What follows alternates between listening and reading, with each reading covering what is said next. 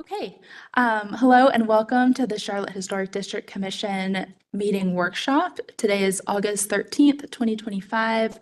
We have a full workshop today with a couple of announcements, looking at meeting minutes and 2 pre-application reviews. But first, I just want to take a moment to welcome, we have 2 new members of the commission this month.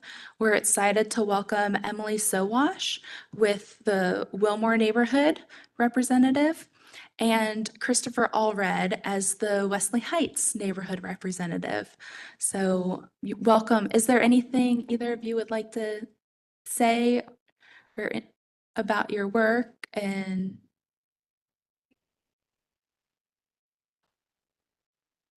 there you go.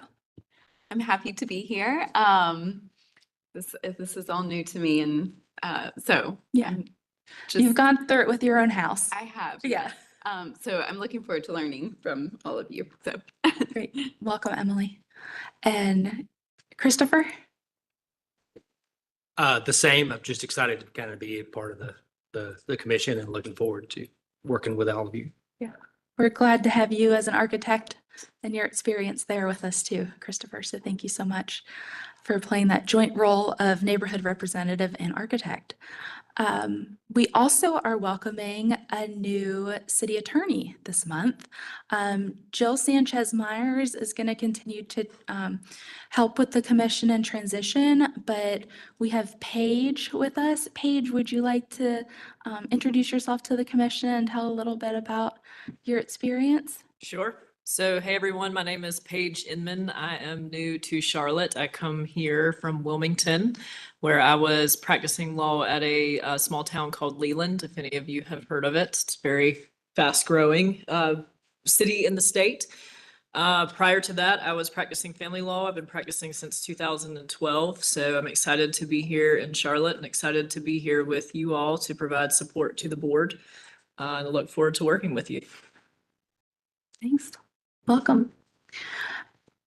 Okay, we have one more new commission member who needs to finish orientation, and she'll be here in September. So stay tuned for that. And we are still working on a new member for the Plaza Midwood seat. I just heard from Chris Barth yesterday afternoon about a potential new member. So stay tuned on that.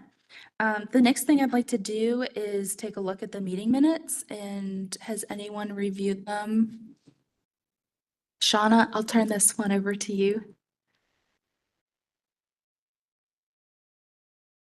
Did anyone get a chance to review the July meeting minutes? Okay, to a motion?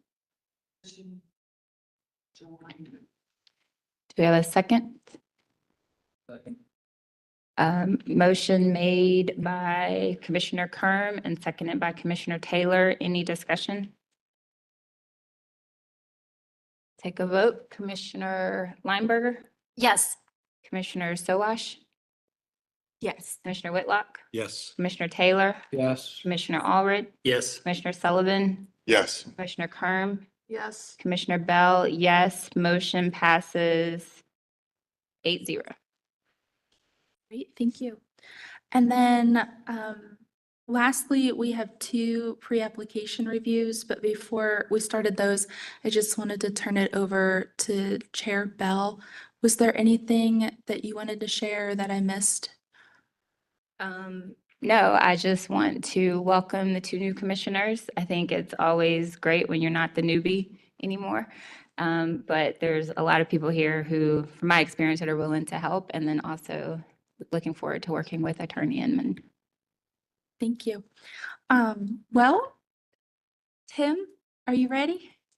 So our first pre-meeting workshop item is at 300, 304, and 308 East Worthington Avenue. The commission reviewed at 300. This is the corner of East Worthington and Cleveland. And some of the commissioners may remember reviewing a new construction here. It was not built, so the property, I believe, is under new ownership along with 304 and 308 East Worthington. With that, I'll turn it over to Tim. Hi, Tim. If you would just share your name and your address for the court reporter, please, Sure. and then you can go from there. Okay, I'm Tim Finan. Address is 1950 Abbott Street. That's 28203. So if we want to move to just kind of want to orient you with the site. So we have some contextual pictures and other things in here. So this site, it's a fairly large site that they've pulled together. And it does have 2 existing homes on it, which we're proposing to remove. I think they've already previously approved to be demolished. It is across from, I think you're probably familiar with the Lilia Hall and Leaper Wyatt building that we worked on, currently still working on. So our owners are 2 dentists that want to put their practice in the new building. They want to build a kind of a multi-use building where we'll have multiple tenants. We'll have, some retail, possibly restaurant, but probably more kind of retail little shops on the bottom level, and their offices would be on the second level. So that's the kind of proposed use. If you move to I guess you can kind of scroll through and you kind of see the different homes around there. Worthington Avenue is a really residential street. It's mostly residential. Cleveland has a lot more commercial properties on it. There's a previously approved project, which I think was done a few years ago by Fleck Design. That building has not been built yet, but it backs up to our property. So there's kind of a higher scale. I think they had if I'm correct, they had a 3 or 4 story building, but we've got some of those pictures in here we can share with you to refresh your memory. But you can see the property. One building has been removed. The other 2, like I said, are proposed to be removed to make way for the development. If we look at, I keep scrolling through, just kind of want to get you an idea of what it looks like. So here's some case studies of projects, some that we've done, some that other just buildings in the area, just precedents of things we're looking at, just for inspiration on our design. That top one that you saw there, that's previously approved, I think back in December by the commission on East Boulevard. That project is moving forward. It's still just kind of taking its time. The one below it is the Leaper Wyatt building. We moved that building from South Boulevard next to the Lilia Hall building. That also is under construction now. I think also going through some of the historic district approvals. And then moving on to the other ones, we just have other precedent studies. So this one backs onto our property. This was approved by the commission as well. It is not built yet, but is, you can see a 3-story building. We're proposing more of a 2-story structure on ours, but probably comparable in height. Maybe not quite as tall since the property slopes down Cleveland Avenue. The one below it here, I helped the owners of this and the architects of this get this one approved. I think in 2023, they had a new design for this. It's also on East Boulevard. So some of the commercial properties, want to show some of the precedents we're looking at for our design. But this is an existing historic building that you rehabbed. Yeah. I think the architect that did the design wasn't comfortable with the historic part of it, so we kind of helped with that process. And then there's some other projects just in town, not necessarily historic, but pulling some of the precedents, some of the older structures that we like, and maybe we'll pull some things from. So there's South Tryon building. This is, you're probably familiar with some of these if you've driven out of Charlotte, the old Packard building. Always loved that building. And then that's a project, this is also not historic, but we worked on this project. It's the old Charlotte Pie factory that we renovated probably 8 years ago. And then the building next to it, I'm sorry, let me keep going on this one. This one, we were just showing other commercial properties. Of course, we're not going to present one like that because we're not covering up an old structure in our case. Yeah, it was a late 70s building, and Yeah. it's just a cover, like the building's under there. just- There's no change to the building. Correct, yeah. So this one's probably a good example of maybe the idea, not necessarily the architecture of it. This building's over at the corner of the plaza and Central Avenue. It employs an interesting thing where the further down the street is more residential down the plaza, and it comes up to a commercial corridor here. So you can see how it has more of a residential scale on the right side, and as it wraps the corner, it becomes more commercial. I've always liked this building. It's been around for a while. It's not historic, but I like the idea of how it employs the the design from the transition. It's basically on a transition corner, which is what I'm considering our property is more of a transitional corner from the residential to the commercial part of these streets. And then this is a project I did probably 20 years ago. It's down in the Baxter Village, which is a pretty neat development if you've ever been down there. They have a pretty big goal to be very historic as much as they can, even though it doesn't have any precedence there. But kind of showing how a building can, look more like an old town, old shops, where it's kind of goes down the slopes down the streetscape. Which, if you look at Cleveland, we have a pretty good grade that goes down that. So we're gonna have to try to address how the building meets the street and how it addresses the pedestrian areas. You might have zoom out. I think these are larger. So we've done very diagrammatic drawings. They're not by any means meant to be real. I think maybe the next one might be better to start with. So this part right here this is Worthington, the residential side. That's Cleveland right here. Lilia Hall would be right about here across the street. Our idea would be that in order to keep the rhythm of the street as it goes from the residential homes along here, we would try to keep this first part of the building at a lower one-story level to kind of relate to that side. And then we would jump up to the two-story. But as we jump up, if you go to the next slide. Sorry, Christine. What we're looking at doing is possibly doing like a more of a one-story portion on the front that would be possibly like a balcony level that would dress the street with a more one-story element. And then that two-story would be pushed back off the street a little bit to break down the front of the elevation. And then of course the corner would be more of your full two-story element on the corner to address that corner. And the idea would be is that this piece here and the piece across the street, which is the old church, the old Lilia Hall, these two pieces would flank each other as a way to kind of be a gateway into Dilworth, since it kind of pretty much starts the historic district. I think it goes up the street on Worthington some. So that's our basic idea. We kind of want to get some feedback on, are we, in the right direction? And then maybe a little bit of feedback from the commission on, ideas of, are we thinking about the architecture and the style, the way that you would think about it and the way that you might expect us to come about the design. But we have very early on in this project, we have not even really put pencil to paper as far as, looking at elevations or anything like that. So, but I'll stop talking so you guys can. So to show the commission more of a street view of what we're looking at, we have 300 here, this building here, and then this building here. One thing you'll note on the plans, if we switch back, is this large buffer here between the properties. So I think the buffer, does it come to about right here? So there's going to be a huge separation between the new build and the existing historic buildings. Staff did ask about the possibility of doing a trade and to keep this building instead of the buffer.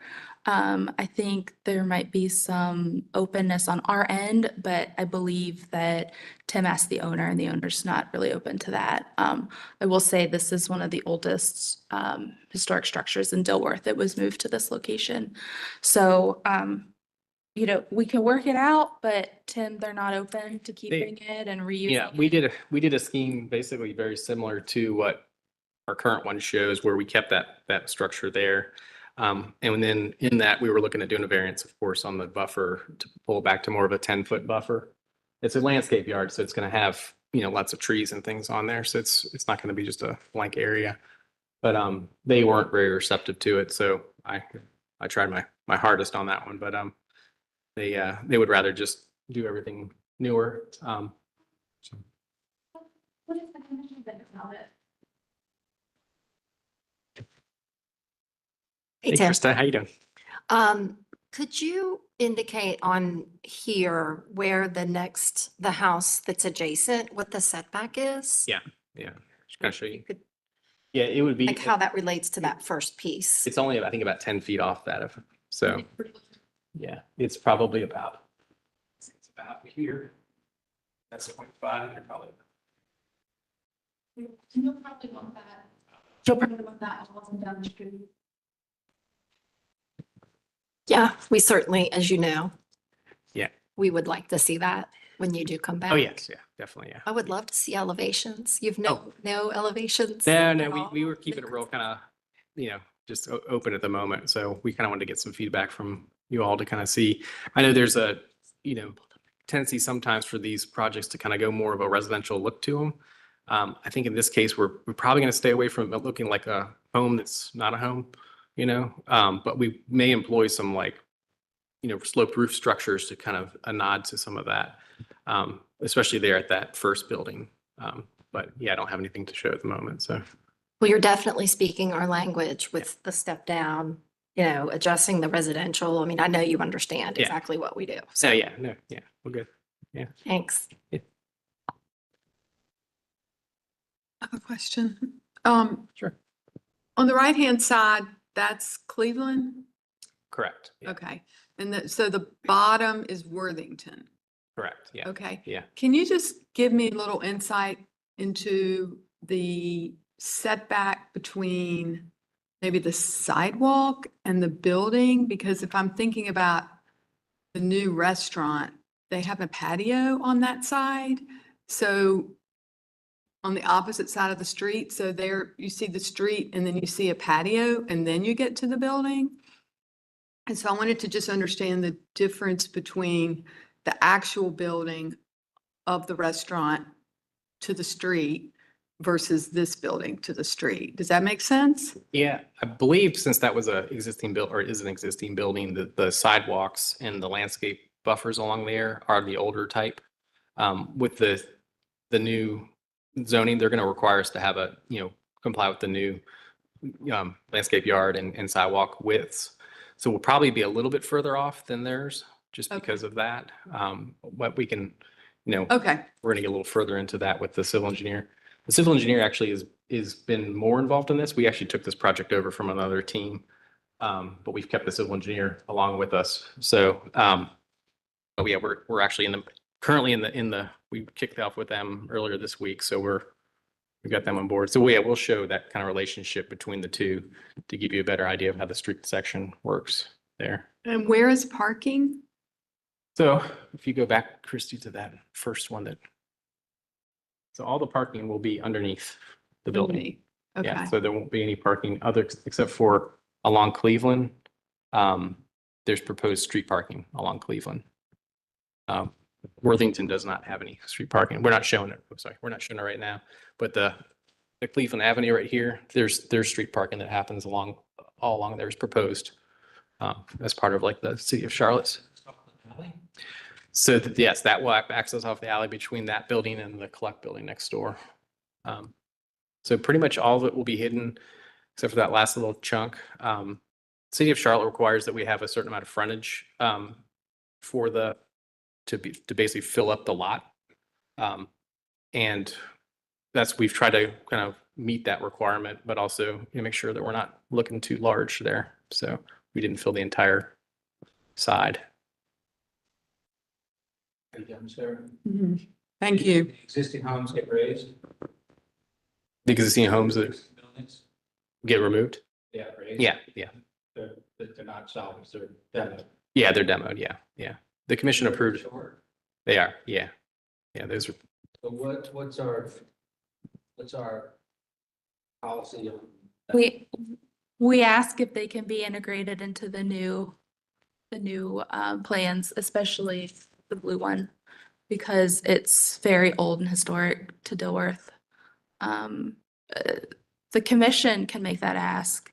The applicant did not like staff's ask of that, but the city is willing to work with them on reduction of the required buffer to save the house. What, how old is that house and what's the one to the right of it? This one, I think is circa 1911. I believe It was moved there? it was moved there, and I believe it was associated with the Atherton Mill.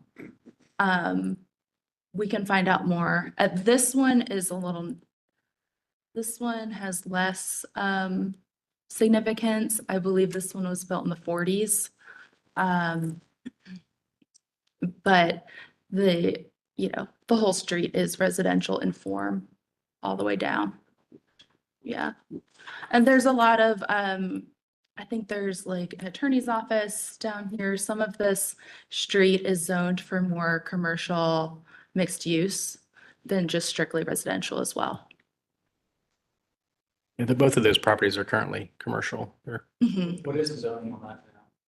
The zoning, I think it's N1 SCD, I think. I think so. It used to be N1 something. D1. But maybe it was O2. We looked at if we needed to do a rezoning, but it wasn't required for the uses they're gonna do. So, and those two, so we did, I think prior to me, those two buildings were approved to be the 365 stay. Yeah. Demolition. Part of that approval, though, is to find alternatives to demolition. Say that again? Part of the approval is to find alternatives to demolition, Yeah. right? Like we reach out to PNC, we reach out to, When was that approval for? last fall. Mhm. Yeah, I tried. We showed an option with it, which was very similar to what you see now on our option, but our owners. Be like an option to see it integrated. I've seen this last fall. Yeah. Yeah. There's a lot that's happened since then, Commissioner Taylor. All right. Well, we have another, are they online? Okay, wasn't sure if they were coming in person.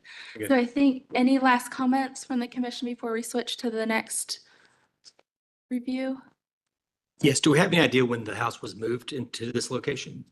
Don't, but we can find out. Someone told me that the owners told me that it was actually in the parking lot of where Leaper Wyatt ended up. Candace's corroborating. Yeah, so I think it was where Leaper Wyatt ended up, which is right next to Lilia Hall. So I guess they moved that there a long time ago Yeah. and then make way for basically a parking lot for Montero's, I guess, at the time. Yeah. All right. Well, thanks, guys. Appreciate it. Thank you. Our next one is Ashley. And Ashley, are you with us? Let's see here. Hi, good afternoon. I'm here. Hi, can you turn on your camera, please, Ashley? Sure can. Let's see.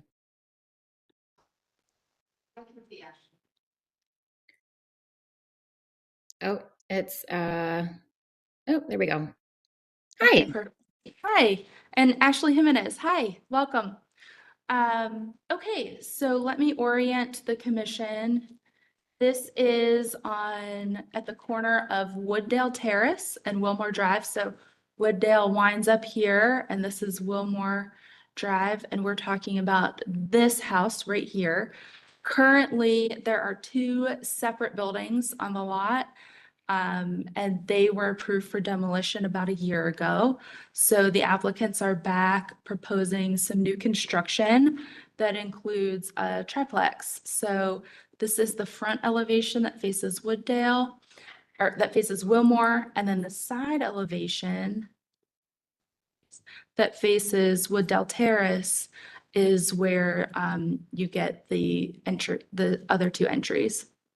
So those are the only two elevations we have, and they're also shown right here And so Ashley, if you would just state your names and addresses for the court reporter, and then feel free to share more about your vision with the commission.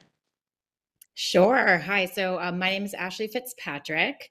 We live at 2029 Springdale Avenue, that is in Dilworth. This property, however, is in Wilmore. My husband and I purchased it several years ago, and it's been a rental property for us since then. However, it has some pretty significant structural issues. We have two very large heritage trees that have grown into the homes that have damaged the actual structure of both units. We are lucky enough to have one tree for each of the units on the property. So we are at the point now where structurally they're just, in our opinion, not a viable option to rehabilitate. So we had asked the Historic District Commission last year for permission to demolish. They did grant us that 365-day stay. I believe, Christy passed that in July. So we are now past the 365 days, and we are working with Ashley, who, as you can tell with these designs, is a pretty talented designer who is very good at making something new look old and fit within historic parameters. So I will turn it over to Ashley, who can kind of walk you through what she has in mind for the new construction phase.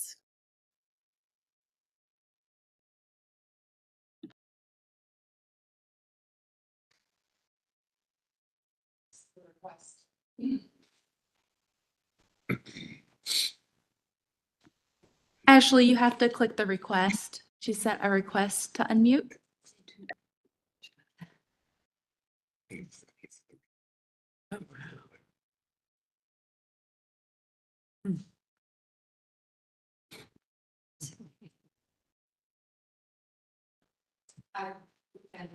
Okay.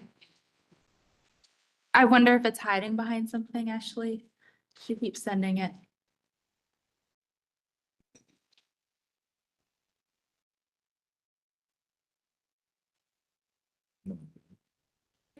Well, we'll let Ashley Fitzpatrick continue to speak while Ashley Jimenez is getting Sure. into it. So if you look at the image, I guess, of the structure you see on the screen, the smaller facade on the bottom, that is what you see from Wilmore Drive. It looks very similar to what is existing there today in terms of like height, width, a small front porch on the right. When you turn down Wooddale Terrace, what you see are the two buildings that span the length of our property.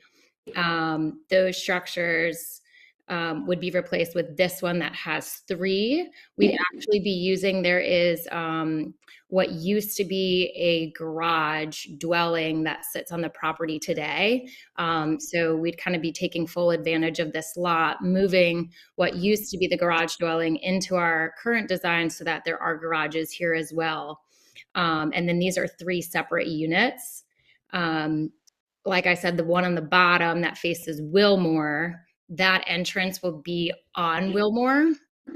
And then the two on the side, you would enter from Wooddale Terrace. If we want to talk about structures that are currently around our home, there are directly behind us on Wilmore are two apartment complexes that are single story. So actually this is across from us. If you see those houses on the right, those sit just outside the Historic District Commission's boundary lines, which is why they're taller and bigger and whatnot. And then our units are here.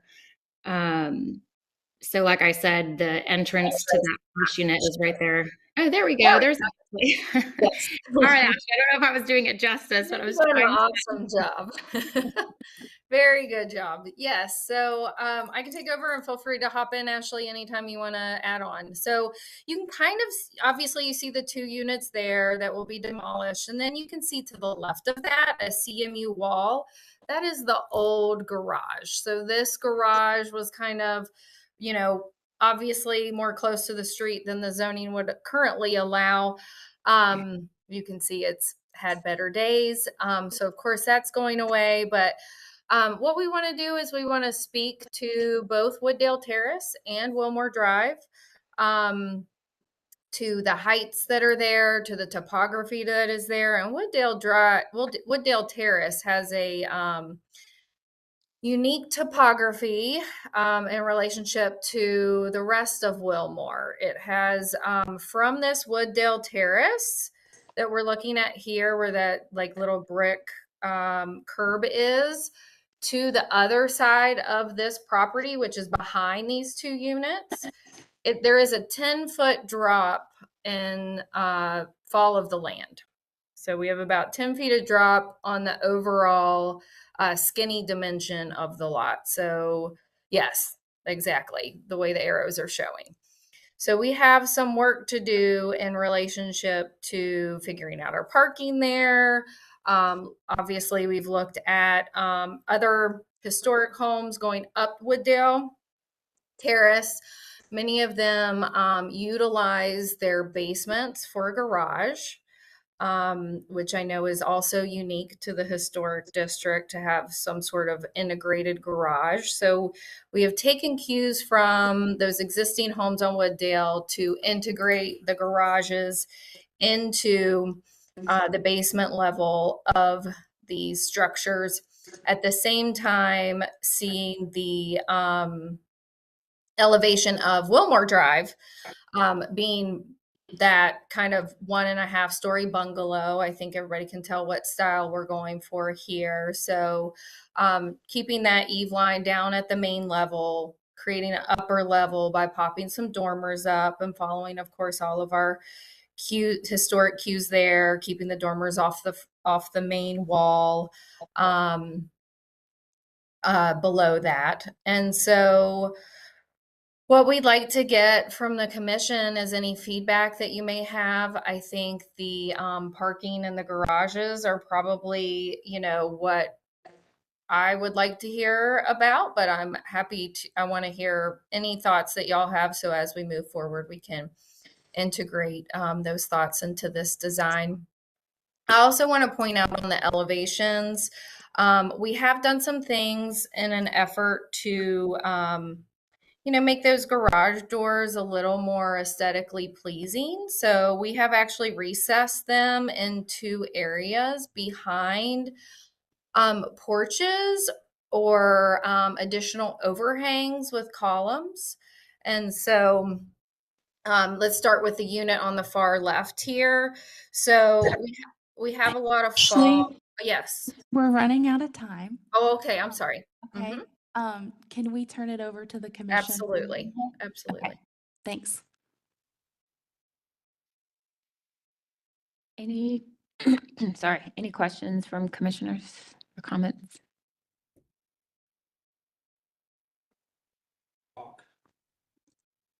I guess I can phrase it in a question. So, I mean, I hadn't looked in the standards for this, but garages facing the street, kind of up in your grill, so to speak, are not something that we would typically approve or our standards would allow.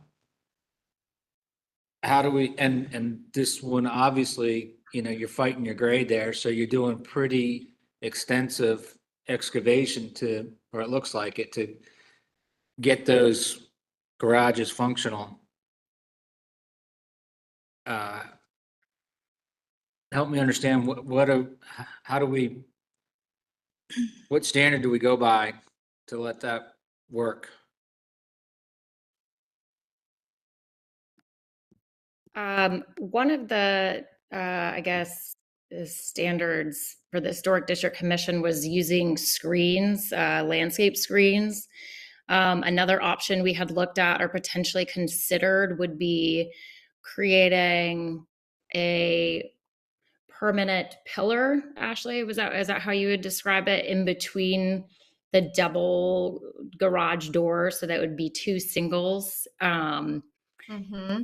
And really, we came to this by using what is existing already currently on Wooddale, and 90% of the homes on our street all have garages attached to them. So we really kind of went up and down the street, looked to see what was around us, and really designed, the feedback from Ashley was really based on what we saw.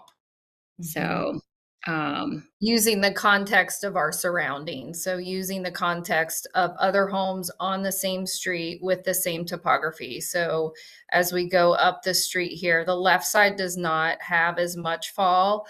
Here we see one that's a side, and that's kind of on the other side of the street, right? The low side is kind of that more behind the house, whereas ours is facing the street. And so this is the same side. So we have a front facing garage here. That looks like it was probably done before historic. And so you can see here, this one has been filled in and a door has been added on that one. well, And you I can, actually think this was really old. I think it looks a lot different, right? What's oh, this the is an old look. Well, because all of the houses on that side of Wilmore, when we were anyways, there's one, but So we've got these front facing garages on Wooddale Terrace. So that the context is where we would go to on your criteria for what we've created. And then yeah, one of the other ones, if you notice in a lot of these, it's where the driveway has those two pathways instead of one large concrete driveway. A lot of the homes historically on our street have where it's like the two pathways, and then a lot of it is grass. We would also be open to doing something like that to stay within, the requirements.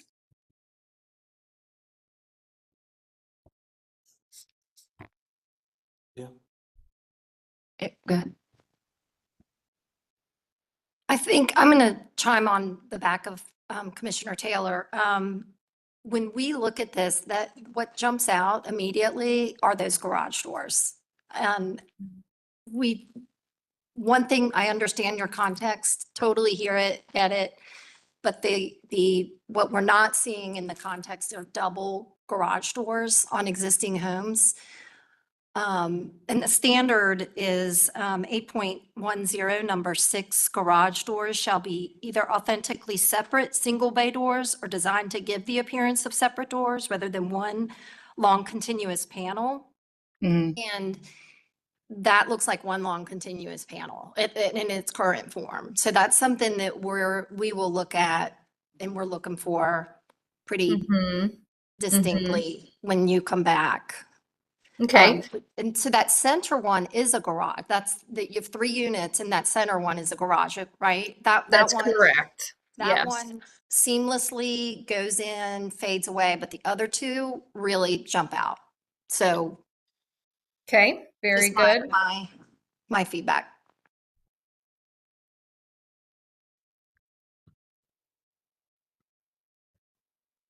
Anyone else? I would add on, if you do have a 2-car garage, I mean, what's your apron look like? Is it 2 cars or is it a single and then pulls out? So the amount of concrete that would be there to access those double bays would be more than your context pictures that I saw a minute ago, I believe, unless you can, but that's probably something else that we would study on the site plan when we get down as far as how much concrete is actually there. Thank you.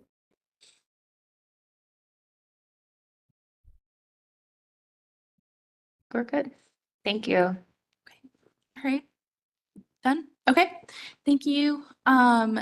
Does anyone need a short break? Or do you want to roll right in? Ready? Okay. Thank you, Ashley and Ashley.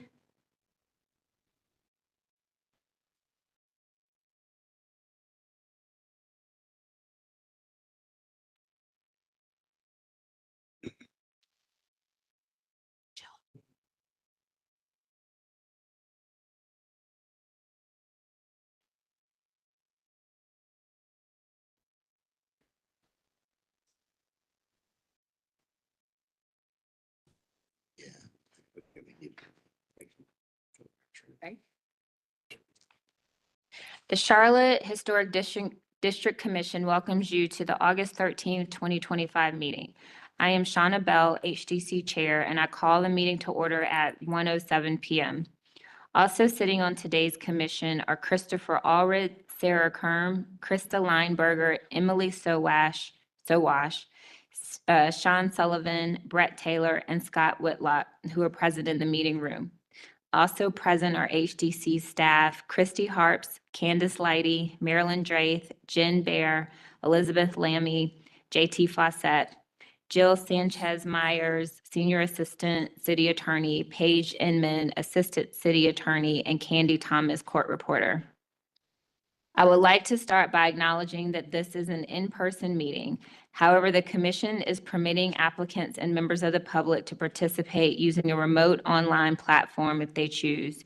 Due to the hybrid format, I ask for your patience today as we proceed. There may be slight delays as we transition between speakers, participants, and presentations. Each of today's hearings is a quasi-judicial evidentiary hearing. That means it is like a court hearing. State law sets specific procedures and rules concerning how this commission must make its decision. These rules are different from other types of land use decisions like rezoning cases. The commission's jurisdiction is limited. The commission must base its decision upon competent, relevant, and substantial evidence in the record. A quasi-judicial decision is not a popularity contest. It is a decision constrained by the design standards and based on the facts presented. If you will be speaking as a witness, please focus on the facts and ordinance standards, not personal preference or opinion. Witnesses must swear or affirm their testimony. While hearsay evidence is not specifically excluded, it is only given limited weight. Participants in today's evidentiary hearings were required to provide a copy of any presentation, document, exhibit, or other material that they wish to submit during the evidentiary hearing prior to today's meeting. All such materials, as well as a copy of city staff's presentations and documents, were posted online prior to this meeting and may be viewed by visiting the HDC webpage. For everyone participating remotely in today's meeting, we ask the following guidelines be observed. Please make sure you are on camera using a video source during any testimony. Please mute your audio when you're not speaking. Use only one source of audio, computer or phone. Do not put your phone on hold. Make sure you are in a quiet area. Please turn off or silent electronic devices and do not speak over the person talking or you will be asked to leave the meeting. Please use the raise your hand tool. Please do not speak unless recognized by the chair or by staff. Because the commission is a quasi-judicial body, any speaker for or against an application must be sworn in. Any individual wishing to speak for or against an application was asked to sign up and provide any additional evidence in advance of the meeting. During the hearing, I will further open the floor to anyone who has joined the meeting today by telephone. When it is your turn to speak, please begin by stating your name and address. The review of each application consists of the presentation of the application and deliberation. The application is presented by the HDC staff. The commission will first determine if there is sufficient information to proceed with the hearing. The applicant presents their testimony for the application. Other parties wishing to speak for or against will be given reasonable time to present factual sworn testimony based on the HDC design standards. The HDC may question the applicant and HDC staff members. HDC staff and the applicant will be given an opportunity for rebuttal and final comments. The HDC shall close the hearing for discussion and deliberation. During discussion and deliberation, only the commission and staff may speak. An HDC member may request the hearing to be open for further questioning. The HDC will craft a motion for approval, continuation, or denial. The majority vote of the commission present is required for a decision to be reached. A final vote by the HDC will end the hearing. If you will be addressing the commission today, please raise your right hand and respond, "I do," to the following question. Do you affirm that the testimony and information that you are about to give is the truth and nothing but the truth? I do. Please be mindful that we have a court reporter present who is responsible for making an accurate and complete record of these proceedings. The reporter must be able to hear and understand. Everyone present must state their names and addresses before they speak. Speak clearly, loudly, and one at a time. The reporter will interrupt only when absolutely necessary to get clarification on what was said or to alert speakers that they are having difficulty hearing or understanding. Are there any questions? Thank you. I have one announcement before we start. It's about agenda item number 5, the 700 Templeton Avenue. The applicant has deferred, so we will not be hearing that case today. The first case is 1607 Dilworth Road West. The commission should be well familiar with this project. We recently reviewed rear dormer and side porch changes. We move down to the map.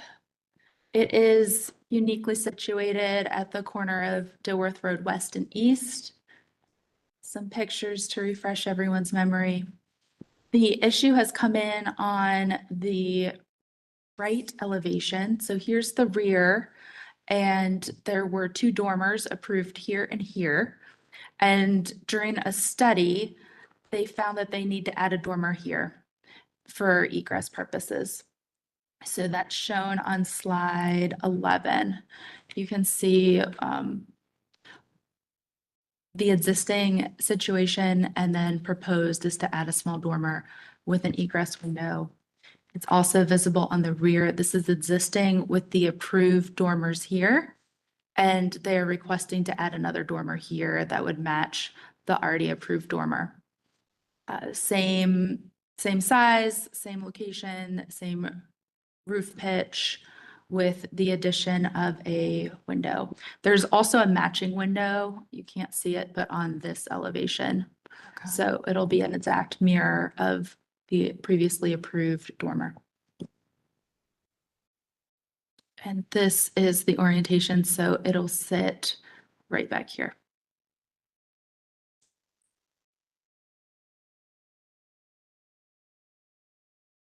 Do we have any applicants on the line? Okay, great. Over to you, Chair Bell. Does any commissioner wish to remove this from consent? I'll make a motion to approve this application because the project is not incongruous with the district and meets the Secretary of Interior standards for rehab numbers 1, 2, 9, and 10, and the City of Charlotte design standards for new construction for residential buildings in all of Chapter 6. Ask that the applicant provide permit-ready construction drawings and work with staff for final review, which would include providing exterior dormer dimensions, a roof plan, possibly adjusting the window placement so the sill does not intersect with the roof, and provide window specifications that meet the HTC standards to staff for probable approval. Motion made by Commissioner Kern. Is there a second? Second. Seconded by Commissioner Sullivan. Any discussion? Okay, we'll take a vote. Commissioner Lineberger, Yes. Commissioner Sowash, Yes. Commissioner Whitlock, Yes. Commissioner Taylor, Yes. Commissioner Allred, Yes. Commissioner Sullivan, Yes. Commissioner Kern, Yes. Commissioner Bell, yes. Motion to approve with conditions passes 8-0. Thank you. The next application is 1907 South Mint Street. And the proposal is for a one-story rear addition. The new roof will tie beneath the original ridge. The reason this is before the commission is because staff is only able to approve additions that are increasing the house less than 50% of the existing heated square footage.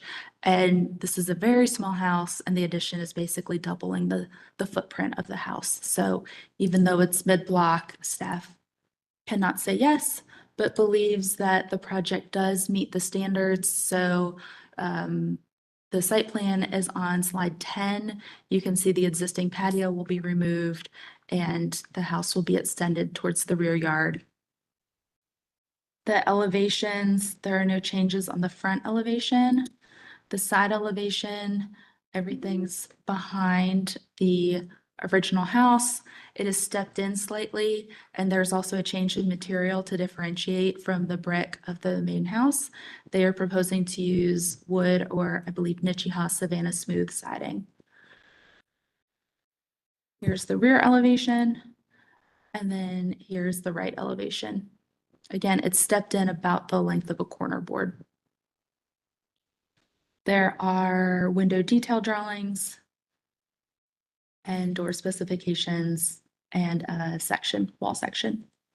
They have also provided rear yard calculations. And it's a very straightforward project. So staff is recommending approval. Any callers? Yeah.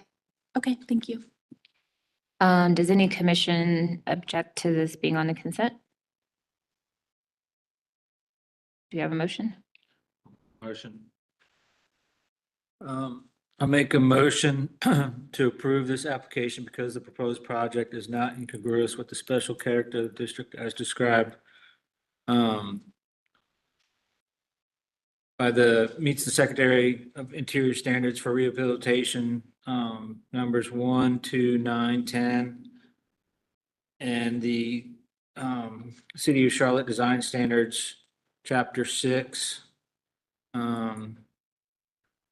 That for permits approval project, consent agenda with conditions of the applicant providing permit-ready drawings and conditions of the new roof shall be 4 to 6 inches below the existing or original ridge. Commissioner, Yes. like to, if you're okay with all of them, you can just cite A through F on the staff memo. I cite A through F on the staff memo. Great, thanks. Motion made by Commissioner Taylor. Is there a second? Second, was that Commissioner Sullivan? Is that you? Seconded by Commissioner Sullivan. Any discussion? We'll take a vote. Commissioner Lineberger, Yes. Commissioner Sowash, Yes. Commissioner Whitlock, Yes. Commissioner Taylor, Yes. Commissioner Allred, Yes. Commissioner Sullivan, Yes. Commissioner Kerm, Yes. Commissioner Bell. Yes, motion to approve with conditions pass 8-0.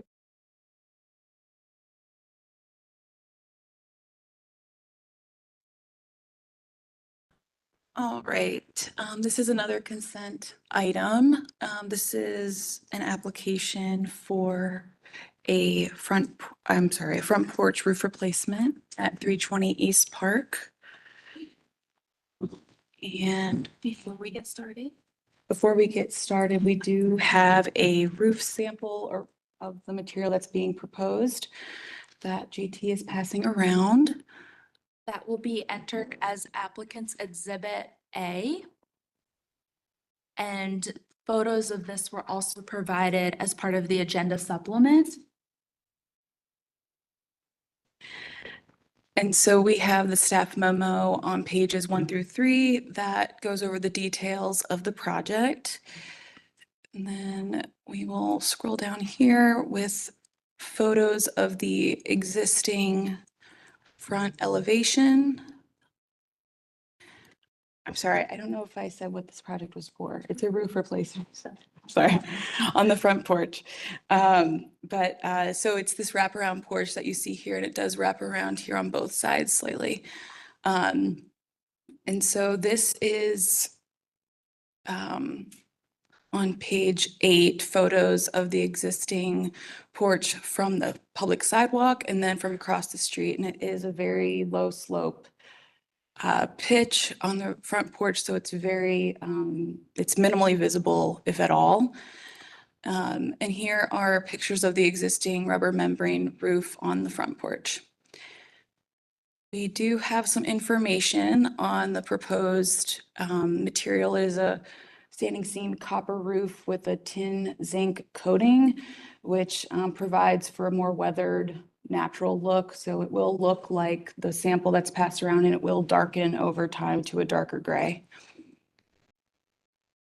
And then I'll go back up here to the recommendation. Staff is recommending approval. There's a few conditions here listed on page 3 under number 2 here. There are historic photos in the presentation, and it's unclear of what the original roof material was. Jen did make a site visit to evaluate it as well, and it's just inconclusive based on, architectural evaluation and historic photos. So given that the choices are another membrane roof or a new metal roof, staff feels it's an equal choice given the lack of visibility of the roof. No other changes are going to be made to the main roof, the slate roof on the main house. Is there any objection to this remaining on consent? We have a motion? Yes, I move that we approve this application. The project is not incongruous with the Dilworth District. It meets the Secretary of Interior standards for rehabilitation, section 2.5, number 9, and the City of Charlotte design standards for rehabilitation of building elements, roofs, section 4.5. And we'll add the following conditions for staff recommendations, number 2, items A, B, and C. All right, we have a motion by Commissioner Whitlock. Is there a second? Second. Second by Commissioner Taylor. Any discussion?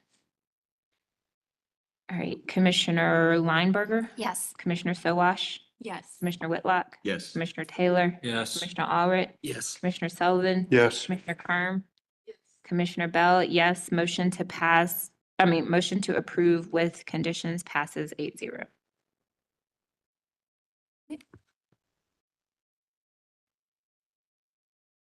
Okay, this next application, while Elizabeth gets it pulled up, is 522 to 524 North Pine. Over there. And just left click to open it, or right click to open it. There you go. This application was continued from the March 12th meeting. They were at, if you zoom in, they were at the July meeting, but the application was incomplete, so it was not heard in July. And the applicant is back with the requested architectural drawings. So I will turn this over to Elizabeth Lammy, who will continue to present the case. Thank you. Hi, as Christy said, this is for 522, 524 North Pine Street.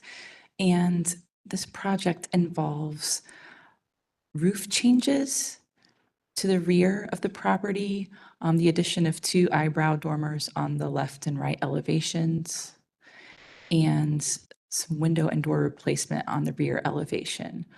Previously, there was an additional accessory building labeled here as the Playhouse that was presented earlier, and the applicant has chosen to withdraw that from this application and will reapply for that structure in a separate application. So today, we're just looking at the main building here.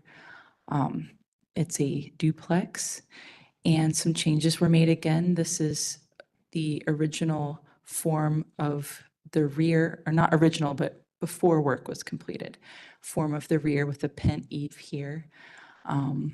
And then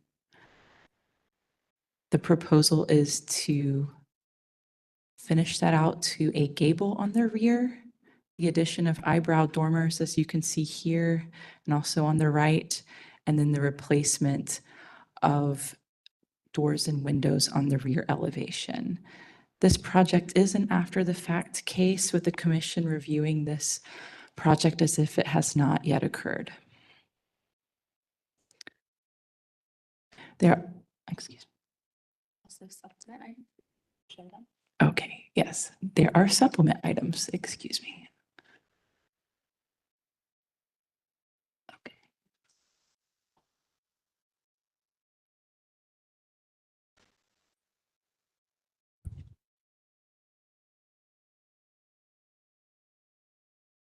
This is information shared by the public.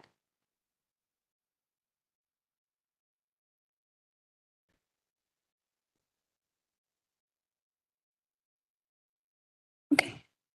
And do we have any callers on the line? Okay, we need to let. Okay. All right, you can take it away. You can state your name and address for the court reporter. And let me know what slide you'd like to go to. Yeah, I think that was, you showed one letter, but I think there was maybe 6 more that came in from neighbors generally within 200 feet of the subject property, all in support of the work. I don't know if you need to show them, it doesn't matter, but We can show those. We want to know if there's anything you want to add about the project itself. no. Other than, it was a full restoration. The subject properties were in very rough shape. They were quite dilapidated and rotting down generally. And the previous owner of 20 or 30 years was, living in Chicago and did not care to maintain these properties at all. So the neighborhood was quite happy that there has been a substantial amount of work conducted to the interiors, and there's, people there that care about the places, and the work was performed to really high quality. So I think it shows in the support from the neighborhood, and happy to, take any questions related to it as well. Can you state your name and your address for the court reporter, please? Sorry, Brian Phillips, 315 West 9th Street, 28202.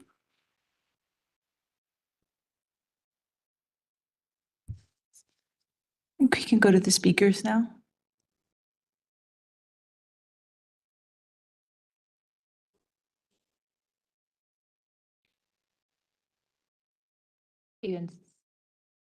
Is she joining us via telephone or via video?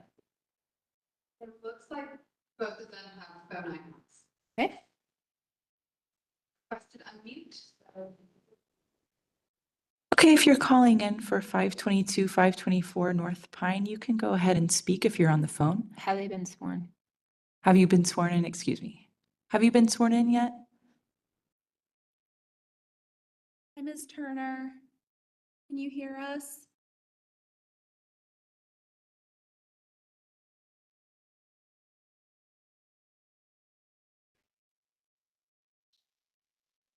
Okay. I'm not sure if there's so many.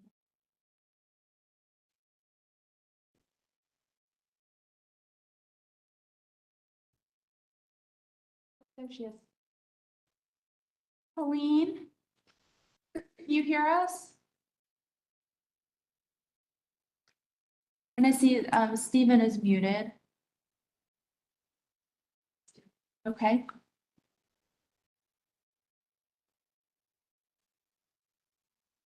Well.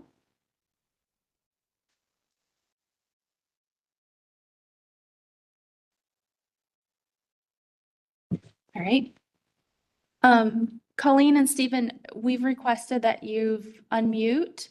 It looks like Colleen is unmuted, and Colleen, you are free to state your name and your address for the court reporter. And Stephen, you are also free to unmute and state your name and your address for the court reporter.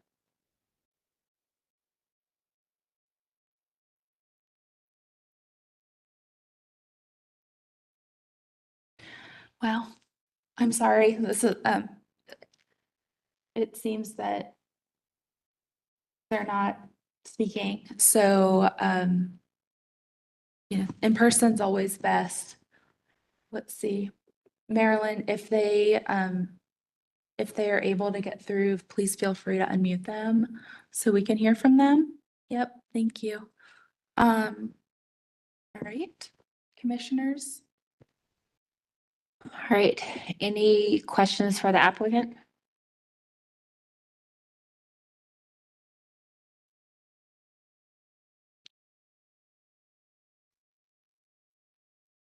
I have a question about the doors. The plan states that the French doors are fiberglass, but there's a sticker somewhere that indicates the doors are steel. If you could.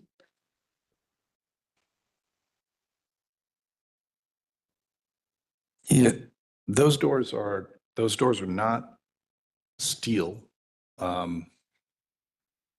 They are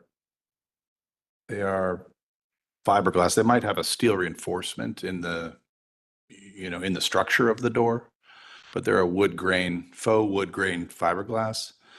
They replaced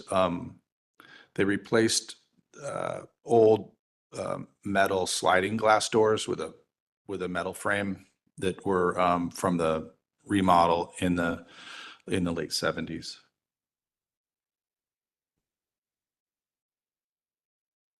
I have the specific, I have some additional specifications, I think, related to the door down in the.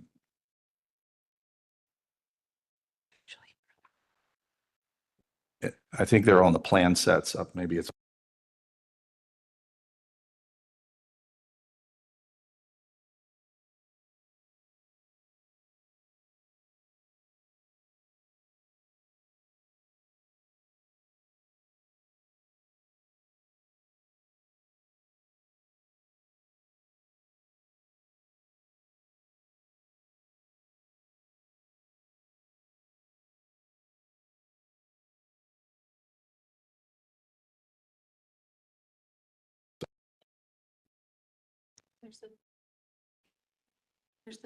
Here are the door, this is the door specs right here. Yeah.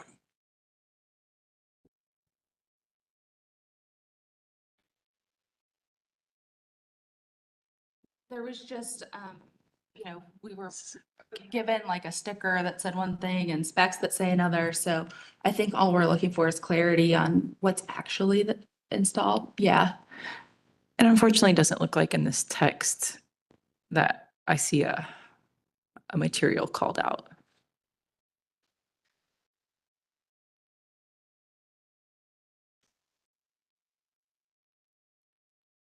And these are in the very rear of the property.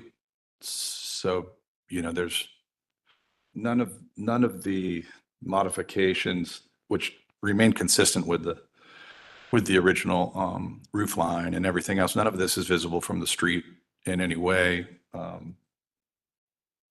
it's certainly an improvement to what they did in the late 70s, 78, 79.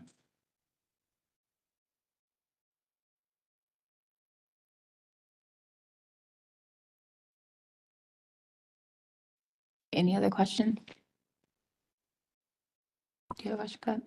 I just would like some clarity. So was there ever any application for any work to be done to the? There was an historic district? emergency submittal for the roof. Like if you look at the images. But prior to the work being done? Yeah, right here.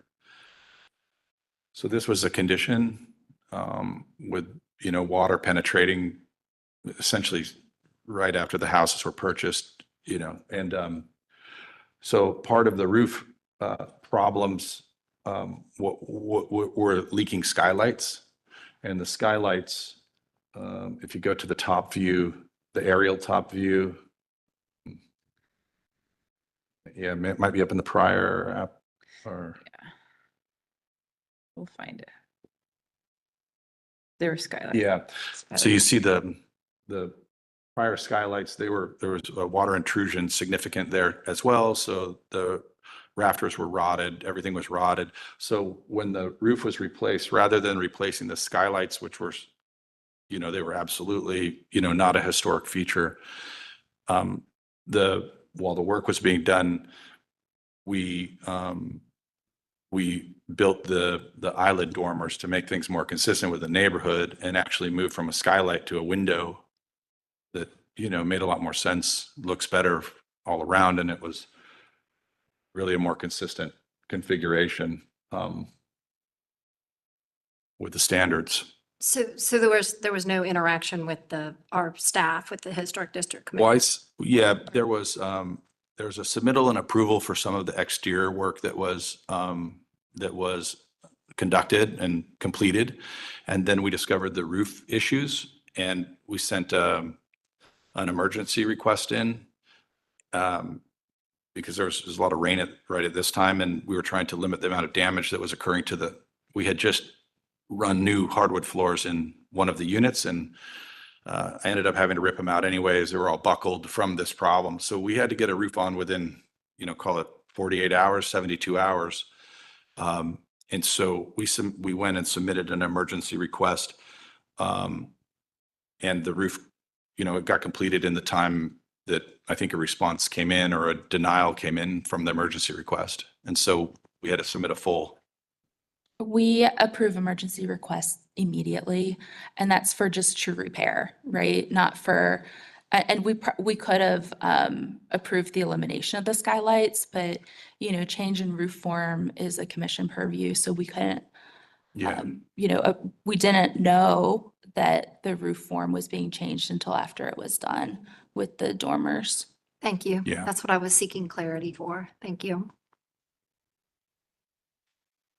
Can you help me understand your window materials? So it looks like some of them are vinyl,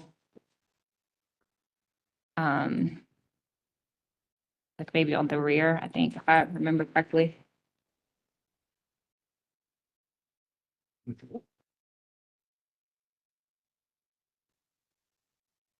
Yeah, and I would mention, I'm happy to, if you would like me to provide a different window for whatever reason, I'm happy to work with staff to do whatever you guys want. Rather than, undo the work or what, because the decision has to be made today and this is final. I mean, it's like, whatever you guys would like me to do to conform further with the standards, just let me know and I'm happy to do that. But those rear window specs are right here. Yeah.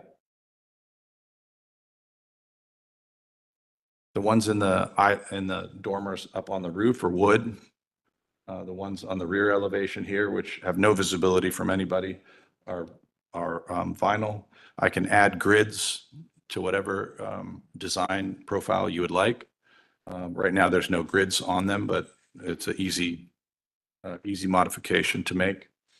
The doors are essentially what was there before, but instead of sliding, they swing.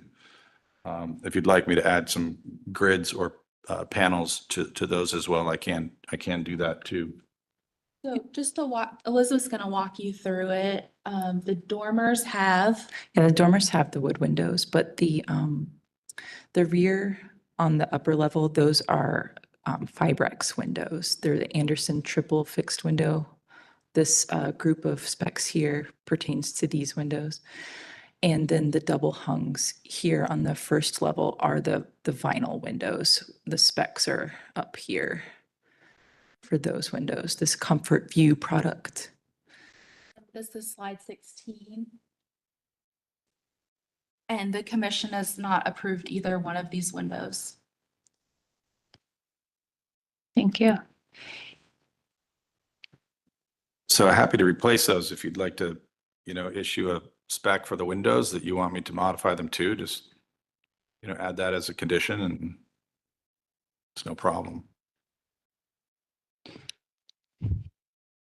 Can I ask a question? Would it make sense to split out the decision and look at the roof changes first? I think that makes a lot of sense. Any other questions for the applicant before we close for deliberation? I have a question just in regard to the emergency repair. So you had purchased the property, there was a water intrusion issue. You applied for the emergency repair approval. And between the time that you received, either an approval or a denial, you undertook the repairs were completed. Yeah. And as part of that repair, the roof style was changed. Yeah, the dormers were added in lieu of replacing skylights. And I guess I could have just removed the skylights. There's no, it's a nicer feature and function, I think, and it's more consistent with both the SOI and the guidelines that you guys put forward, because this work was conducted in the late 70s. It certainly had no approval and was not, the context was way out of line. Those skylights are visible from all sides, from the street and from everywhere else. So to modify, it was an easy addition, cost more money, obviously, but it was better looking. And so while the roofer was up ripping stuff off, the rotted materials were removed. It was, rather than redo a box for a skylight, it was nicer to do the dormer. So we did that. Similarly with the rear elevation, if you go to the old pictures,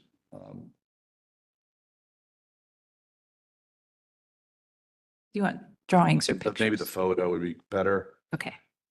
When they did the extension to the back of the house in the 70s, they built this, quite, just a real funky kind of hip.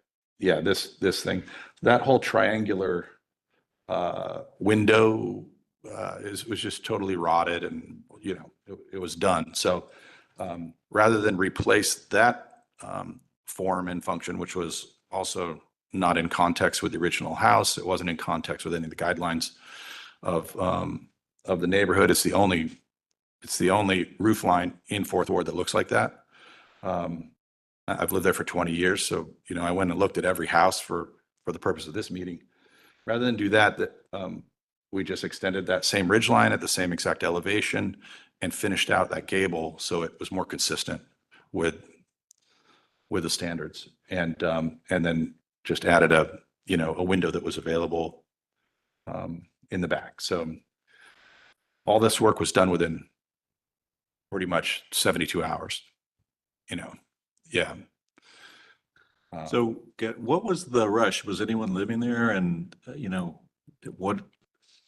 what emergency steps did you take to protect it that were short of finishing all this work? I mean, we've tarped a lot of roofs, and that one's an easy one to tarp. Yeah. Well, the tarp is, that would have been visible everywhere. And this part of the neighborhood, there's tours that come through 5 times a day, and stuff, but There's always remodeling going on. I mean, yeah. I don't quite understand the connection there. Well, because this is the third of 4 units and 2 duplexes. So the upfit interior was ongoing, and we felt that the water leaking was contained, but then when a big storm came, it flooded all the new work. And so What was the rush? that was the rush, to protect the work in I mean, place. You said it all took place in 72 hours, which is kind of amazing. But, you got I understand that they gave you approval to do whatever you had to do as an emergency step, but you went further and remodeled instead without approval. Well, I couldn't find a window that conformed to the shape of that was just a custom built window so to get the work done, to get it dried in and enclosed, this was the easiest thing to do. And it also happened to improve the historic context of the structure and look better for everybody who lived around it. Like the Turners who called in, they couldn't get off mute, but they look at the back of this house from their property. They have the same style dormer that I installed on the side of these houses. And they're, big supporters of the work because nobody maintained these things for 30 years. Yeah. I mean, I have no issue with what you actually did with regards to the roof. Honestly, I'm just trying to figure out why you decided to go ahead and do it without the proper approval. Yeah, I mean, it's probably would have been a slam dunk once it got here, had it gone through the proper steps. We wouldn't have approved the windows and doors being vinyl. But I would dare say that the rest of it would have been approved, maybe with a few exceptions. But anyway, just trying to understand. All right. Why don't we close for deliberation? We can start with why it was continued, knowing we need to make a decision today. So part of it was architectural drawings. I think we have that included. To Commissioner Whitlock's point, and I think Commissioner Sullivan also, roof lines were changed. And so if we are looking at this now, would we have approved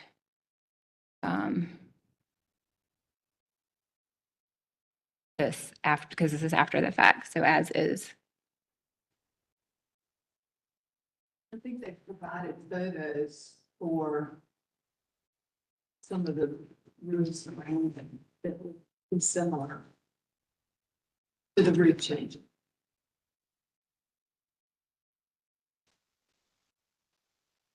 Like Commissioner Whitlock, you would have been okay with the.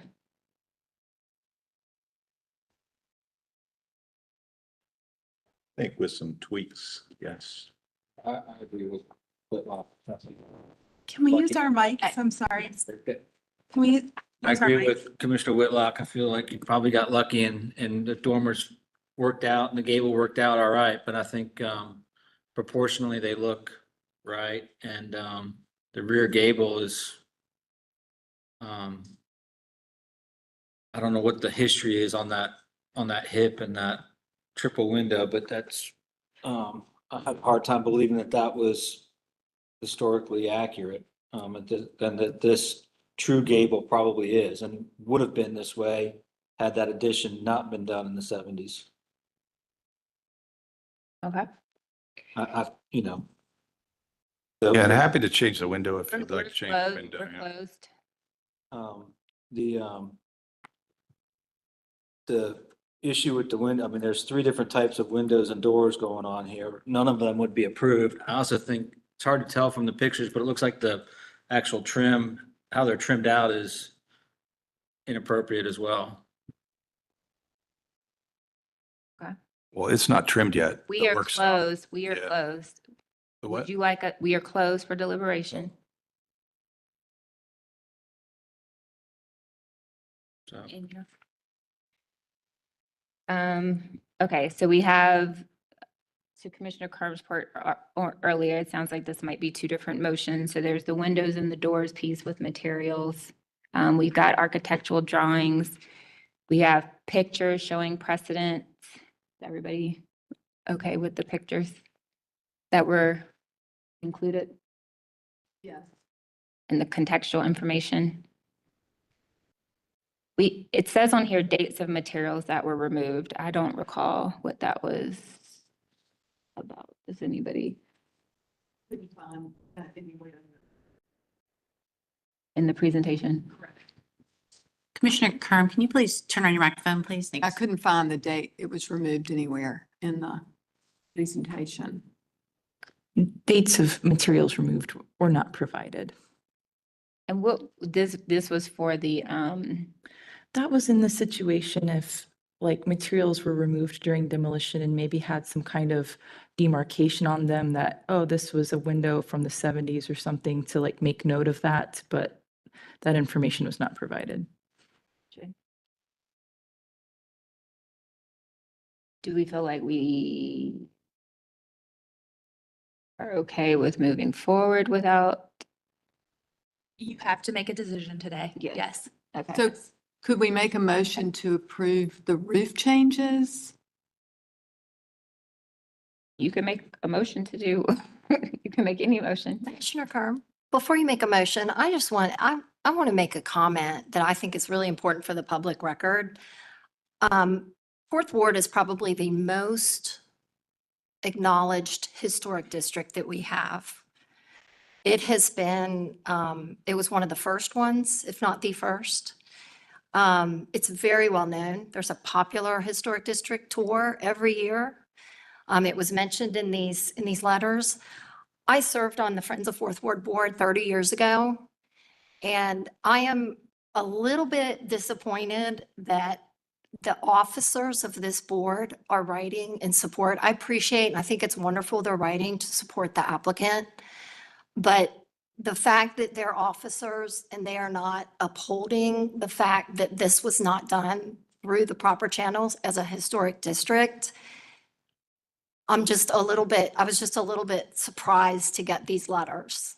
I just thought that was important to mention that this is, we have to have, it is a historic district. You have to get approval for work being done. When you're changing windows, when you're changing doors, they're some of the most predominant characteristics that we address on this board. And for that not to be acknowledged and respected concerns me. So I just felt like it was important for the public record to say it. Thank you. Can I comment? We're closed. Hmm. Any other discussion before motion? I do have a question. When you did the inspection, are those dormer ridges? There's a drawing that shows them that below the main ridge, but there's another drawing that seems to show them not. So how are they actually built? Well,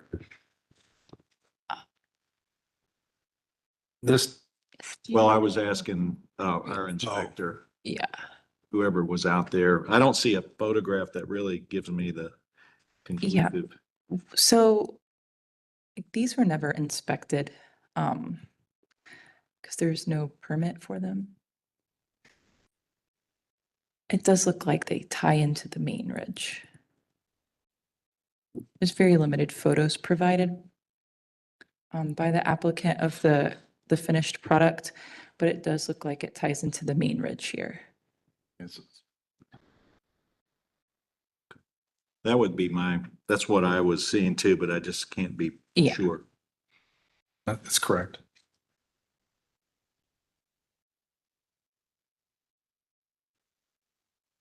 Any other discussion?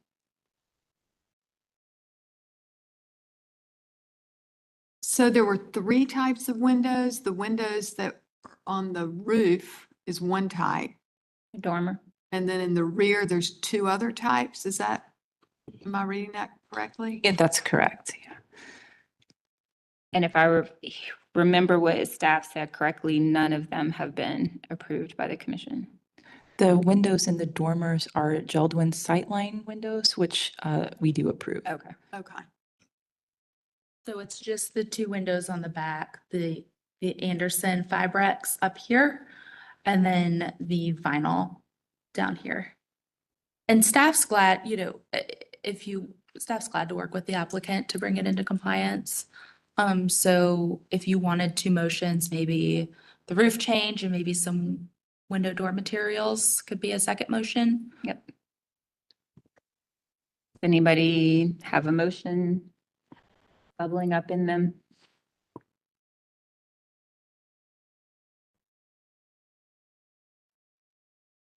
I mean, I could make a motion to approve the roof changes. The project is not incongruous with the character of the district as described in Chapter 3 of the design standards and consistent with the interior standards in that the roof changes meet the standards. Do you want to add the window in And the window in the roof changes? So the dormers and the small windows in the dormers, Small windows in the dormers in the change of the roof. and that meets the standards for roofs and additions. Correct. Okay. You could just cite those additions are chapter 6, 6.20 And roofs, to 4, page 4.5. 4.5. Okay, motion made by Commissioner Kerm. Is there a second? Second. Seconded by Commissioner Lineberger. Any discussion? Take a vote. Commissioner Lineberger, Yes. Commissioner Sowash, Yes. Commissioner Whitlock, Yes. Commissioner Taylor, Yes. Commissioner Allred, Yes. Commissioner Sullivan, Yes. Commissioner Kerm, Yes. Commissioner Bell. Yes. Motion to approve the roof change with the window in the dormer is approved. Sorry, motion 8-0.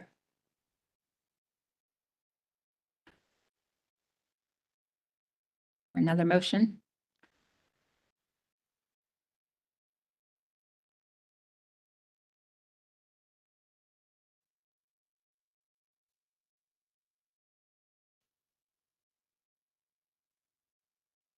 Would a motion for the windows include directions for the applicant to work with staff on windows that would meet the standards? But would it be denying these and working with Yeah, staff too? exactly. Yep. We would work with them, new application, staff could help get approval of windows for the rear elevation. Gotcha. All right, I'll take a stab at part 2. I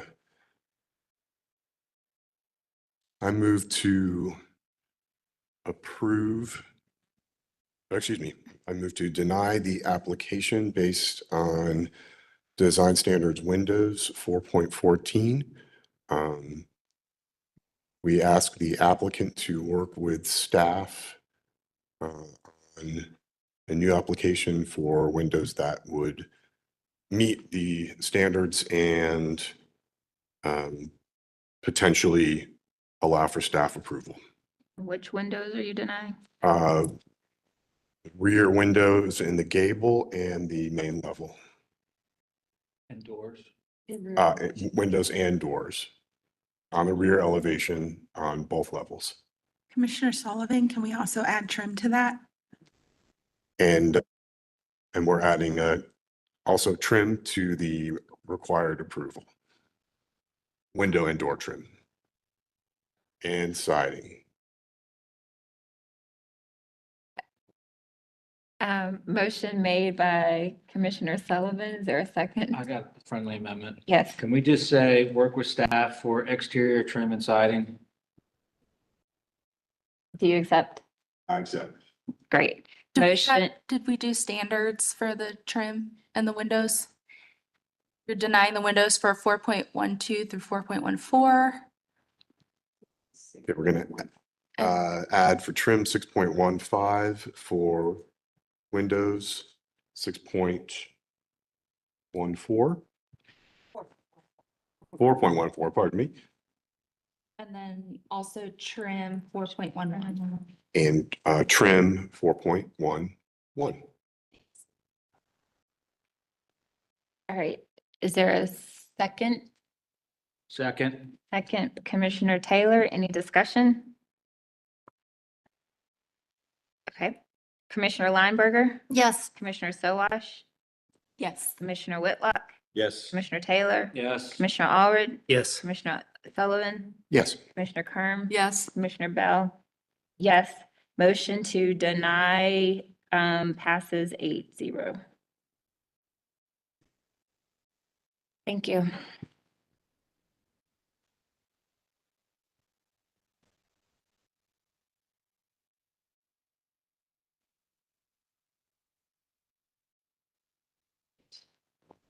The next application is 1624 Dilworth Road East.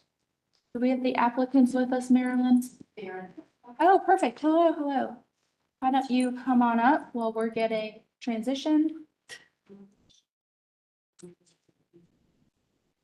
And Melinda, I know you were sworn in. Zach, have you been? Okay, we'll need to swear them in.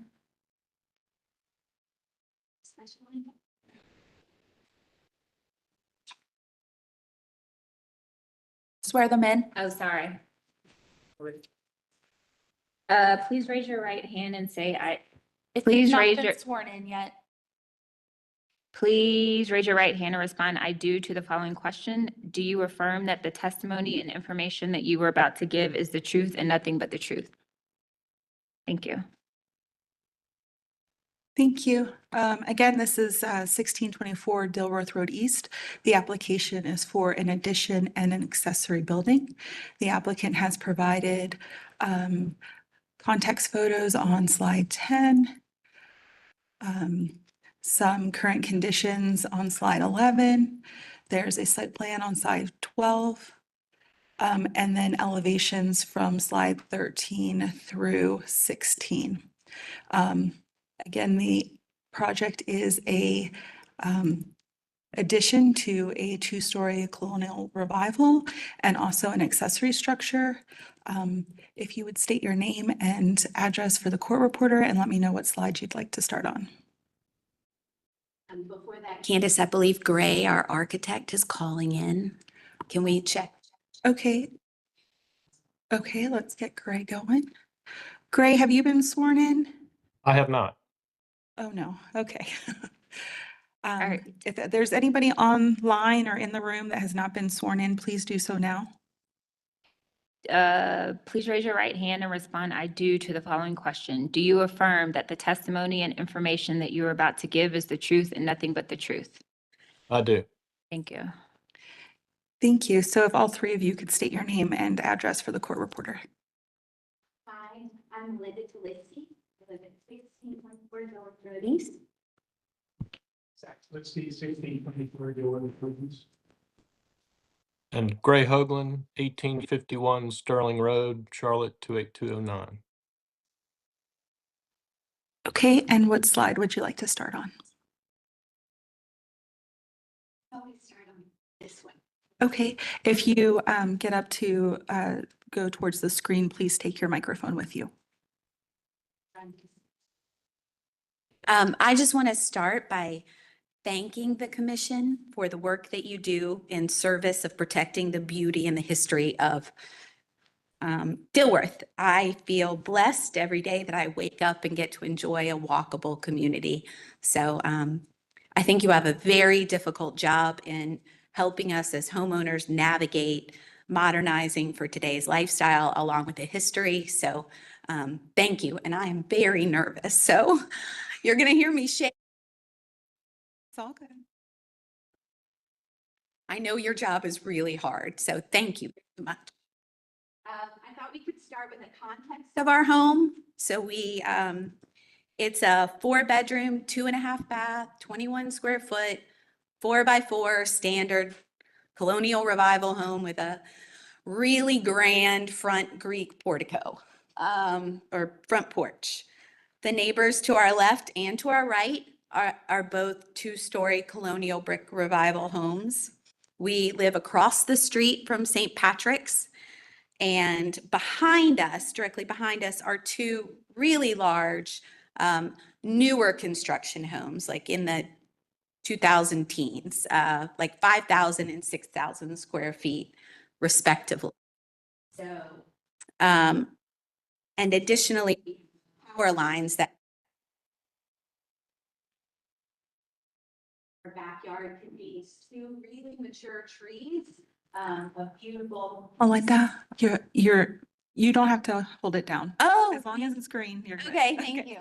So if I think Candace, there's a slide of just our lot. If you could, that one. So if Slide you'll 12. see, we have 2 trees in the backyard, a sycamore on the left and a pecan in the middle. And then additionally, if you'll notice that there's one ADU pictured behind us, but there is a second one that sits right next to it. Just to give you the overall context of our yard and our property. Can we look at the existing elevations? So maybe we can just go through the front elevation. And the front elevation is just, lots of symmetry there with a small bump out on the right, on the left. So if we go to the right elevation, we have a bump out with there is a little half window. There's a little, okay, wait, what side are we on now? We're on Can you take your microphone? Yep, you did tell me that. That's the left, and I said I wouldn't move. That's the left. So it is missing one window upstairs. That's where 2 closets currently exist. The back elevation currently, I just want to call your attention to the fact that there is a porch. We have 2 exit doors. So that left side of the back elevation, there's a lot more weight to it between windows and doors. And then the right side is a little bit more empty. And those 2 half windows, one is a restroom and the other is the kitchen. So it's a half window there over the kitchen counter. And Candace, if you don't mind, if we could just go to the left elevation one more time. Just to show that, sorry, the right. My husband, I don't know my left and my right. I apologize. Is this the slide you'd like, One Melinda? more time on the one with the bump out. That, just to show. So slide 14. Bottom right, maybe. Bottom right, yeah, so I just wanted to show that there are half windows here. This is our existing kitchen and Can you take? half windows there and the kitchen sink is there. Okay, so that gives you an idea of our home and where it sits in context with the neighbors. Our goal for our project was to enlarge the kitchen and living area so that we have, when I'm cooking, I have some interaction with my family. To create a primary bedroom with an ensuite bathroom, a home office for remote work, a ground level bedroom and bathroom with, so we can age in place. I don't ever want to leave Dilworth. And then to improve the interaction with our backyard. And maybe some wellness room, like room for a little bit of a home gym. The challenges to that in hiring Gray, the challenges were about 3/4 of our ground floor we would like to protect the history of. So maintain that historic front room setup of the dining room and the living room and the stairs and the butler's pantry. And that's about really 3/4 of our downstairs. And the second big challenge was to protect the trees. In approaching the project, we really approached it from the standard of 7.17. A carefully designed new addition may respect the original without totally copying the historic design features. That was our approach. Do you have anything to add, Levy? Okay, so I'm going to turn it over to Gray to walk you through his beautiful design. Alrighty, let me talk about the effect of the pecan tree. And if I understand, the pecan tree is not a heritage tree, but it's a big tree that the Chalitskys like and want to preserve. So the distribution of space between the addition to the house and then the space that ended up in the ADU. So in an effort to kind of stay out of the root zone, at least as much as we could, of the pecan tree, the piece that was added onto the house is fairly shallow, at least by today's standards. And some of the stuff that might normally go in a house was pushed back into the ADU, excuse me.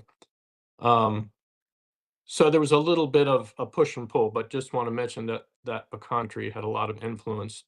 It did also encourage us to, at one point early on in the process, we had a covered porch, which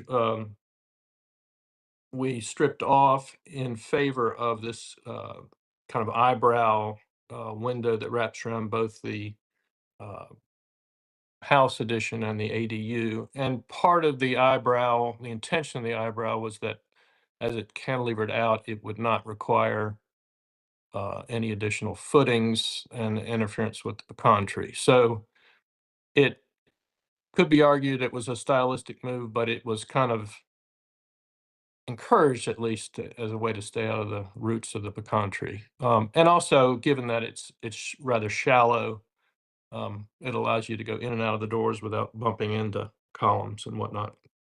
Um, the I would say the house addition with its eave details and all that is fairly close to the original colonial revival structure.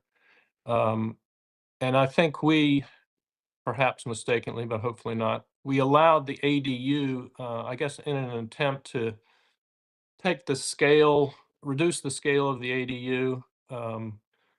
I would say we loosened our grip on the colonial revival a little bit and stripped some of the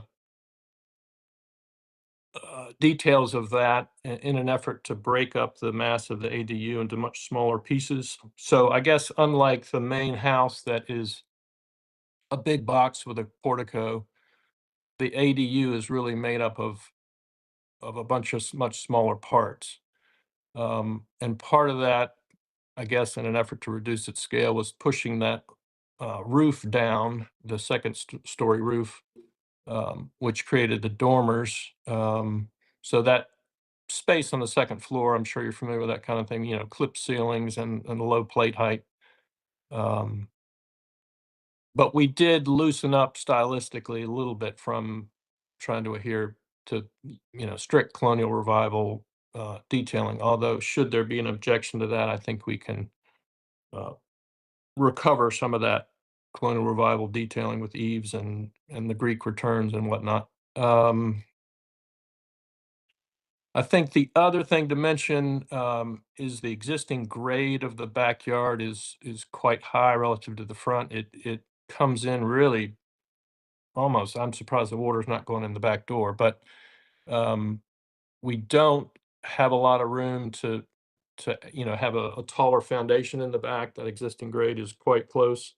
So in the elevations, you'll see that the grade, both for the ADU and the addition to the house, the final grade is quite close to the finished floor. Not sure if there's anything I'm missing. Um, there was an attempt, I guess, in the both the cantilevered roof and in the door configurations of the addition to the house. Pieces of that are repeated on the ADU. So I guess in an attempt to kind of connect stylistically the addition to the ADU. So I'm thinking more of the kind of the French doors that are underneath the roof, that eyebrow roof. That eyebrow roof does cantilever off to the side. You can see a little bit of it. I'm talking about the eyebrow roof on the house. As you look up their driveway, that cantilevers over the place where you can park the car, hopefully in an attempt to get you out of your car and into the house with some groceries without getting wet. Yeah, so that's the piece of the little new mudroom that sticks out from the house. And it's hard to tell on these drawings, but there's a kind of a steep driveway. So even though it appears in this elevation that it's more visible, it's actually kind of tucked up there a little bit higher. You don't really notice it too much as you walk past. Not that it's invisible by any stretch, but um, it's not very prevalent.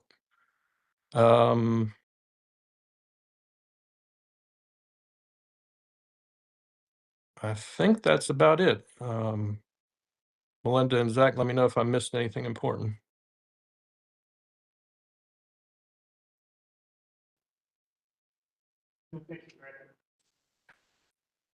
Just so that the commission knows and the public knows, the applicant did provide some supplement information that was a response to staff notes. Did you want to say anything on that before we move forward? Should we, I don't want to, should we assume everybody read them? Do you want us to walk everybody through them? Or The commission and the public received that yesterday and they are online, so we are to assume that they have read them.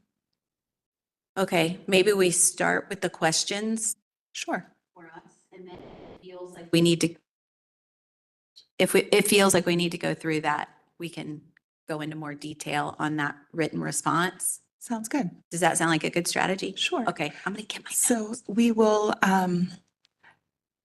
is there any callers online? No callers. Okay. Turning it over to you. I also want to, for the record, Commissioner Taylor recused herself right at the beginning of the presentation. Okay, any questions for the applicant? Hi, I had a question. This can be for the applicants or perhaps for the architect. I think Gray, you had touched on your sort of stylistic inspiration for the ADU, and I was just a little curious if you could go a little bit further. You had said something about departing from the primary structures style with the ADU, and I just wanted to dig into that a little bit deeper, please. Sure, sure.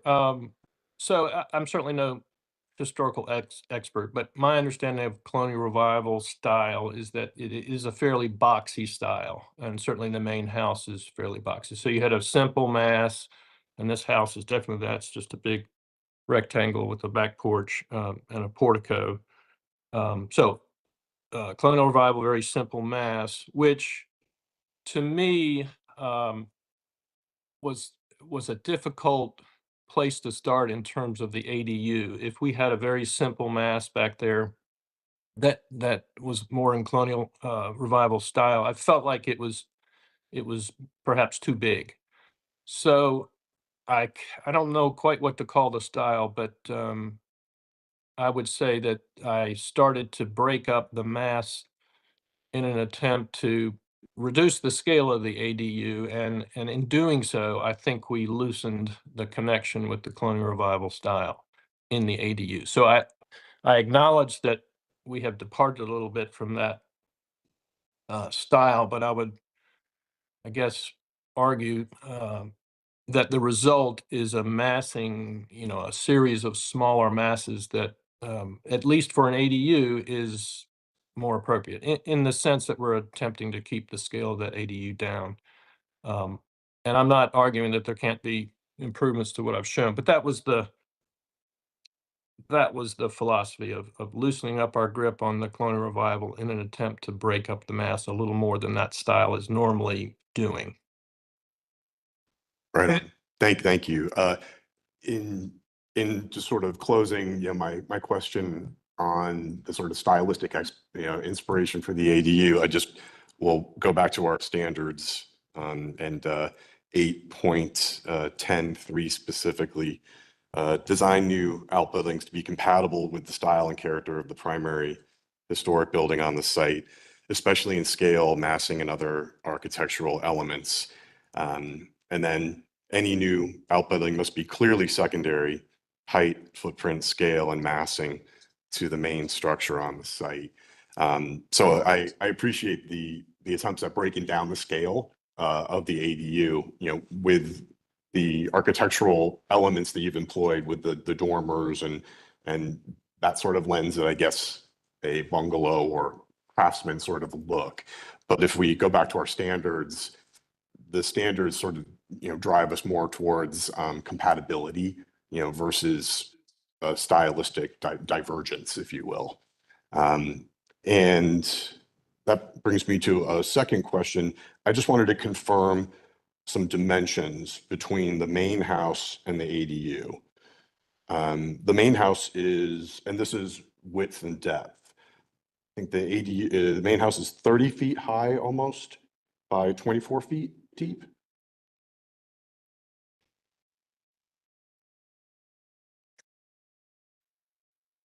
Good questions. I'm looking for a dimension. Main house is, let's call it 37 wide by, sorry, my printout's kind of small. Is that 28 deep?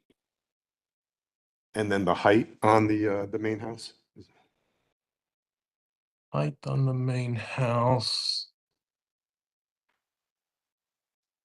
From the front grade, which is a little lower than the back grade, it's, let's call it 31 feet. So from the back,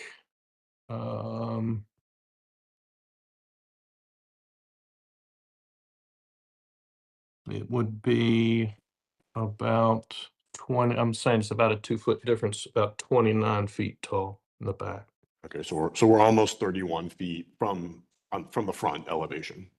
Yeah. Yes. And then the ADU, There, if you look on sheet HDC 7, there's some dimensions that hopefully will clarify. The ADU is, let's call it 22 feet high to the ridge. It is, the ridge of the ADU is 6 feet 8 below the main house and 3'6" below the lower roof of the addition, which is closer. and I think the width and the depth are 32 by 26. Yes. Okay, so so our main house is 37 by 28 width depth, and the ADU proposed is 32 by 26. Yes. Gotcha. And then just sort of, again, going back to the standards, that secondary, emphasizing the secondary aspects of an ADU or an accessory structure, we're getting pretty close in terms of the dimension here to our primary structure. So I would just encourage you to look at the scale of the ADU that's being proposed here as it relates to the main house, because they're pretty close. And if you're on the street looking towards the back, that's, even though the shorter end of that house is pivoted so that it faces the street and the longer aspect is on the side, you still have a pretty good view of this structure from the street. And it looks like it would appear, as it's currently designed, to be pretty big as it relates to the main structure. So on sheet HDC 9, there's a perspective that's kind of looking up the driveway. And I take your point, but I think less of the ADU is visible than you may imagine, especially looking up the hill. Again, I take your point about the size. And that's why in my introduction, I did talk about the influence of the pecan tree. In trying to stay out of that root system, we did shift some square footage from kind of what could have been in a larger house addition into the ADU in an effort to save that pecan. And again, if I understand, it's not a heritage tree and it's not big enough to qualify, but it's a big tree. So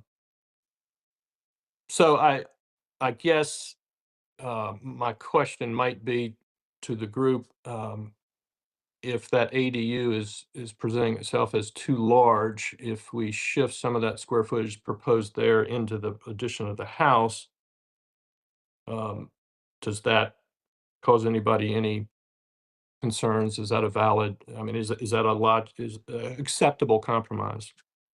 Probably, if we were to do that, I would imagine we would lose the pecan. Well, we can't comment on something that, is a possibility, but that is an option for you to explore.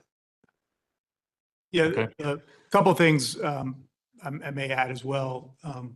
The picture that was shown, I don't think that angle really, you can tell from the sidewalk looking up the driveway how steep that slope is. I mean, I don't know off the top of my head, but it's probably like 10 feet, from the sidewalk kind of up to the slope of the back of the house.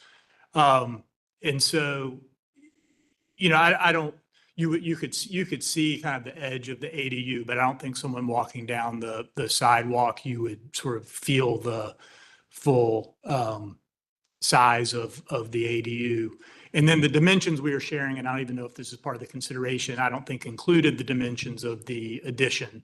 And so the relative size of the main body of the house to the ADU, will change, with the addition. And then like Grace said, we sort of went back and forth on, do we try to save the pecan tree or not? In some ways, I think it would be easier just to try to do a little bit more in the addition to the main body of the house. But, ultimately we felt like, this would be better for a few different reasons. But certainly, appreciate the feedback on trying to keep those things in balance.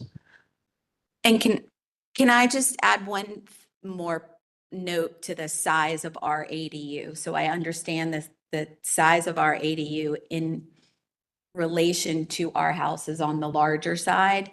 The size of our ADU sits right up against two other ADUs, which are really big. And you can see from the street up the driveway, those ADUs that loom over our backyard.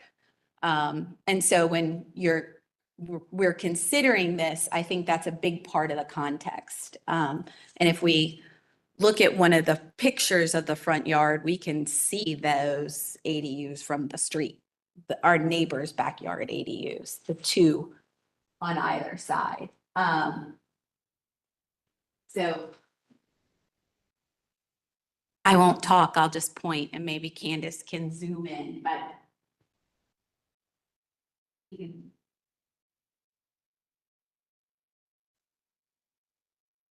they are also on a higher grade. And one is 2 stories, one is a story, and both 2 are garages. So similar in footprint to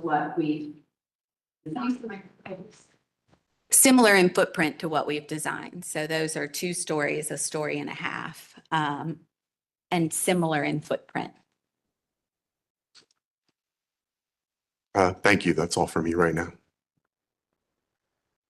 I think that one detail that would help, Gray, this is really for you, is to do I believe this will be a continuation at this point for sure, but for you to include a drawing on the next application or the next submittal that shows that sight line, shows a person on the sidewalk with the sight line back to that. And I think that'll be really clear.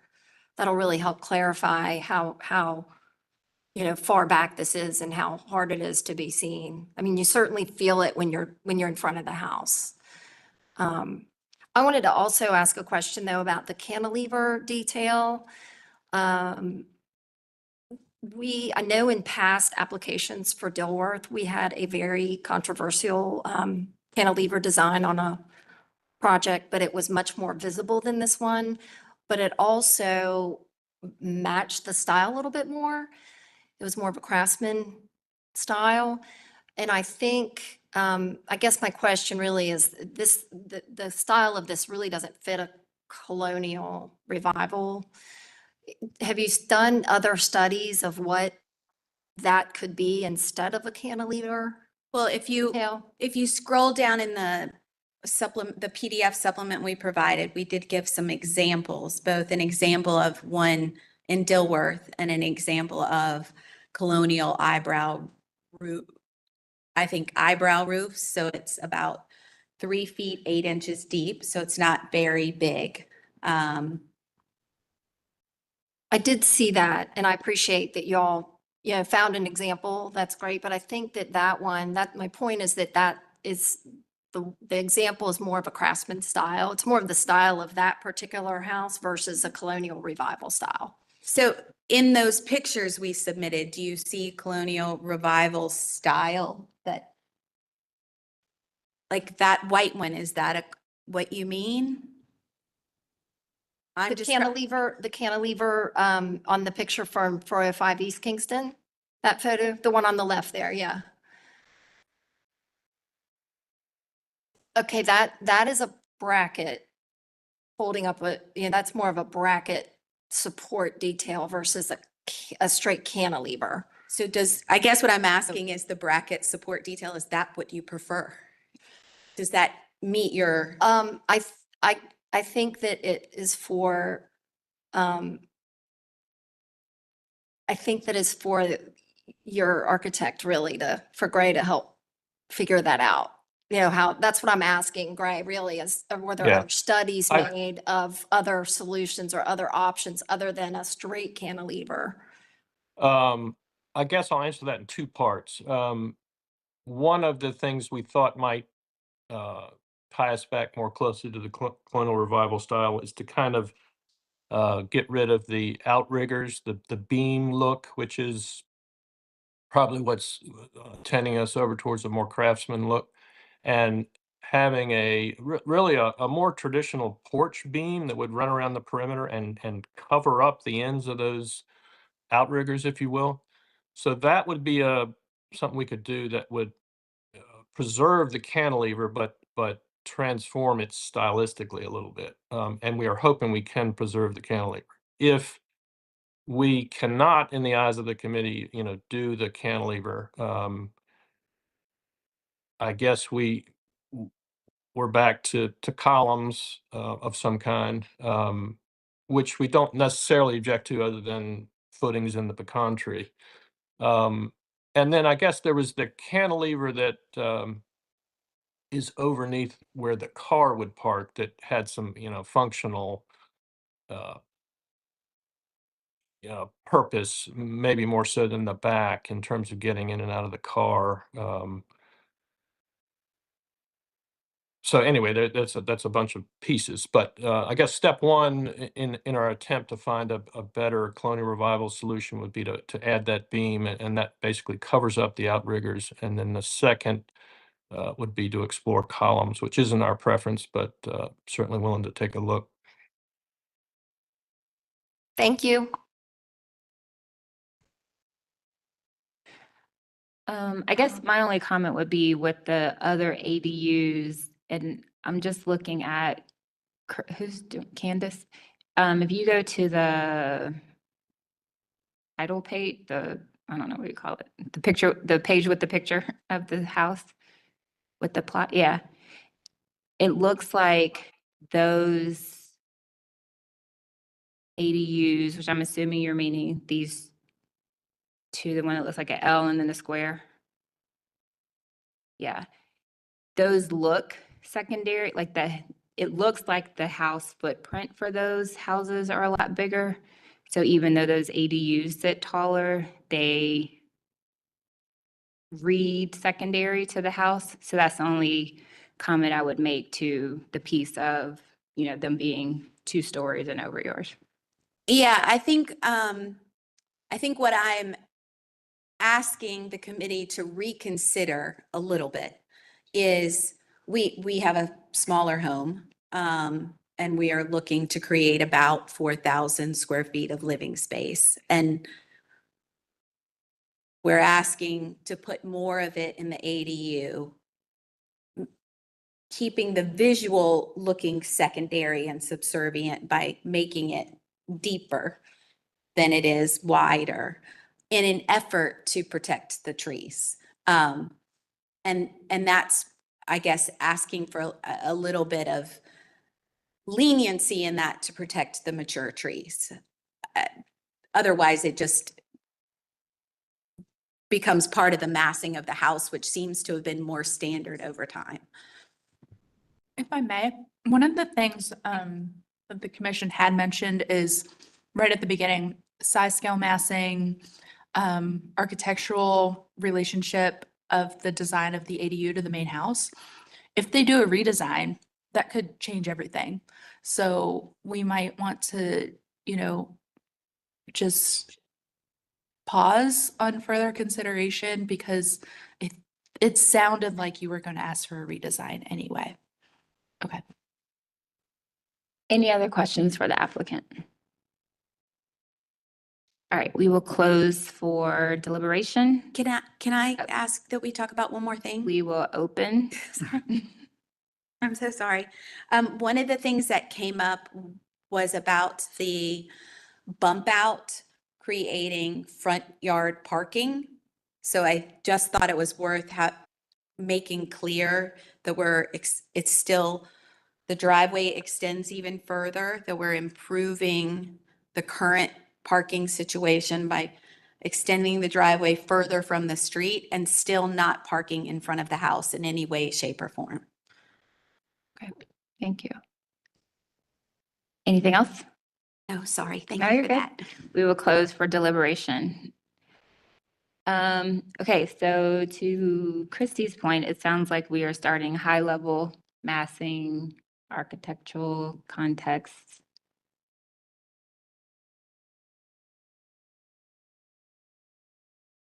If we, in crafting a motion, are we just going to, if we were to propose to continue, would we just focus on those aspects, size, scale, massing, or I based think on staff notes, would we sort of incorporate? we typically start high because then drill the down. other stuff might change. So I think if we stay high level with context, scale massing, the architectural design, I think I totally just drew a blank about what you were asking. Oh, the cantilever, yes, that's around the design and everything. Yeah. I want to chime in on this because I think this is really hard to see. I mean, it is really high up there and it's really difficult to see. I understand exactly where they're coming from. I appreciate that they value the trees and they're working around the trees. I'm familiar with the houses behind them and their ADUs. They were tear downs, they're new construction. They are large ADUs, they're correct. And, they're trying to, I mean, I hate to put it this way, but I feel like there's, we're picking on this massing thing. And I hear you, and we do it all the time. We have to assess the size, but those are huge homes behind them. So of course, the scale of the ADU to the home, the new 6,000 square foot construction behind them is in scale. I mean, they're in scale with those. We have approved ADUs. There's one I'm familiar with in Plaza Midwood that's an ADU to a Craftsman we approved, and it is pretty big. It's a large ADU compared to the home. But stylistically, it completely blends with the house and you can't see it. It's a minimal site from the street, which I think is the same condition here.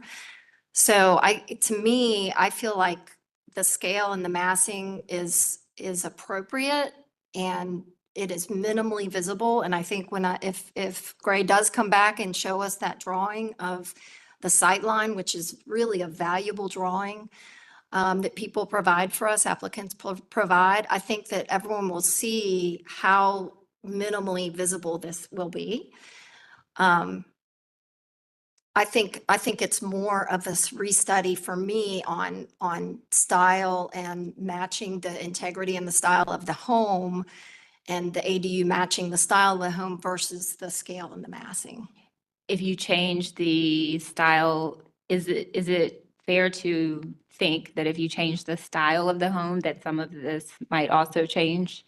Like that the massing and the size of it would also change? Yes, and I completely agree with his argument that he was trying to work on mitigating the size of the ADU, and that admittedly that lost some of the effort to keep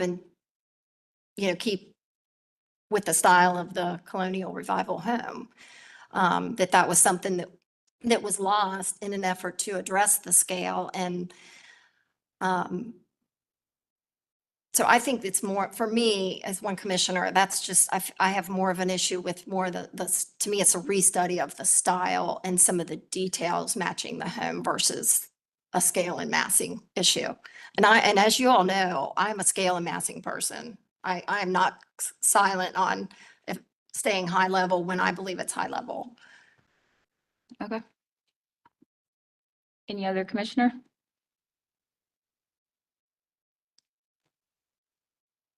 I think it's important to restudy the cantilevered roof because I think that in and of itself creates the massing that you're looking at is more noticeable given the style of the roof. At least for me. Okay. So it sounds like there's potentially a massing piece, there's an architectural piece, there a motion piece. Why don't I make a motion? We'll see where we go. Okay. I move to continue this application because the proposed project is incongruous with the following standards. 6.1 to 6.4 context. Specifically, they could provide some examples on cantilevered roofs, on primary structures, and accessory structures. Can we also do a restudy on the cantilevered roof on the addition and accessory structure for standard 6.8? Massing 6.13 roof form and materials, and 6.14 cornices and trim. And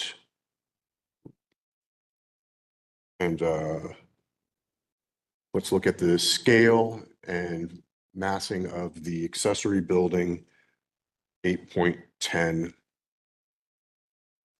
8.10.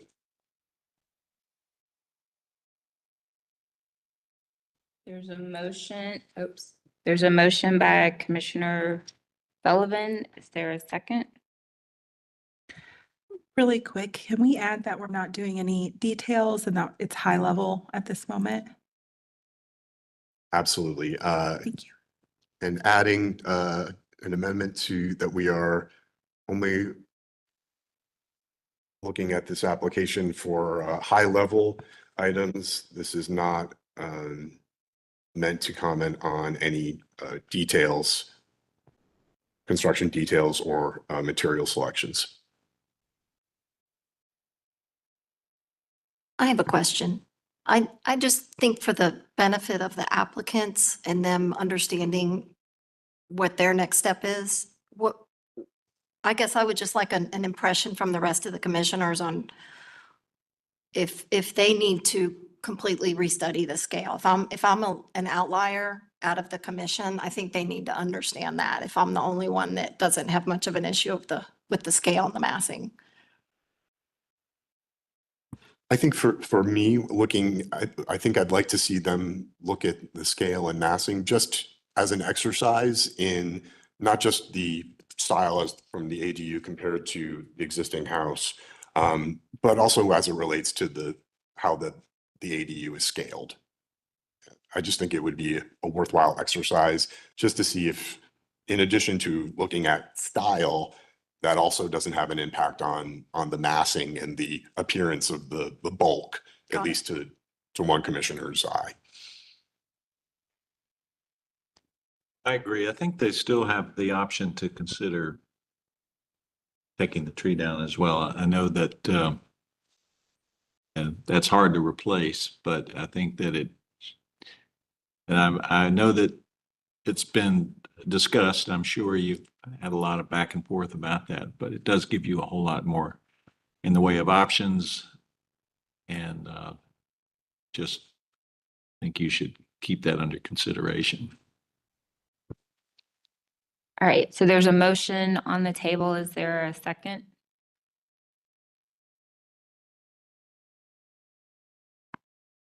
Second. Motion made by Commissioner Sullivan, seconded by Commissioner Lineberger. Any discussion? All right, we will vote. Commissioner Kerm. For voting. Commissioner Sullivan. Yes. Commissioner Allred. Yes. Commissioner Whitlock. Yes. Commissioner Soash, Yes. Commissioner Lineberger. Yes. Commissioner Bell, yes. Motion to continue is approved 7-0. Staff can answer any question that you have. Yeah. Christy, can we take a quick break? Thank you. Thank you.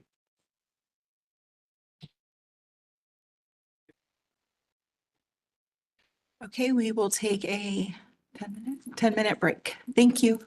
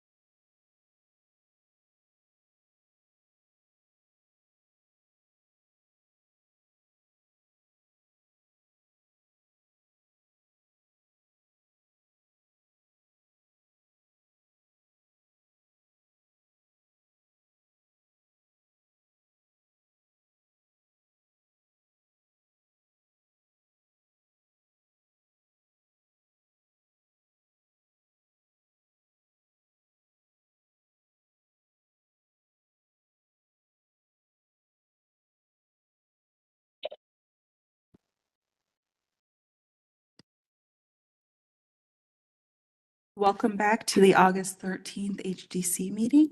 Our next application is 1904 Wooddale Terrace.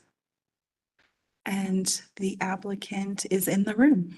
Let the record show that Commissioner Taylor is back. It just take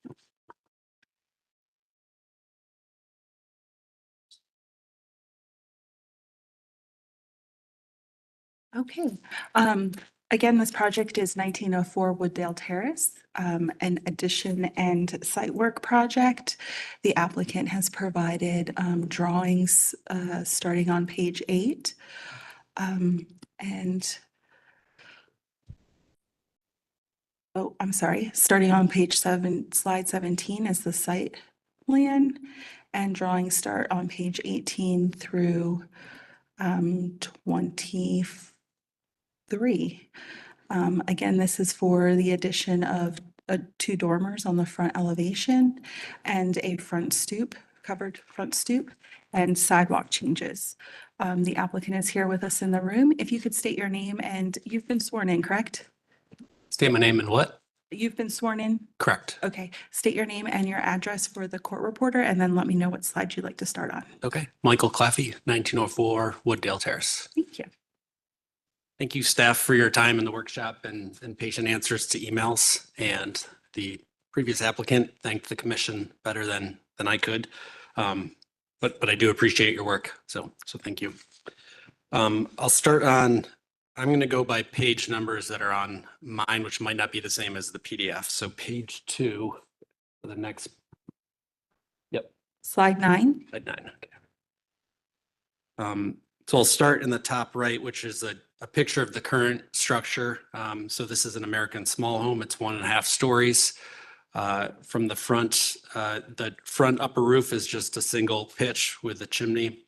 And then the front porch, existing front porch, which has a aluminum or metal awning, which I believe the staff noted was not original, and then a side screened in porch. If you could go back to the previous slide, I think that render shows best what I'm looking to do. So there are 3 elements of this application. One is the addition of the 2 dormers that you can see. The second is replacing that aluminum awning on the front porch with a new wooden gabled roof. No change whatsoever to the footprint of the porch itself. And then the third change is replacing the walkway up to the front, which is currently concrete, and replacing that with brick. So if you could go to what is my page 6.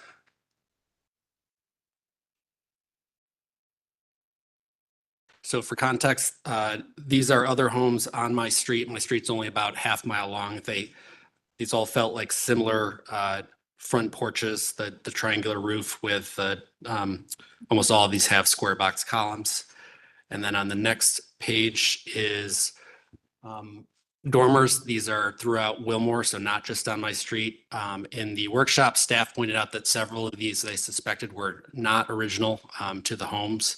So then on the next page, Slide 15. Slide 15, I have a reference. This is a book that was originally published in 1946, Small Houses of the 40s. My house is a 1940s house.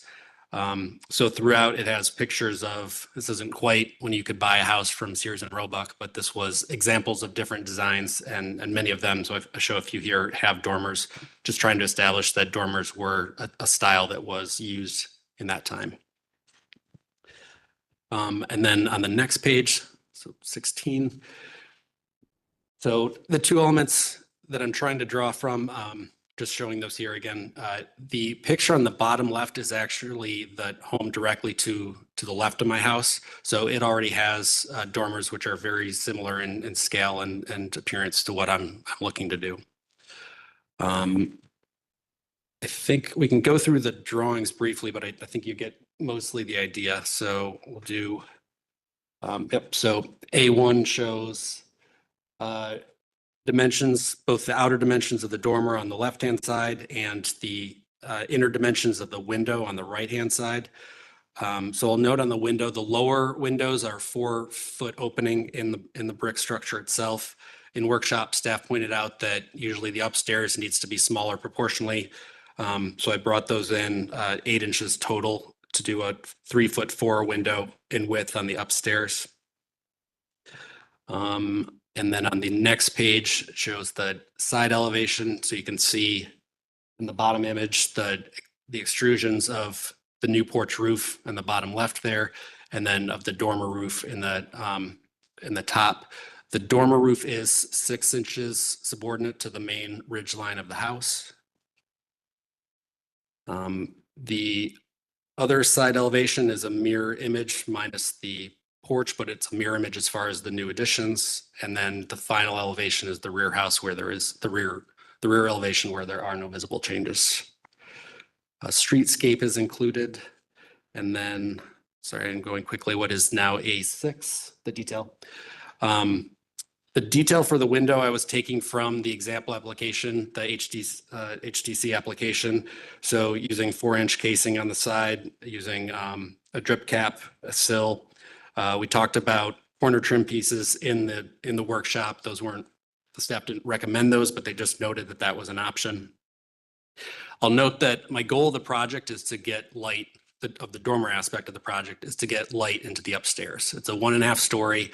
It has small, low windows on the left and the right elevation that basically sort of look into the neighbors' homes. It's a slope roof upstairs. So my main goal is just to bring light in and to connect with the front of the house, with the street, to have that sort of visual connection.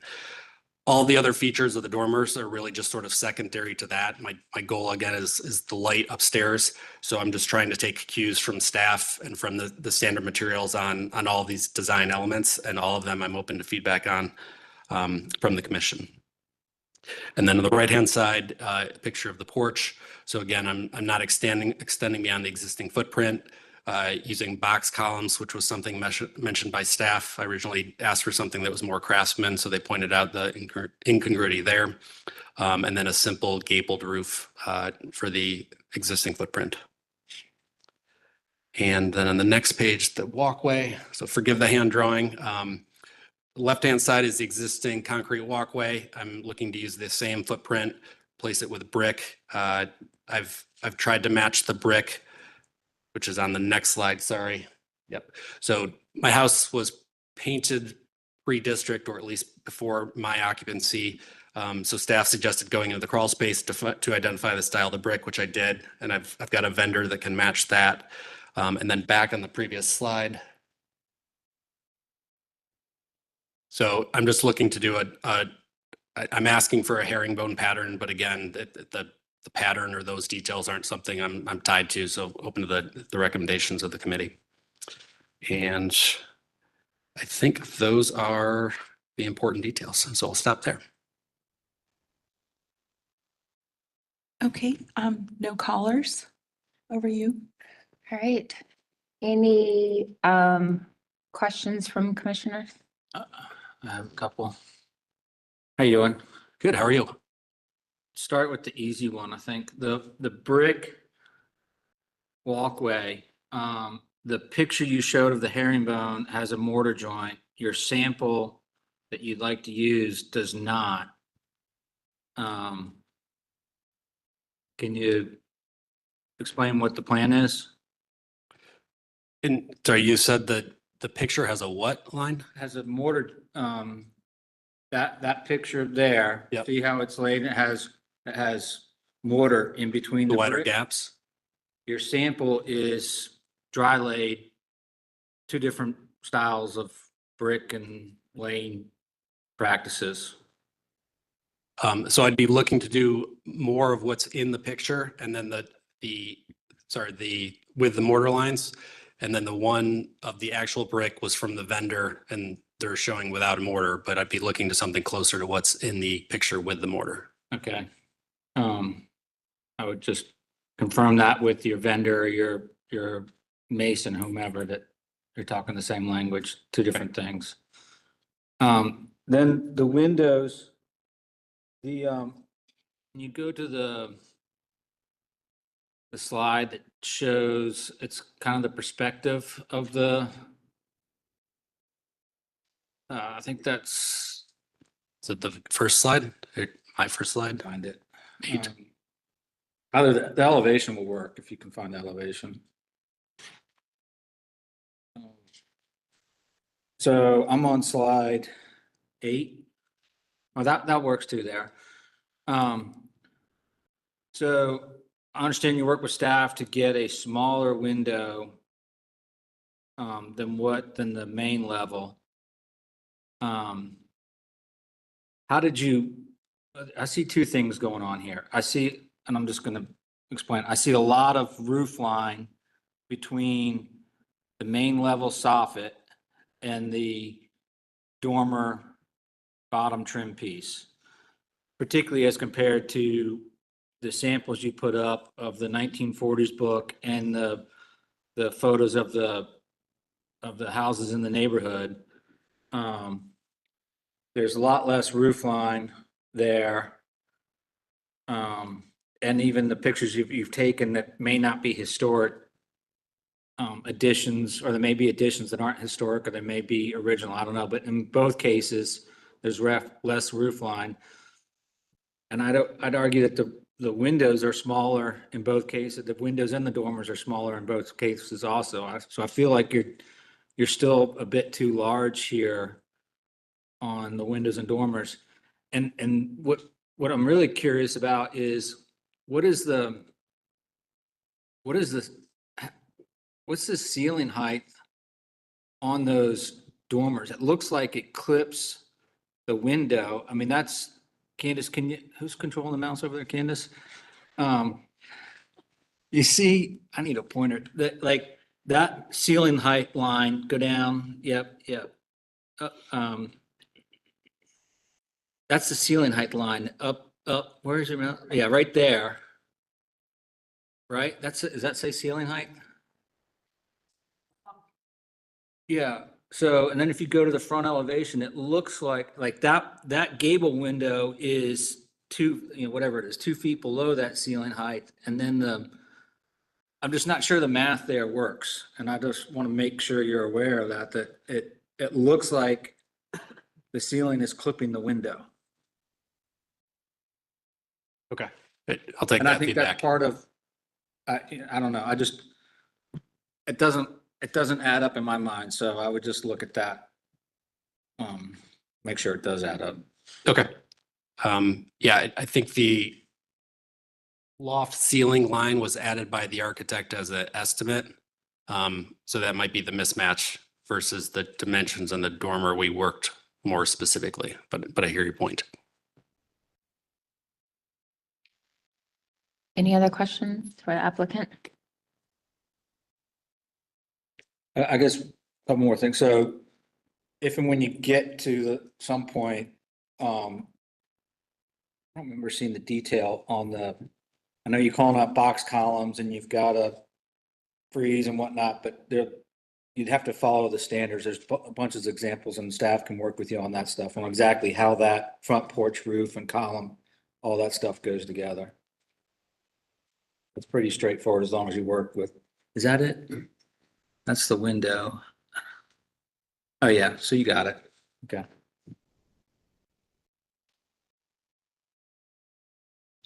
I had a question. I feel like I remember a case, but my memory's not as good as y'all to be calling out addresses.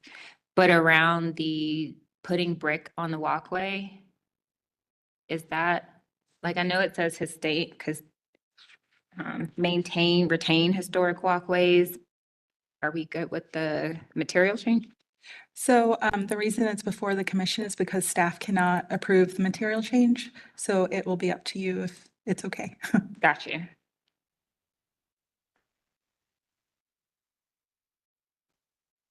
Can you point me to the standard that, I see their standard on retaining historic walkways, but I was looking for like the one with material. Oh yeah, that's a good point. It's probably in the notes. 8.2. Sorry, 1, 2, and 7.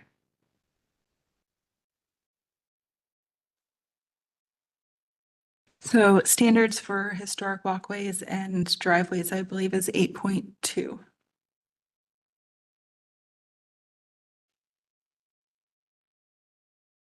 And did you show context on the herringbone and the brick walkway? I did not. Got you.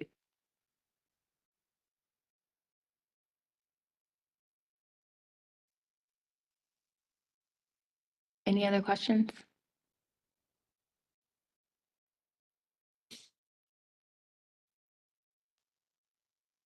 All right, we will close for deliberation.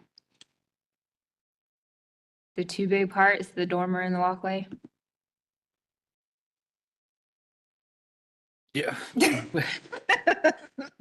Yeah, I mean, I think, as one commissioner, I think, the dormers need more work. I think they're still, they're still too large compared to some of the, samples he has provided both in the neighborhood and in historical context in that book. Personally, I think they're set too high up on the roof.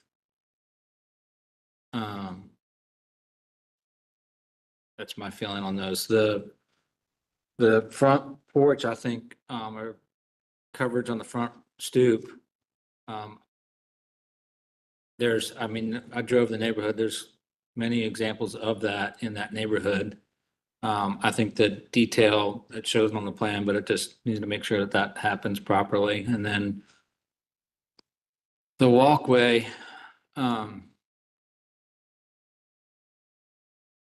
so brick is an acceptable, I believe is an acceptable material to use.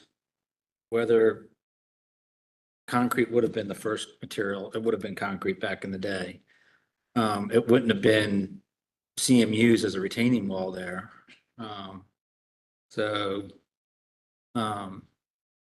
wouldn't have been what? What did you just say? That concrete block that's retained in the grass. Oh, gotcha. You know, so this is for a walkway, but is that the colored rendering shows some sort of retainers going there? It could probably go either way, I guess, whether you leave retainers there or take it out. But if you leave it there, we wouldn't allow that. It's going to have to be brick, I would imagine, or concrete.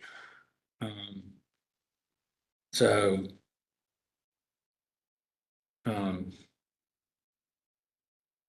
can go other way on the sidewalk. Can somebody remind, I feel like I remember a brick coming before and I can't remember. Bluestone has come before and we've said no. Yes, I got that one, but Patios have come up and we've said yes. Brick front patios. Okay, brick walkways. Um, I'm sorry. So, how you've handled this in the past is you've considered both the material and the design. And like a herringbone design is really high style. Whereas, an American Small House is a little bit of a more simplistic, quieter nod to colonial revival. So, maybe brick could be okay, but maybe, the herringbone might be a little high style. But that's up to the commission to review.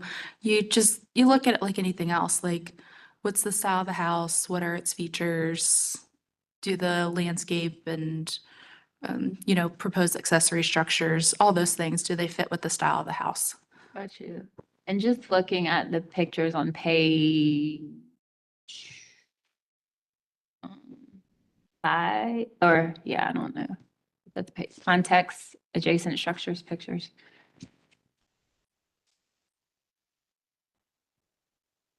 It's after.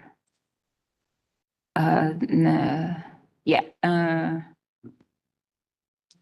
one that it's on the plot or the map. Go down to, yes, 12, page 12. Slide 12? Yes, slide 12. I guess, zooming into those, I guess if we talk about content or context, sorry. Those all look concrete. So just for consideration. question for staff. We don't it's not in our purview for how many risers there are there. If this came back and it was only one riser, that's neither here nor there. I think that's more of a building code. Yeah, okay. So 8.21 says retain existing historic walkways. Are we considering that we're not sure if this is historic, or are we? It's a.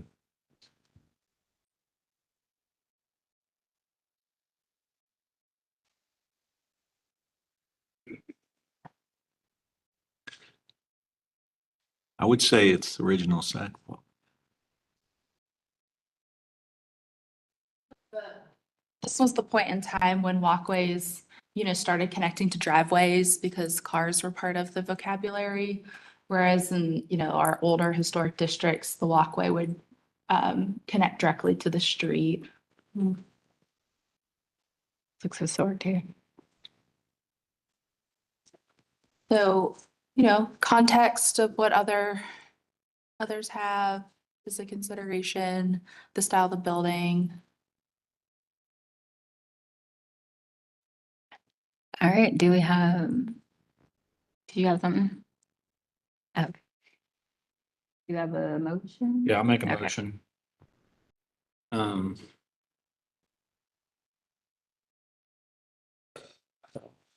Please hold.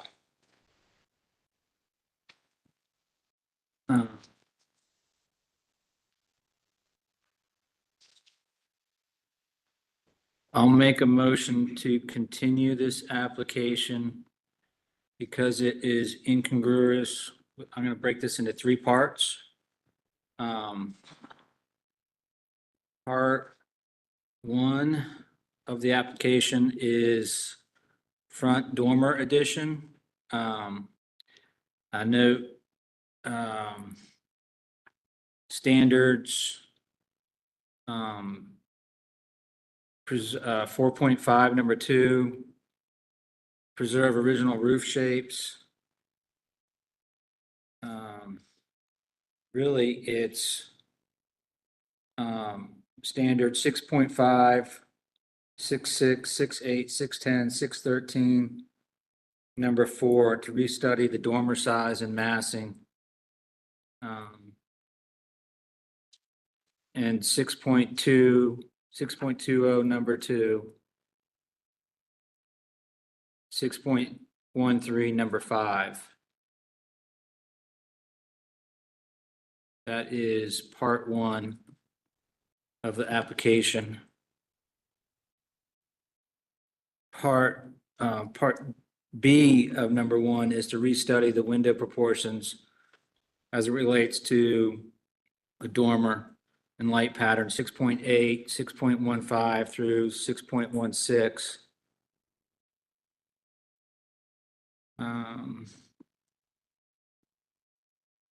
Part 2 of the application, I move to continue, oh no, part 2, front stoop addition. The front stoop is not an addition, that is the existing stoop, correct? The covered addition gable is The addition, so the request, front yeah. covered gable, I move to approve with conditions of, I think we need to close out the first continuance. oh, okay. Yeah. You're continuing the sidewalk and the dormers. You could probably put those together. Okay. So just 2 motions. I move to, I move to continue the number 3, the front walkway replacement, because it is incongruous with standards 8.2, 1, 2, and 7. And I ask that any retaining walls in conjunction with that walkway be looked at as well.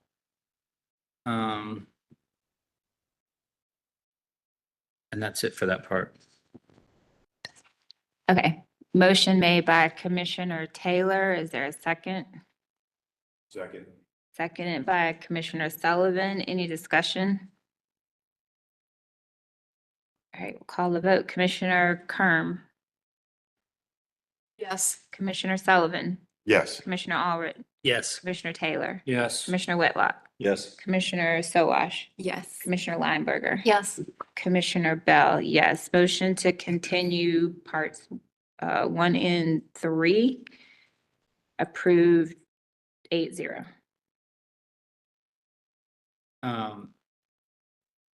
Part 2, I move to approve this front stoop roof addition. Per,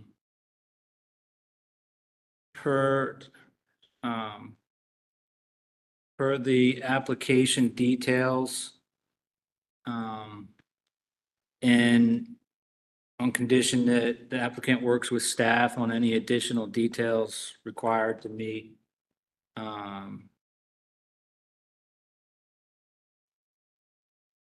Standard 6.13, number 5.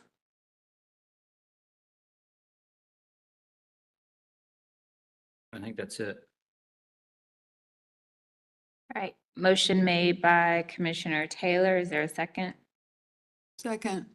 Seconded by Commissioner Kerm. Any discussion? Okay, Commissioner Kerm, Yes. Commissioner Sullivan, Yes. Commissioner Allred, Yes. Commissioner Taylor, Yes. Commissioner Whitlock, Yes. Commissioner Sowash, Yes. Commissioner Lineberger, Yes. Commissioner Bell, yes. Motion to approve the front stoop passes 8-0. Thank you. Thank you. Thank you. Our next application is 1953 through 1955 Woodcrest Avenue. Sherry with us? Okay.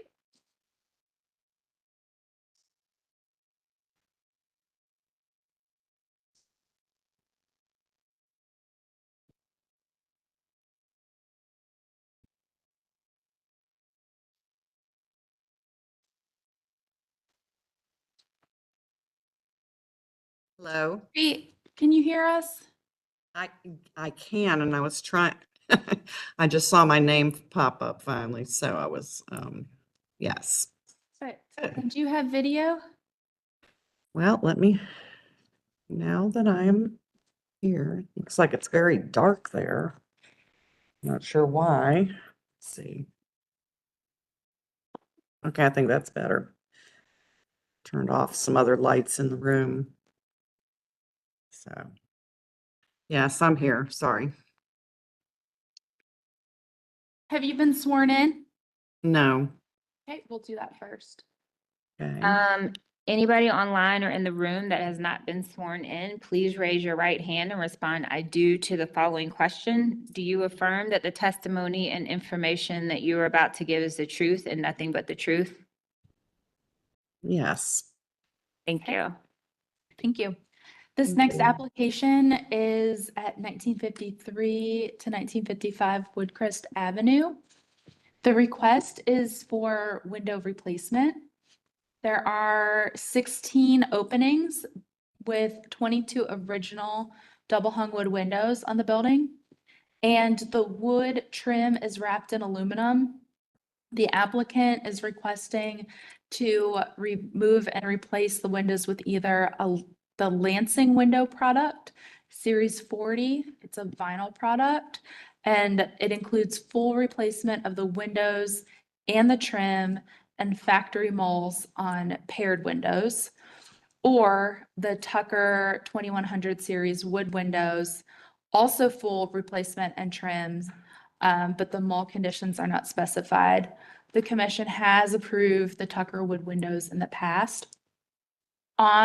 There's an enclosed rear porch on the back. Let me show you that. These windows are not original. They're 6 metal awning windows. There's no trim.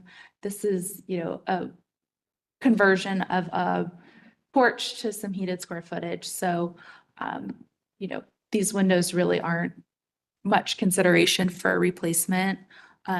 If asked, staff could have approved the replacement of these given the material age and that they're not original. The applicant has provided a keyed plan walking around the building counterclockwise. This is a duplex with the one unit facing Woodcrest Avenue, and then the second unit is facing the side yard right here. With that, Sherry, if you would turn on your camera, please. Okay, I'm seeing my face. You don't see it? No, ma'am. Okay. Go with others.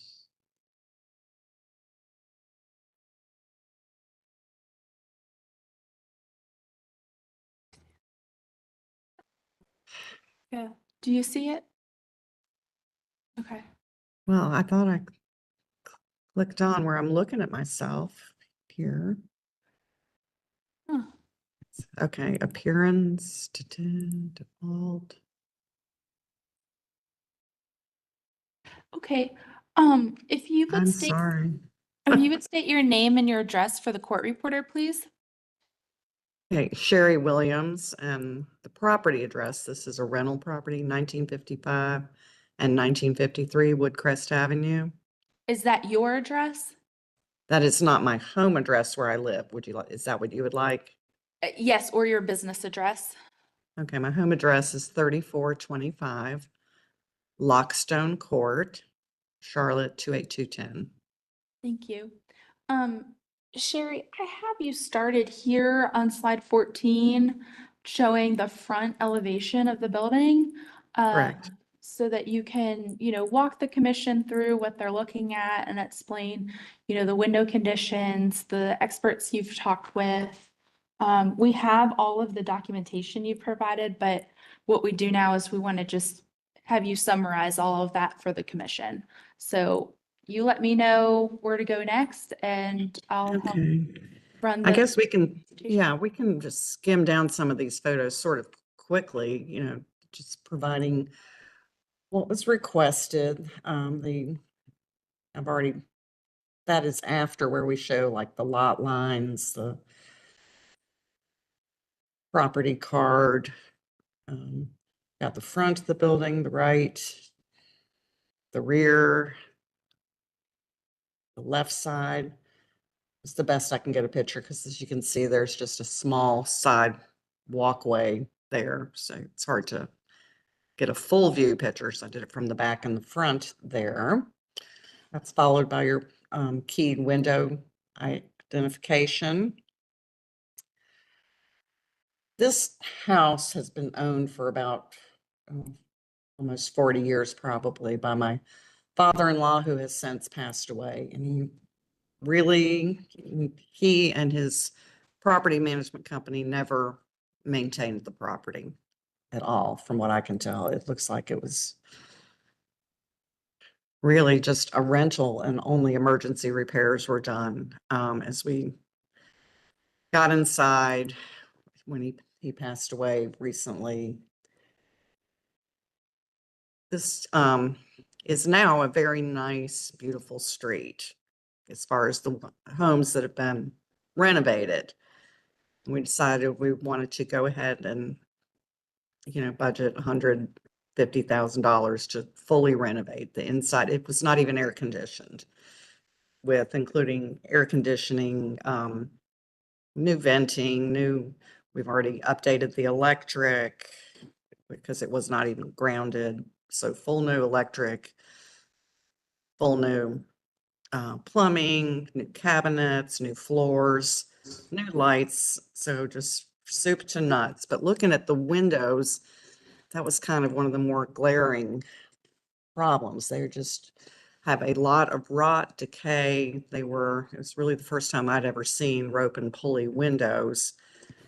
And almost every pulley has rotted through, detached. None of the windows are operational. They have a lot of rot in them. The sides are all rotted and swollen. So basically, you can see there where you're at, where the rope at the top there. Just people who've lived there have tried to just nail open the windows. they're just not functional windows, any of them. There's a lot of rot on the sides, the grounding. All the way around. If you go down as far as probably window, they're all very similar pictures, but get down to around window 15 and you can see all the way into the crawl space. The whole sill is missing. So since then, we've just been wrapping things in plastic. We've been working with the committee since around April on this application. I feel like I'm writing a term paper. I'm doing my best, but not just following instructions. In terms of photos you'd like, I've gotten 2 inspections of the property that I've attached copies of following the photos. Both recommend full replacement. They're very difficult to find a window that doesn't need all the rot replaced. There are termites inside the walls that we had Terminex come out. We don't have any active termites, but a lot of the interior of these windows have just been eaten out. The siding and the floor, I think you're there at 15. You can see on that one, it's really bad. So the more we looked at them, we felt like, the best way to approach the windows was to fully replace them. We looked around at neighbors. Most of our neighbors have vinyl windows. I do see that the committee said they went and looked and they believe those were prior to when you had to get permission, which, so I don't know about that. We then got 2 vinyl window quotes, as that's the most affordable direction. If we get permission, that's what we would love to do. We also then started getting quotes as I've been talking to the committee on wood windows. Gotten 5 different quotes. Tried very hard to get a quote from Tucker Windows, which we just got like 2 weeks ago. I believe perhaps Elizabeth is someone I was talking to on another part of our project, who told me the trick. You can only go to 84 Lumber in Harrisburg, up there area, and they communicate well with them. And then we did get a quote from them. So I understood that was a type of window that the committee's feels like is economical enough wood window. We're not looking at, $70,000 plus installation. So that's where I'm at now. We want to make things nice, congruent with the look. Our hope is not to change the look at all of property looks, just to have, all I really want is working windows that open and close and keep the water out. So I'd be happy for direction on what the committee would like us to do, exactly what you would approve. The conclusion on both of these companies was that they needed full replacement. I then also looked into restoration at the advice of the committee, and I put some notes in here. The first person I spoke to that was recommended, Austin Historic, he reviewed all these pictures and said that, yes, that's exactly what he does, and he'd love to do it, and he would guess it would be $70,000 to $100,000. And if I'd like a firm quote, I needed to fly him to Charlotte, pay his per diem. So we were already so far out of that budget. That was not an option. Talked with 3 other people, Preservin. They said they could do some of the wood rot, but they weren't comfortable doing any of the rope and pulley replacements, which all would need to be replaced in terms of a restoration. Conahan Windows, who was very nice, but he can't even come out there till 2026 to give a firm estimate. One other, he could do some mechanical restoration. He came out, it's very nice, but he doesn't do any of the wood rot or repair. He would just be replacing the rope and pulleys and reglazing the windows. That was Double Hung right here. Restoration by Double Hung. the page you're on there. So, I mean, our preference is to replace the windows. If vinyl is allowed, that's what we'd love to do. If not, the Tucker 2100 would be affordable. So I look for your advice.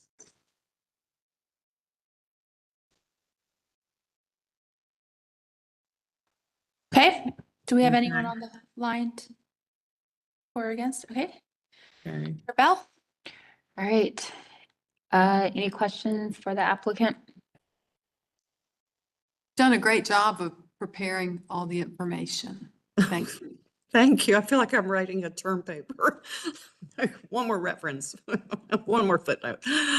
So I've tried, I've investigated every avenue that was recommended. And that's, you know, we need to keep it within a reasonable, a price that we can, so we can do it. Cause you know, we need to have windows that are operational. Commissioner Lineberg? Every single window needs to be totally rebuilt, pretty much, including rope and pulleys on all of them. A lot of wood rot all the way around. Yeah. Hi, Miss Williams. Hi. On the Tuck, I actually have a question for staff first. Have we approved, I'm not familiar with Tucker. Have we approved Approved those them. before? Yeah, We have, they're okay, a I just full don't remember window. them. Okay. Yeah, you know, always the preference is restoration, and Candace just whispered, that's a great price. And that would make everything operational and like new. But you know, Tucker is an approvable window. Definitely could probably get them to match in that like rear addition location, but yeah, we've done Tucker quite a bit. Okay. Yeah. But Miss Williams, this isn't a Okay. window question. I have another question about your property. Just Okay. on the, in looking and doing a site visit, I Mhm. noticed that you're getting ready to replace the, there's framework to replace the walkway to the entrance. And then also in the Yes. photographs, it looks like there's framing in the rear area. I don't know if that's for patio. It would be a patio, and we do have Okay. a COA on that. That's been approved. Okay, that was my question. We If you've do. already We had have those two approved. COAs that have been issued. One, there had been I wouldn't call it really a garage. It was more of an outbuilding type. It's meant to be a garage on the right rear side that had collapsed, and we did get permission to have that removed because really this property, back in the day, all of these lots were approximately 50 feet wide. This was the last lot. If you are able to go near the top, you'll see the streets from a very old mapping of, not there, say a couple pages down into my sheets. I believe it shows the street.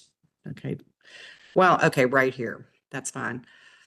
So you see the lot to the right is 50 feet. We were at the time, last house apparently on that street, which was actually called Tryon at the time. Okay, right after us, there was, and we were a 61-foot lot. Okay, so a little bit bigger than all the other ones. Oh, you can see on that street where it used to be called Tryon. Okay, and it ended at that Mint Street. And right in the middle there, where Mint Street, if it went straight on, that was an alley owned by the city. Okay, it was 60 feet wide. And that's what our little outbuilding garage, I guess you pulled into it from that side at the time. But since then, that has a trees have grown up in there and everything else. That 60 feet area of the alley, at some point about, I don't know when, 15, 20 years ago, the city closed that off because behind it, they've now built a bunch of apartments. Okay. So it was an alley to nowhere. It was just a little strip. And they gifted basically 30 feet of that 60 to our lot. So we now have 91 feet wide compared to everybody else's was 50. And the house after us was 50 and they got 30. So ours is 91.5 feet wide and theirs is, yes, 50 plus 30, 80. Okay. if that makes sense, just to give you a little history there on how we ended up like with this double wide lot, really.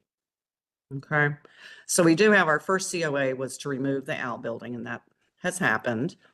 And then it was to replace, to add 2 patios. It was just dirt in the backyard. So just to add 2 square patios, 12 by 12 patios.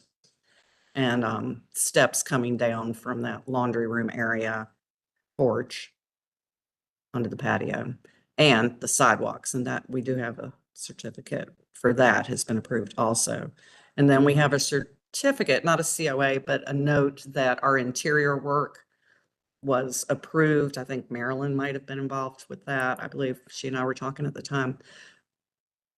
Not approved, but they released the hold on it and said that we did not need a COA for the inside things we were doing, like painting new cabinets, updating the wiring, all those. So we have a certificate for that. So it's been a learning curve, but but I think we now have, every certificate we could need up until windows, and we've been able to finish most of the inside work. The cabinets are going in today. So our last big hurdle is to determine what we can do with the windows, because this will be a rental, but we want it to be a very nice property, and we certainly want working windows and no leaks. Thank you for the overview. I asked that question because we are having more and more projects that seem to come before us that are after the fact reviews. So I just wanted to clarify that there was, that there's other work being done that is, sometimes we approve things and then suddenly there's a lot more work that was done than what we approved. And we find out about it after, and it takes a lot more time to resolve it at that point. So thank you. Jerry's been great to work with staff. Okay, Yep, great. We don't have that. You're Yep. doing the right thing, and we appreciate that you Appreciate it. came before them. You came here first before you decided to replace the windows. So, well, as you know, as you might know, our standards are pretty high for approving total removal and replacement. I mean, windows have to be in pretty bad shape, and it appears that certainly some of them and the trim and I see the rot, are certainly in really poor condition, and others seem to be in better condition. Are you planning to, have they been able to, is your quote reflective of the exact window openings that you need, or are you having to adjust trim window openings to match their No. sizes? Or they're able to match everything exactly? I mean, they're within like quarter inch. I mean, they have Tucker has our exact opening measurements and said that they did have windows that were all almost identical to it, that there would be no appearance change. I think the Tucker quote is right near the bottom, probably around page 80 some. So when you say almost, if they're almost making up that difference, is that, do you have a contractor you're working with or an installer that's going to be able to Yes, we're modify using, the trim so that, is it minimal enough? yeah, they said that these windows are gonna be made, like, for example, these double wide at Tucker, I'm using their Wood Series 2100, and they said everything is made of wood and follows the historic standard, and that they've done it before, and that these would all fit exactly into those windows. So, I mean, I'm not a contractor. I can't, talk all the detailed specifics, but I've provided them with the specs from the historic. They said they were real familiar with that, and they were able to match on their quote to all the window sizes that we have on, that our contractor gave them. Thank you. Yes. Candace has a question. Hi, Sherry. Hi. Your Tucker quote, is that for just the sash kit replacement? So all of the existing brick mold wood trim would remain?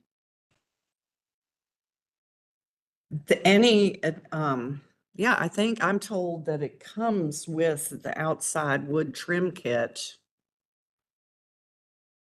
asked my contractor that this morning.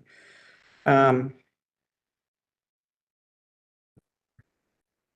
asked him about the double window. He said it comes already assembled in wood, flush to the existing wall, and the trim kit is installed after it's leveled. There's one rough opening with the two windows combined. So yeah, I mean, this is everything. It's the window price. It's not the price for my contractor who will install all of these. That's fine. I just wanted to know if the wood brick mold that's there would be being removed or replaced, and it sounds like they're sending you a complete unit, so it would be replaced, which may or may not match what's there currently. Well, the goal is to look exactly like it looks. And I did send, I guess, their specs Yeah. of exactly what the window would look like near the back You too, have with the dimensions and all. We have some of that. So your Tucker replacement cost is actually more expensive than repairing the windows. Well, I don't think so, because when I look at repairing, wait a minute. Okay, my repairing, that was only to do the, what you call it, to redo the rope and weights. They would, install weather stripping. But all the wood rot on the windows there. Yep, they're this is doing more of that. a mechanical. They said it would reglaze them, re-rope them. There were 5 sills almost totally gone. That they were going to replace. Yeah. They don't paint them and they don't fix any of the wood rot. It says that they are replacing the 5 sills, the wood rot for the 5 sills. Those that needed full replacement, yes. Yeah, and it says that they're going to make them operable. And it Mhm. says that they're gonna make sure all the glass is fixed. Reglazed, yeah. Uh-huh. Reglazed, and then they'd still need to be painted, and there is a lot of wood rot, like the sides. He said those might need to be rebuilt. He said they should, go up and down, I guess, with the rope and pulley. But they are The sash. So I they're think just part- like a yeah, cranking. one thing that what I noted in my staff memo that we didn't really have a lot of information on was the trim, the condition of the window trim. Because it's covered with aluminum wrap. Yeah, I don't know when the wrap was done, when we talked about it and they said, well, we would assume it was probably because they were deteriorating at the time. I mean, I don't know how many years ago that was done. Yeah, a lot of times people put that on because it was cheaper or faster than painting and keeping up with the paint. So Well, no paint was ever done, it looked like, on the windows, so that a lot of them, like the insides on the siding is kind of swollen and split and. Okay. This would do part of it. He said I would still need a window person to work on the window rot, which I know there was another company, Preservin, that can do window rot, but they refused to quote because they didn't feel like they could do it all. And then I'd still need my contractor to do all the painting. I think by the time this one would be done, I would expect it to be 35 or 40 once I did wood rot and painting and everything else. And I really don't want to just restore 40-some-year-old windows that are just look awful. I'd rather have like a new, tight, product. Okay, any other questions for the applicant?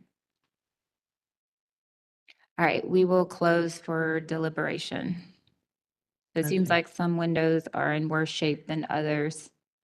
And I would We're admit that closed, Ms. Williams, we are closed for deliberation.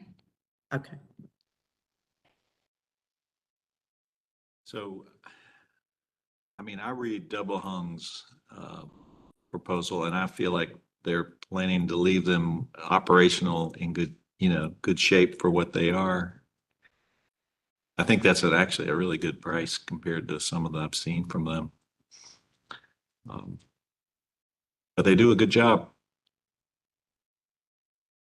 That's restoration.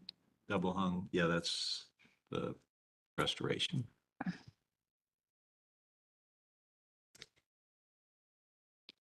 Commissioner Whitlock, do you think that that is an accurate estimate? Like, I see you see that one, but she's saying it'll be, double that for the other I mean, item. I'm sure they will need to be painted. But the Just to- Ducker windows have to be painted. That too. was my next question. So I don't know that that's an issue. And if there's some rotten wood that on the, they're taking care of those 5 sills.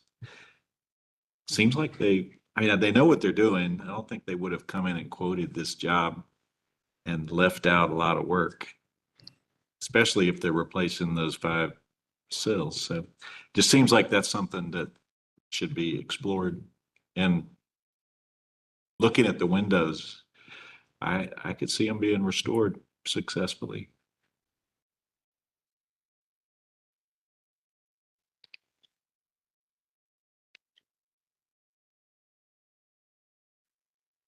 Any other comments?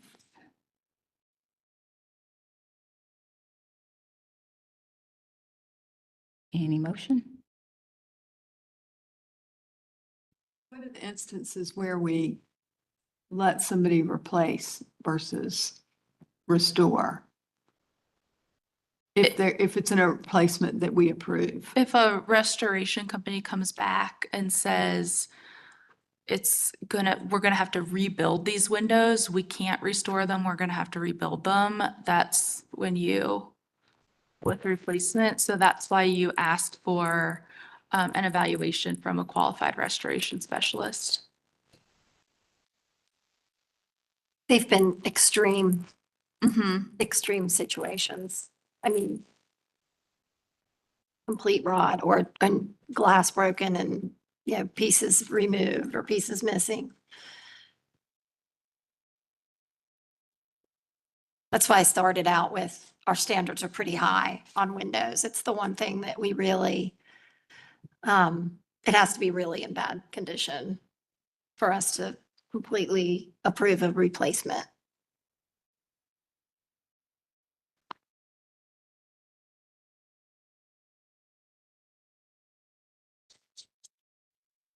All right, so it sounds like we believe these could be restored or that the restoration company believes these could be restored.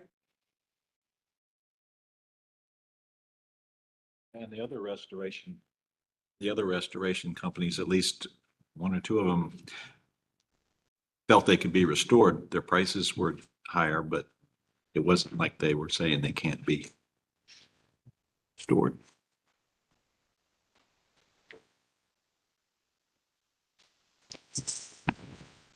Okay, I'll make a motion.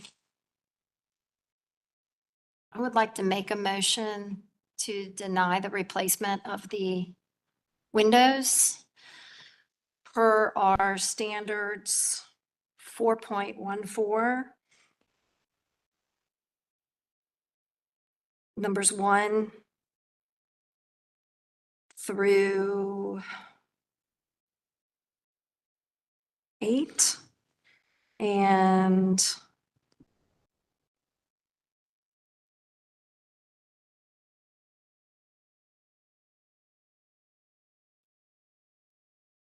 twelve, 13, 14,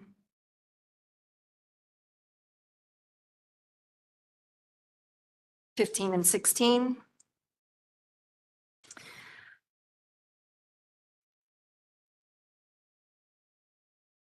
Throw in Secretary of Interior. Secretary of Interior Yes. standards. First, Secretary of Interior Standards 2.5. Number 1, 2, 5, 6, Numbers 1, 2, 5, and 6. Thank you.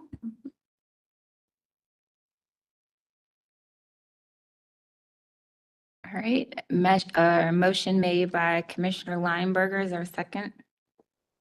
Second. Seconded by Commissioner Whitlock. Any discussion? Okay, take a vote. Commissioner Lineberger? Yes. Commissioner Sowash?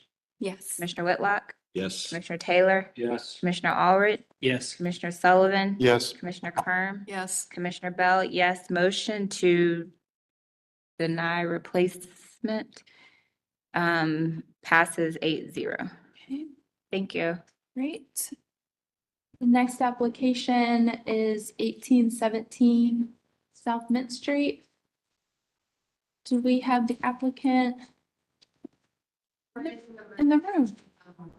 I thought Ashley might be joining us.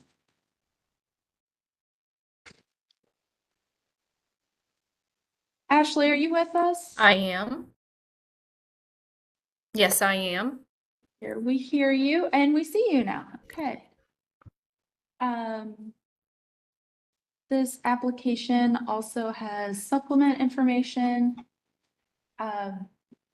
Just as full disclosure, the applicant provided the supplement information on slide 28 and 29. 28, and then to help the commission, I added the old streetscape on 29, and then a comparison slide between the approved project in 2022 and the as-built project streetscape. And then also we had these on hand too, that of the other houses on the street. With that, I'm going to turn it over to Elizabeth to talk about the project.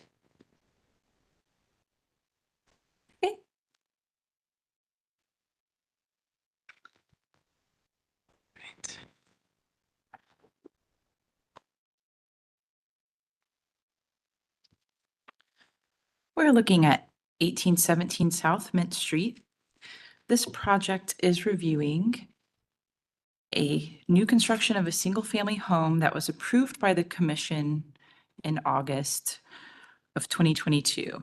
And staff conducted a final inspection for this project in March of this year and found that the constructed project had deviated from the COA. The design changes in the constructed project are unable to be approved by staff, so the project is coming back before the commission for review.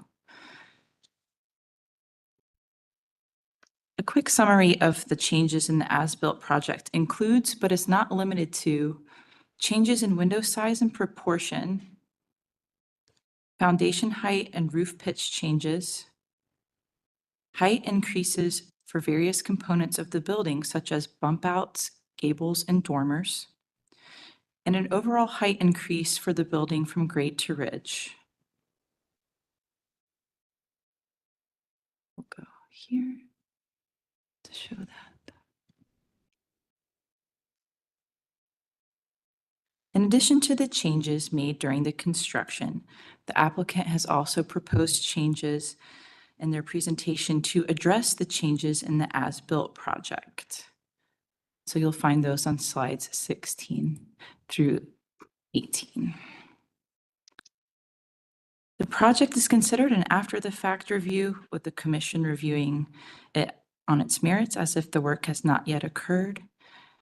And Troy, have you been sworn in? Okay, yeah, great, that works. And Ashley, you've been sworn in? Yes. Okay, Troy, you can state your name and address for the court reporter and let me know what slide you want to. Ashley, were you sworn in? She said, yeah. You guys didn't hear me. It was during the last one. Okay, perfect. Thank you. Thank you.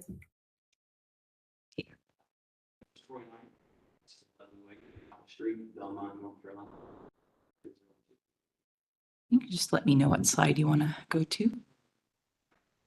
So I'm just going to give a brief background on the applicant, general contractor, realtor for the home, which could be here tonight. We purchased the property over a year and a half ago. Originally, we were going to do a duplex. We spoke with staff about requirements, went through the historic design standards. ultimately determined that it'd be faster to just build a home that had already been approved. So we were able to get those blueprints from staff for that. Now we constructed that home. In doing so, we did have some changes at the time. We didn't think much of it. We built in a historic district before, but they don't put as much detail and thought into their standards as you all do. And so we made some mistakes, and we're hoping that our proposed changes, we can overcome those and get a product that you all are comfortable with being in the neighborhood. We finished the home back in March, and I don't know what happened, but somehow the historic district committee or staff inadvertently approved our final build and released the CO. We were able to get CO, and then found out about a month later that we had not had a review of the home. And so that's when we brought back our architect who drew the house originally, had her draw our existing proposed and things like that. Did bring an extra document that came up to last minute. All it does is substantiate one claim that I have. The engineer designed the floor system to be over twice as high as what was drawn originally. How many copies did you bring? Okay, we'll have the attorneys review it. It just JT, shows can you the have it? details littered throughout the whole house, and the biggest one being 24 inches, and most of them being 16 inches, which contributes to the overall height increase out of the house. Some of the staff notes. Hold on just a second. Jill, do you have any questions? No? Okay. They'll be entered as applicants exhibit. Jill, what are we entering this as? What is the last? Was it applicants exhibit 1? Call it A because I'm not sure how his presentations or exhibits are. Okay. Okay, so this is applicants exhibit A. All right, go ahead. Sorry. And then I want to address some of the staff notes that are on page 1. It says the windows changed in size. I think those are just basic window manufactured by an inch or 2. Here and here, the only substantial change in window was shown, staff noted on the front elevation. The window is drawn as a 32 by 54, but the window schedule on the blueprints at the COA, the schedule actually showed 28 by 54. That was an oversight. Our foundation is lower than the original COA, and I think we can possibly drop the left side a little bit. We have a lot of drainage concerns. It's not a bowl. When we first did, we brought in a lot of dirt to try to raise it up, and ultimately the foundation as high as we originally intended to because of the drainage issues we have. As the document pointed out, as we're drawing a 2x10 ceiling, the engineer specified 20-inch trusses throughout, going up to all the way to 24 inches over the living room, causing the increase of the height. On the front elevation, there was some nuances with the pictures taken from that. It shows that the bump outs is missing, but it's not. The ridge heights said that was incorrect. But again, it's just the angle of the picture, so it's kind of hidden. We've got some of those issues, but I do want to actually our architect to go over those changes. Hopefully between that and some notes and comments from staff, we can get a game plan together to bring this into compliance.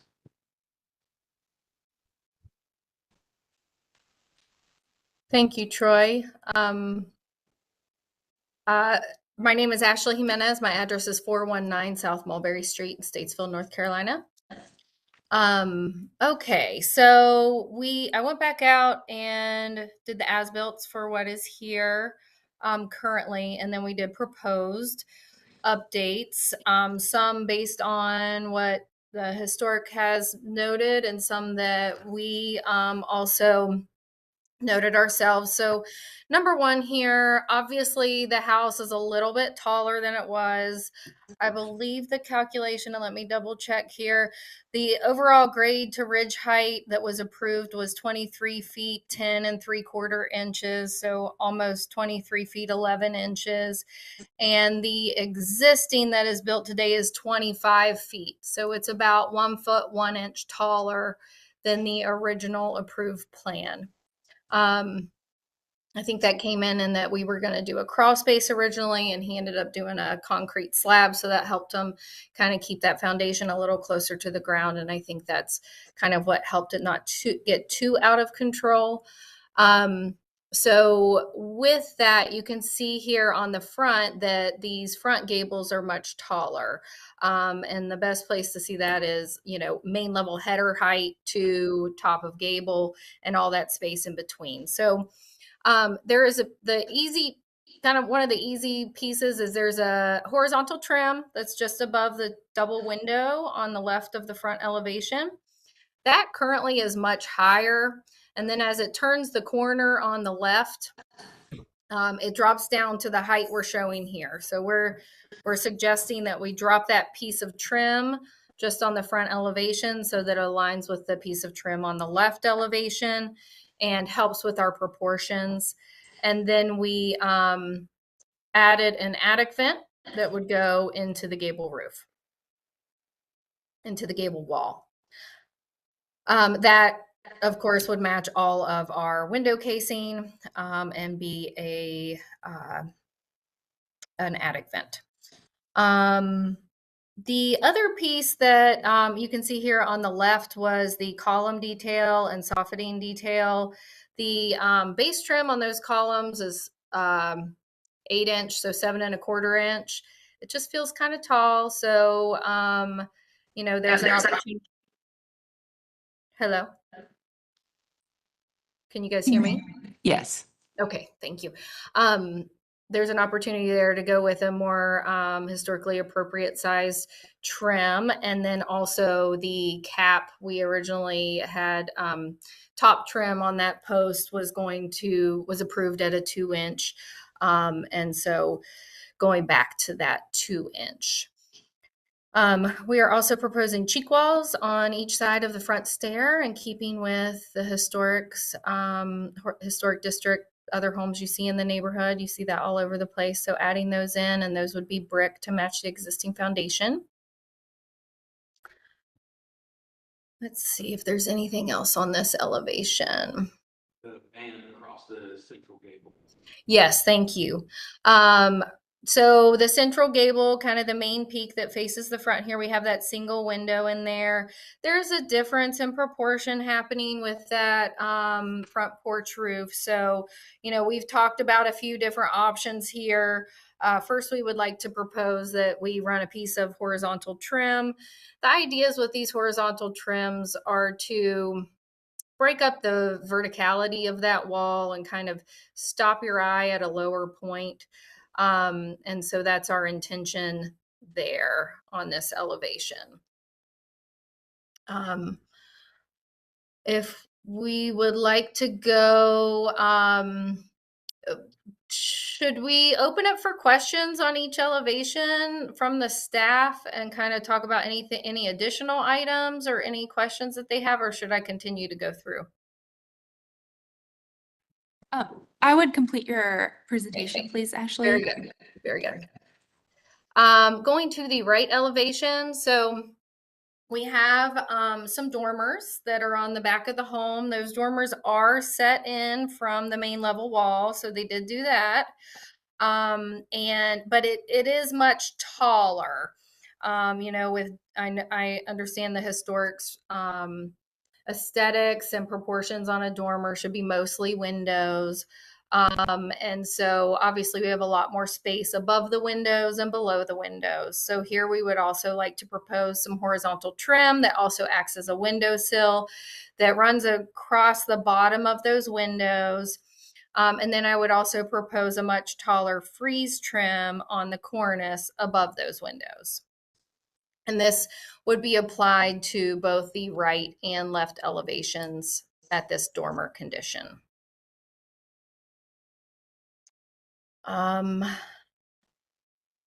We can see the cheek wall on that elevation a little bit. Okay. We can go to the left elevation, same detail there with the dormers. On the by the side entry door right now, there's the horizontal trim that I referenced earlier that's coming across the entire right side of this left elevation we're looking at. And then there's a small gap of siding and then the kind of head casing for our transition to our porch ceiling. And there's just a little bit of a weird piece happening there. We were going to propose to fill that in with one piece of trim to mimic the rest of the casing on the house. And then the rear elevation does not have any proposed changes currently. It does face out of district. I don't know if that has any bearing, but it does face out of district. And you can see some of the detailing with that dormer trim detail on the elevations and the gable vent. And I believe that is all of the proposed changes. Okay, and we do have a caller online. If you're calling for 1817 South Mint, can you state your name?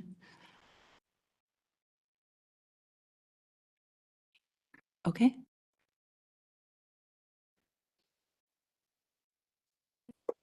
Sorry, yes, Justin Bell. My home is at 1829 South Mint Street, which abuts my backyard abuts 1817's backyard. Okay, Justin, and have you been sworn in? No, I haven't. Okay. And hold on, I can maybe get on picture. Hold on. We can swear you in. If you can, if anybody else in the audience or online has not been sworn in, please raise your right hand and respond "I do" to the following question. Do you affirm that the testimony and information that you are about to give is the truth and nothing but the truth? Yes. Thank you. You can go ahead, Justin, with your comments. Okay, so first off, I'd like to thank the Historic Board. I know we've spoken many times, and I know that you guys have a tough job. And so I just wanted to first off say thank you for everything you do, and it is appreciated. So secondly, though, I guess this is for all parties.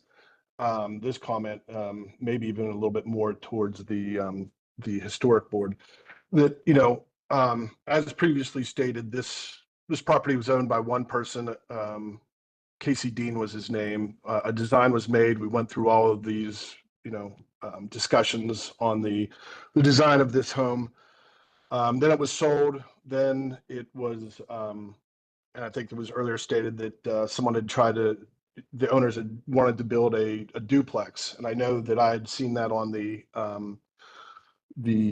permits, that a duplex, and I reached out at that time to the Historic Board and said, hey, look, there's a historic, there's a duplex being here. And I know pretty sure that they're not allowed in the historic, or they have to get approval, but that's what's there. And then being out of the loop, then I saw that it got changed, and it got changed back to this, the original design. So I guess, my comment for that is, there should be, if there isn't already a procedure, there should be a procedure for homes that when the owner changes hands or the design changes hands, that there has to be another meeting. Because, I think the contractor said that, there were some mistakes made because they didn't understand the Charlotte Historic Board's requirements versus other places that they've built homes. And, that's kind of more of a forgiveness than permission kind of scenario. And it is what it is. The home is built, but that could solve a lot of problems right there. That have this discussion, say, no, you can't do this, no, you can't do that, and things like that. And I also know that during the original one, this you know, there was a request to make it even, I think, taller than the 25 feet that it is now. And there were, you know, it went through all the procedures and said, no, you know, it has to be like this, this, and this. And then it was stated here that, you know, that it's basically a foot and an inch taller, which, you know, technically isn't true because this was supposed to be built, you know, on footers. And so you gained a couple feet by making it shorter. So we had these discussions. These were discussions that were had that no, it can't be a slab on grade. And then speaking of the slab on grade, I live right next door to it. I don't recall a slab being poured for the whole house. I know that the footers were poured, but am I wrong that was this slab on grade? It's not a slab on grade, it's a stem wall slab. So you basically build a brick perimeter all the way around, fill it in with gravel and pour slab on top of that. Right. Okay, well, so the point of being that this was originally designed to have a crawl space, you know, that partially was there and chosen not to, and it made the house taller. And I understand who doesn't want, you know, taller house. I get all these, I get it from all sides. But I guess my point is that had this been discussed a second time, this was discussed the first time that can't happen. So, you know, a lot of these things, you know, again, as I said it before, that this is permission, or I'm sorry, this is asking for forgiveness instead of permission. And the permission was given, and the drawings were given, and the drawings were given twice, and they were, I'm not saying they were ignored, I'm not pointing fingers, but I'm just saying that if it's good for the goose, it's good for the gander. I have to go through all these things for things that I want done with my house, for my fence and things like this. But then this can be built and it's just more of a forgiveness kind of thing. And I find fault at that on all parties.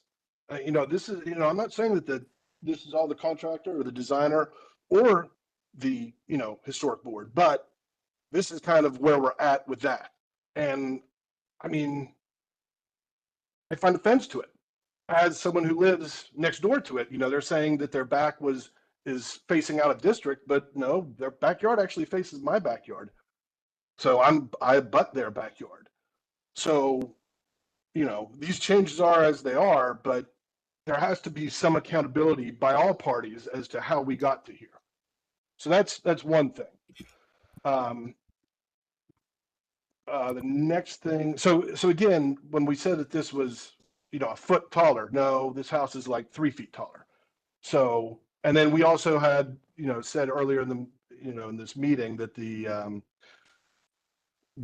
shape versus all the houses next to it has been, you know, updated and thing to show how it really is and how it really was. So, I mean, we went through this 3 years ago, and now we're doing it again, and it's frustrating. You already spoke about the windows.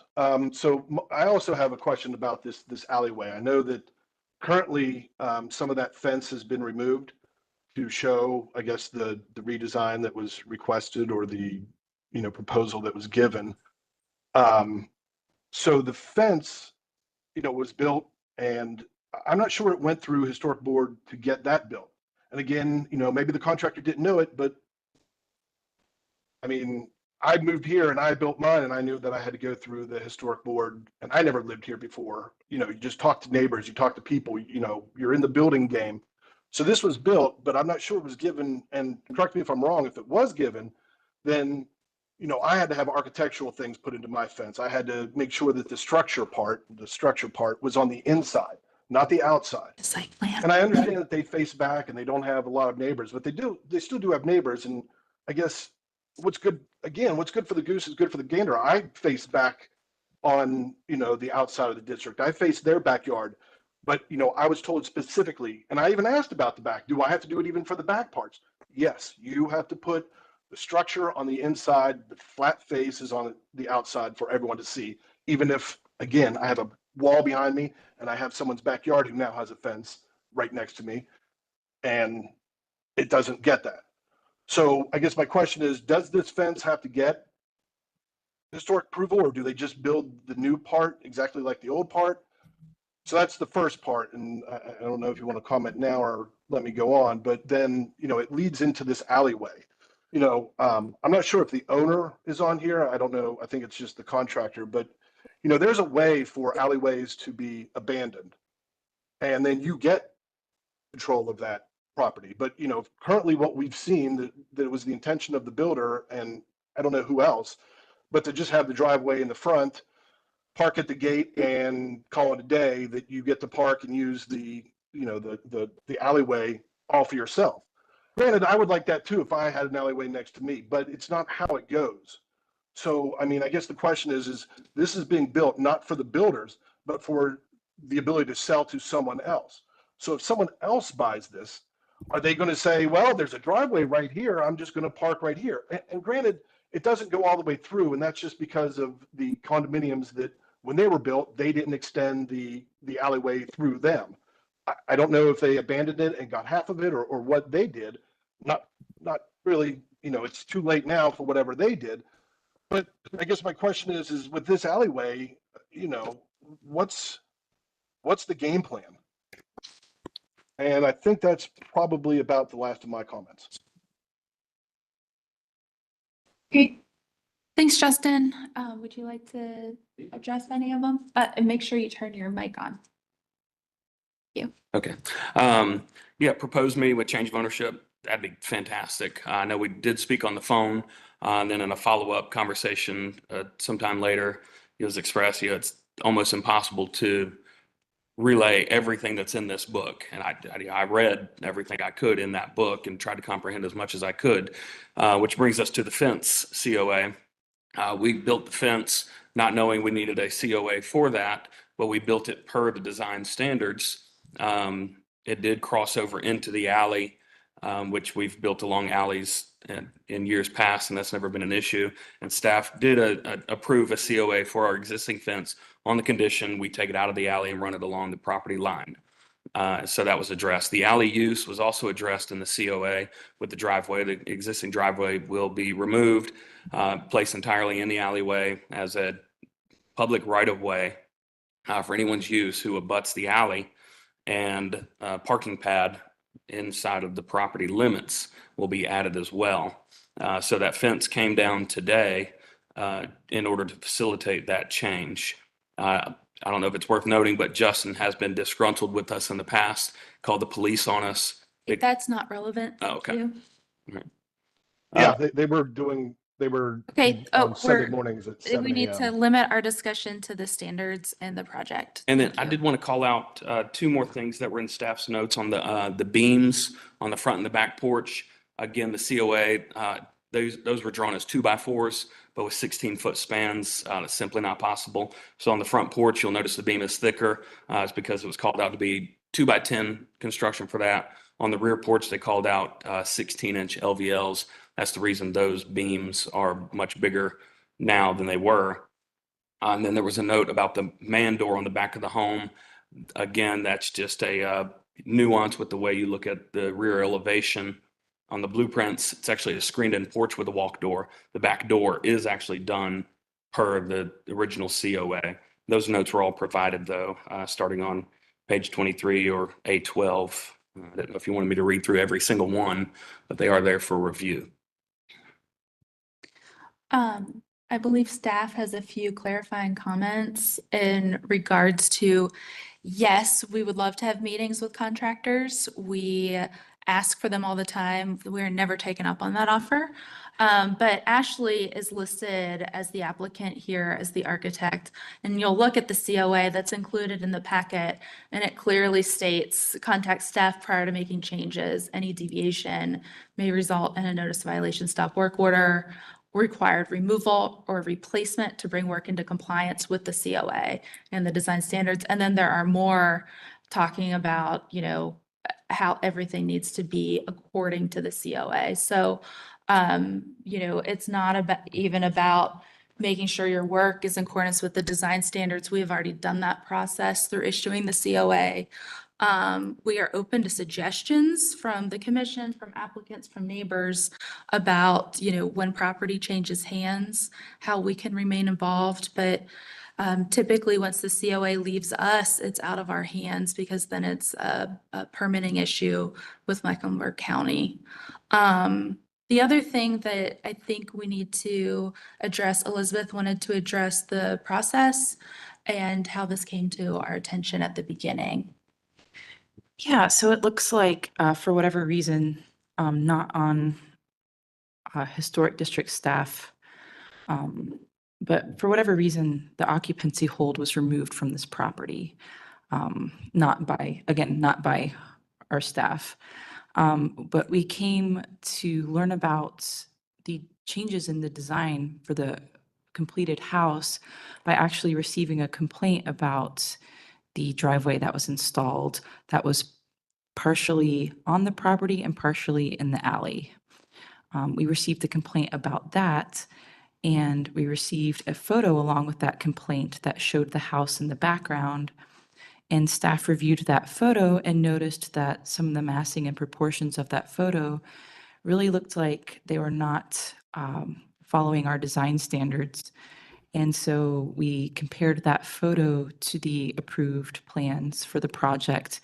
And that's when we discovered that there were changes made in the completed project versus what was approved. And then we investigated deeper to see, well, was there ever a final inspection, for this new construction? That's when we discovered that for whatever reason, an error, that the permit hold was removed, and that is how the contractor was able to get the CO without getting the historic district final inspection completed. Unfortunately, I can't speak as to what happened with that error.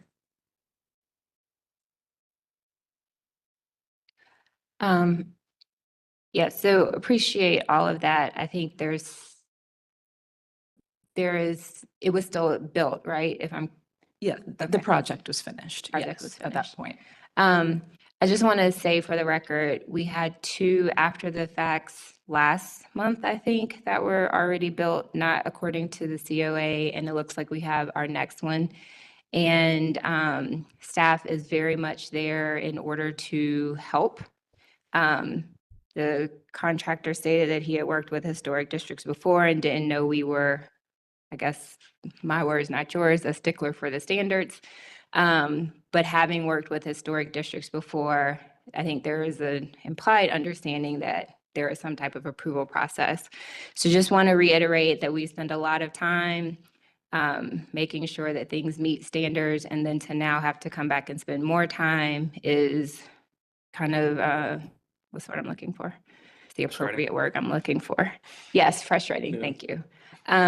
We're very apologetic. We did not know that there was an after review or anything like that. And so now we're hoping with the proposed changes, we can get it into compliance of what you would have approved in the beginning. Yep, understand all of that. And I was just, to anybody that's listening, the staff is very available to help. The COA states exactly what needs to happen. And so I would encourage you to just be diligent in what needs to be done and when changes come up that need to happen.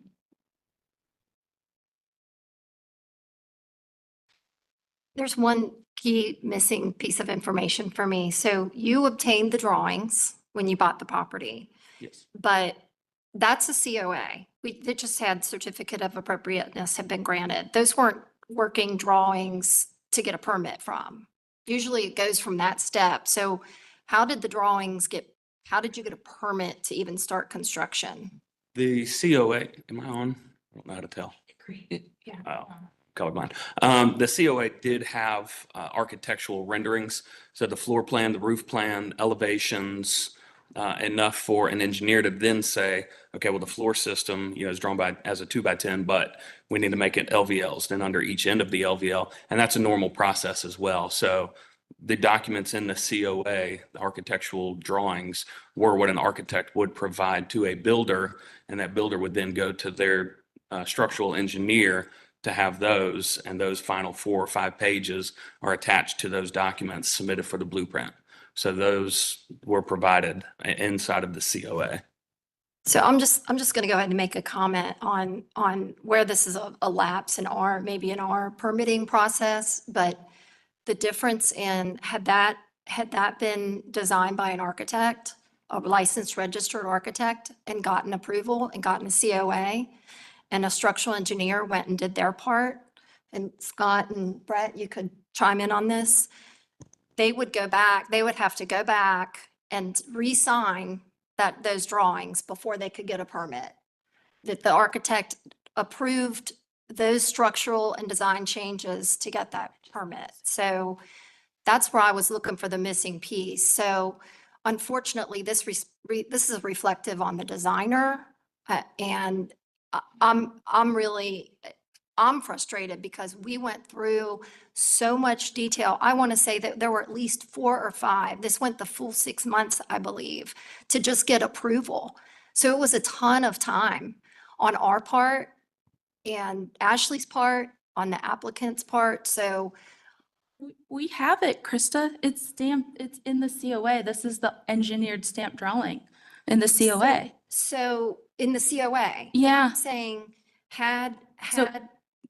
Yeah, no, you're right. You're 100% right. So we were under the impression we had the engineered drawings that we approved the COA from. May I speak? Mm-hmm.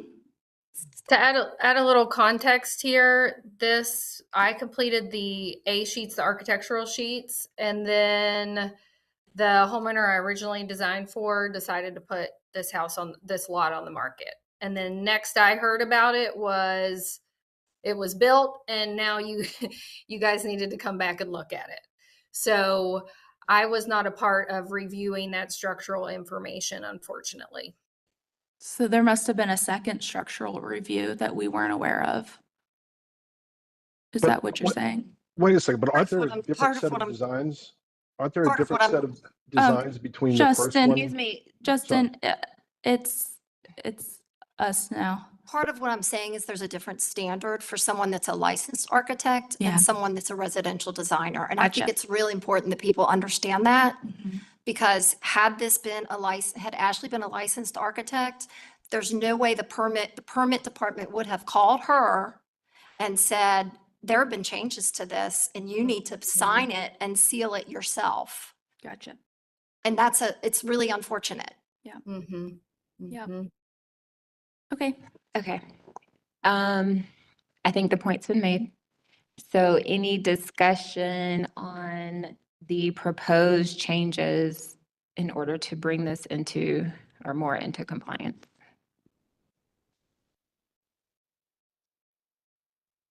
Or questions for the applicants we're still open. I just want to ask it's still open. Yeah, yes. I mean, you only addressed really a fraction of some of the things in your proposal. So why should we consider another COA on this? Okay, just to be clear, you're saying I only addressed a little bit on, for instance, page 1 and 2, or on the pictures with all the. Overall, I mean, just look at that right there, and you saw that there was a question about the rhythm of the windows, and look how different the approved elevation is from the existing, and the rhythm was messed up. And you didn't address that. And that's just one of many. Are you saying the rhythm? Mhm. Okay. You got that little window stuck right out in the middle of all that sea of siding, where it wasn't that gable fit nicely. Mm-hmm.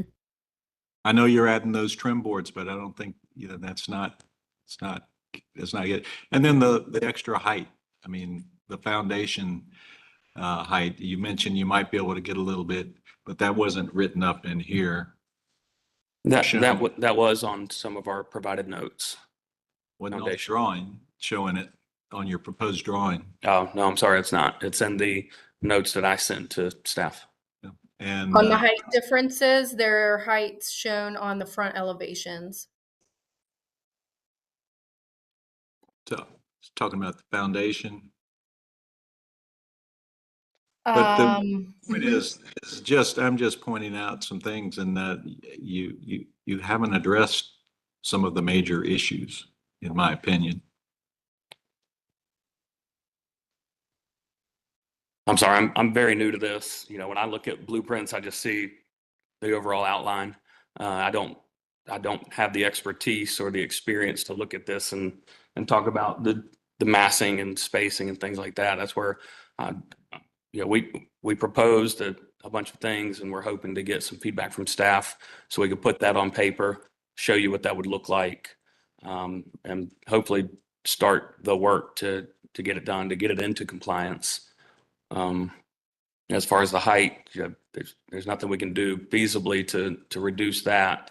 But we're definitely happy to make trim changes, siding changes, window changes, things like that. Well, as a contractor, I know that if I agree to build a house from somebody and they give me plans and I build it and I don't build it right, or I build it, somehow different, that I'm liable to make that right. Mm-hmm. Doesn't matter if I was ignorant or not, I'm liable.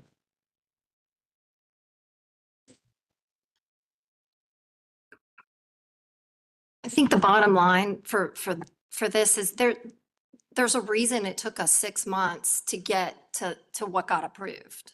We would never approve that elevation. And I mean, I'm not going to approve it now for sure. I mean, we would never do that. And there's a reason, again, it took us 6 months to get there. And I don't know where the precedent, to me, if we let any of this go, I mean, the precedent is set that, okay, so go ahead and do what you want in the historic district and just come back and ask for forgiveness. That is not how we operate. And why are we here if that is? Krista, do you want to elaborate a little more on the issues? Krista? Well, that it's just completely out of scale. I mean, that gable is so much higher than it was originally approved. Both gables, and the window, just the single window there. I mean, there's a huge, just like Commissioner Whitlock said, just like on the side elevation, there's a sea of siding with, little window. Yeah, that one. I mean, that fenestration, that looks appropriate. What we approved was appropriate.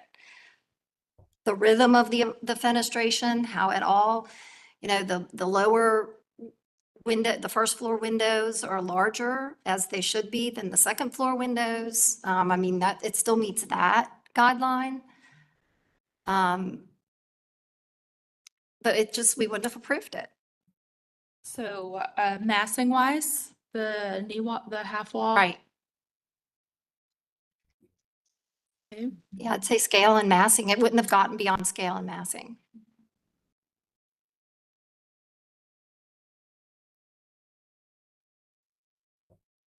Same with those dormers, the shed, the scale of that. And the gable. Okay. Different roof pitch, and totally different roof pitch from what we approved. Here are the Zott wells. Do you have any commentary there? The top is the approval, the bottom is as built. I think that's where it's blatantly obvious. I mean, it took us a lot. Again, I remember distinctly how much we struggled over this height increase, and we allowed it. And so this is a case where we were pushed and pushed and pushed, and we caved finally to that height increase. And now it's even higher.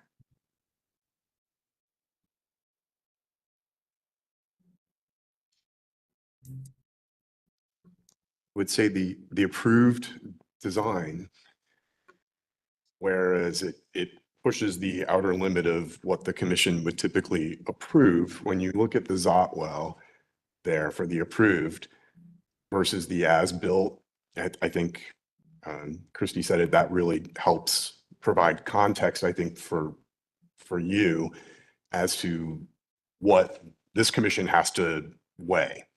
And we have to look at what is being proposed as if it was not built. And we have to apply the same standards.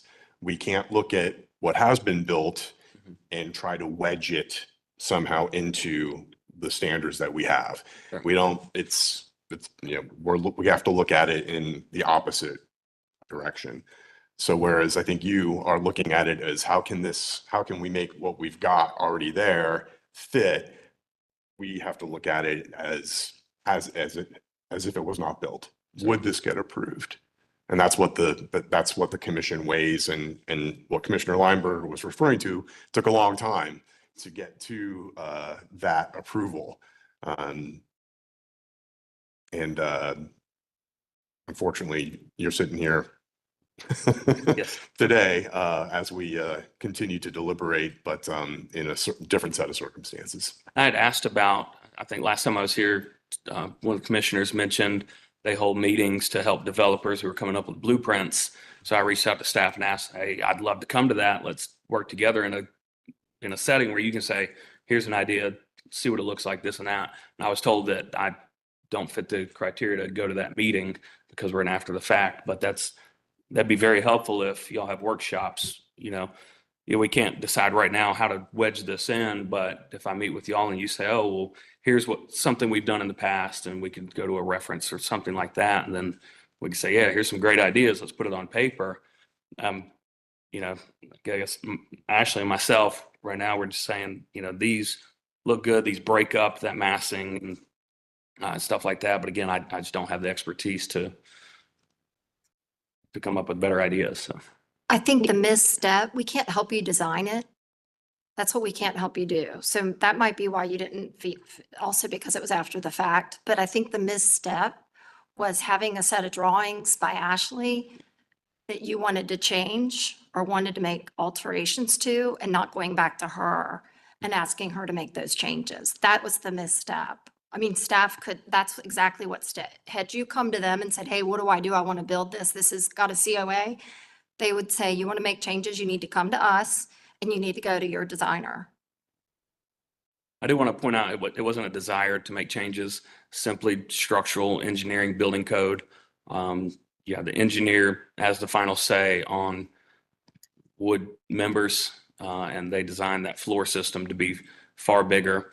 Same with the beams on the front and the back. And so it wasn't a desire. We did reach out to staff, asked about the brick color. They said no to one. We came back with just a true red, and they said absolutely. We went to them for the siding paint color, but they said they don't, I think it was, they don't really monitor that, but it needs to be an earthy tone or something like that, to that effect. So we did go to them, and we asked about the windows, because, just different manufacturer was a huge cost savings, but as far as the overall height and the massing and fenestration, that was not a desire to change. It was simply out of the structural demands from our engineer. So the difference in the footing in the site, like change the ridge line and the dormers and all of that, like that? The change for the dormers on the side, I believe that came from raising. So if you'd have walked into those rooms as drawn, at the edge wall would have been at 7 feet tall instead of full height. And so those were raised by the framers. And again, it was one of those things we did not know that there's an after review. We didn't know how strict this was going to be, but we thought raising it, a foot wasn't going to, be a major setback for our project. But it was simply so that, you don't feel closed in as you walk in the bedrooms. So again, a structural engineer, once a project is engineered, that affects the architecture.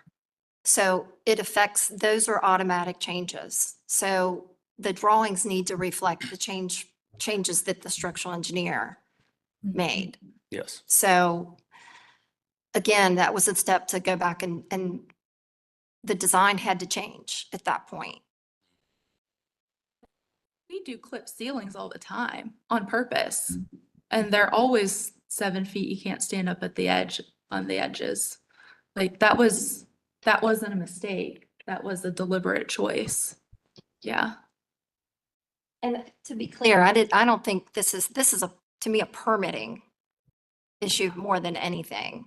Well, he said they decided on site to raise the walls. Yeah. No, I don't mean not. It's oversight by the builder, and it's an engineer that didn't pay attention, should have been checked. It's both. It's a framer that didn't have oversight, that just started framing. It's a builder that didn't check up on it. And it's an engineer that should have been checked up on and reconciled with or changed. I mean, so it's not, there's 3 or 4 things going on there. Sure. All right. Do we have any more questions or comments for the applicant?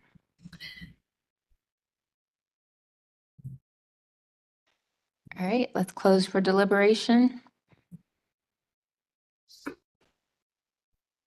I have a question. Right now, we're not concerning ourselves with the driveway removal or relocation, outdoor fireplace, rear concrete patio, rear yard parking pad or fence. We wrote a staff approval COA to either approve the things that were, okay as is, or to make changes. But those things are things that we could approve at the staff level. So that included changes to the fence, changes to the driveway, and things. So in other words, we're not. Correct. A separate COA has been issued for that, and you don't need to review it. Yeah, we worked out what we could. Yeah.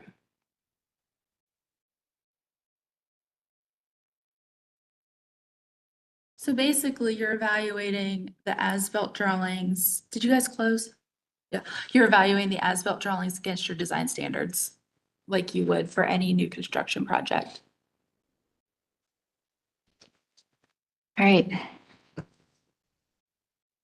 So sounds like we start at massing. That feels like what 1.5 inches taller than oh, sorry. Yes. Closer to 8 feet. Yes, sorry. Yes, more than 1.5 inches. You could say, I would recommend that you cite the height, approved height as measured from grade to ridge versus the as-built height, like give solid numbers if you're.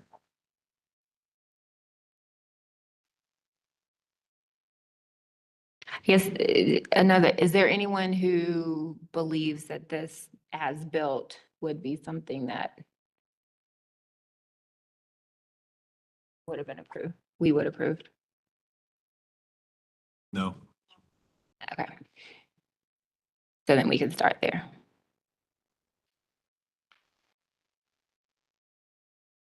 So massing too high, we will cite, I think it was 2310, 2311. And 25 is what it is, I believe. So that's height and width.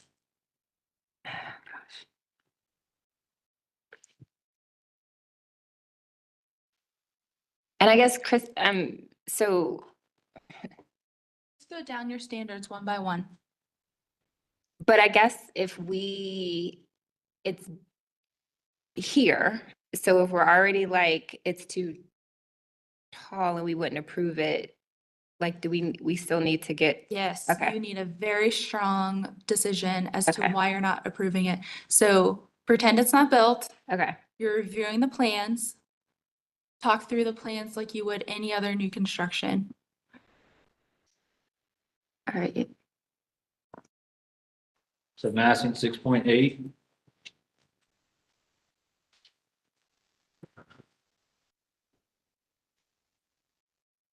Width 6.9.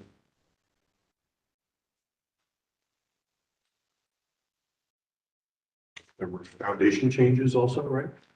Mm-hmm. So that's 6.12. And I guess as we're doing this, like the massing and the height and width, we wouldn't, it's because of the height compared to the context, correct? Use your Zotwall survey Yep. and you can talk about the proportionality and the, you can start at the bottom, the foundation, alignment, the window, eaves, bridge. Okay. And the Zotwall comparisons in the agenda supplement on slide 30. All right, so then foundation, sorry, Commissioner Sullivan, I cut you off. 6.12. Yep. I guess roof form and materials. Roof form and materials, 6.13. There were window changes from the COA as well, correct? So it's 615 and 616.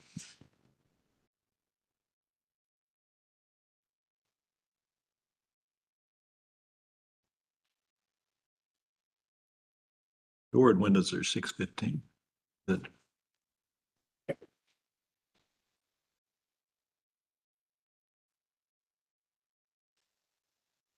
Commissioners, and as you're deliberating or crafting your motions, if you could also elaborate on why you believe it doesn't meet a particular standard such as roof form and materials, just so that that's on the record and that the applicant, can understand that as well. Thank you. Okay, so the height and width, we're talking about the 2311 versus 25. And then on the foundation, we're talking about the exposure foundation is less. Can you scroll to one of the elevations or the comparison of the elevations?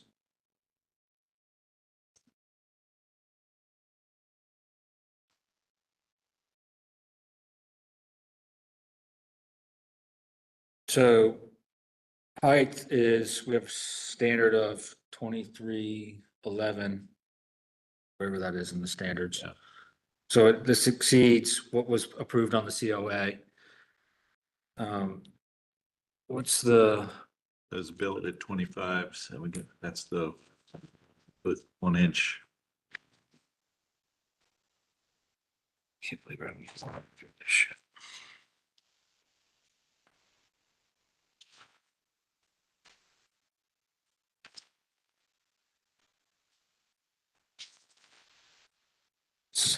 I don't know how specific we need to be, but the approved height was actually 23, 10 and 3/4. Okay.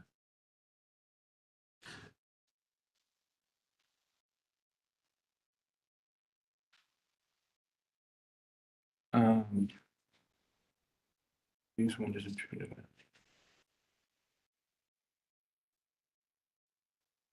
Let's see. 6.15, number 1, windows and penetrations, doors and windows, the ratio of solids and voids for windows and doors. I mean, clearly it's different, the relationship of windows to solids or penetrations to solids from the approved COA to what the as-built. It's drastically different.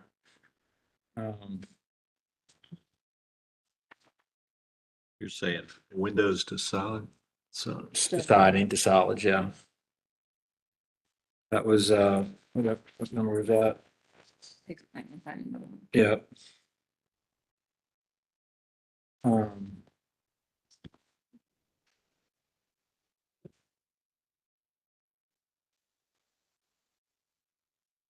So we 6 point, did we talk about roof forms and materials? 6.13, just comparing the roof pitches from the COA to the as-built are different. The massing, as was spoken earlier, the little knee wall on that side, right-hand side gable dormer is taller than what's shown. The as-built is taller than what it was on COA. The amount of, going back to windows and penetrations on the right-hand elevation, the amount of siding above and below the second floor dormer windows is more than what's on the COA. Okay, I have a request from the attorney. Instead of comparing to each other, she wants you to strictly focus on this and how what was built does or does not meet the standards. Okay, same difference. Same There's too much siding above and below the windows. Yep. The knee wall on the dormer is too big. the amount of siding in that end dormer compared to the window is too much siding. It should be a double window, or it should be a smaller gable dormer. The massing and the rhythm and of the penetrations is off compared for our standard 6.15.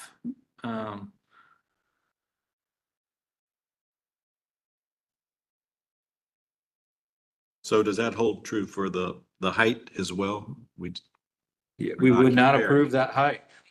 Yeah. Yes, so if you could explain, focus on the 25, why you would or would not approve the 25 in and of itself in this context, on this lot, you know, taking into consideration everything that you normally do.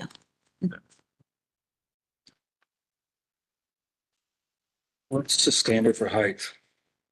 It'd be taller than the tallest historic house around it, and the standard is, I think height and width is 6.8 or 6.9. 6.8. But check me on that. And on the Zotwall survey, 22.9.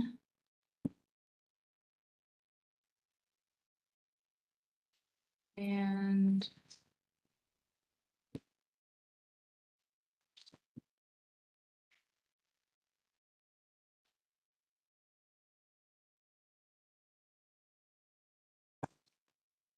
Height and width, 6.9.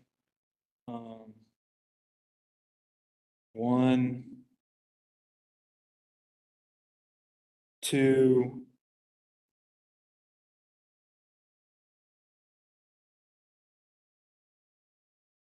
Just 1 and 2, I think. because at 25, what's the exact number? 25 feet, it is 7 feet. No. Hold on.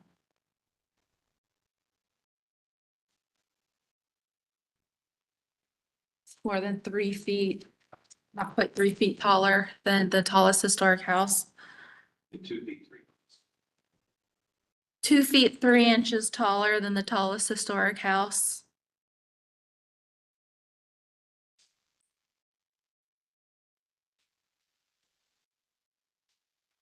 Right, when you have roof form, 6.13, number 4.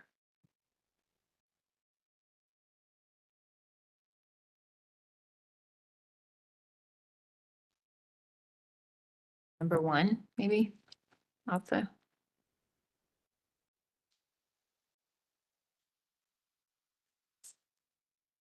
So we got massing, we have height and width, we have roof form and materials. We talked about windows and fenestration. We talked about foundation. About massing, did you talk about how, and maybe this isn't relevant, how the second floor appears more massive than the first floor? There's more wall space. You know, the eaves are right here. I can talk about it, particularly on that elevation and the front elevation of the massing of that little front bump out. The top hat mass is out of proportion compared to, I mean, it's out of proportion for everything.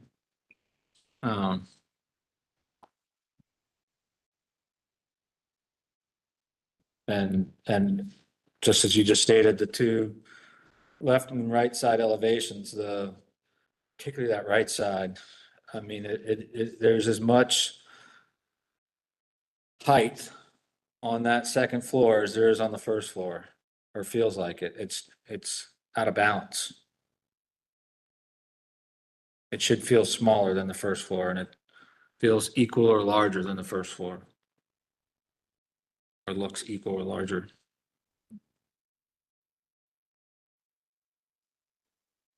Same with the rear. I mean, those shed dormers are as tall as floor to ceiling as the first floor to ceiling. That rear gable is taller than the first floor. They're almost competing. It's so severe, the difference between, we're not going to compare though, are we? It's, they're almost competing with each other. Those sheds and the shed dormers and the gable.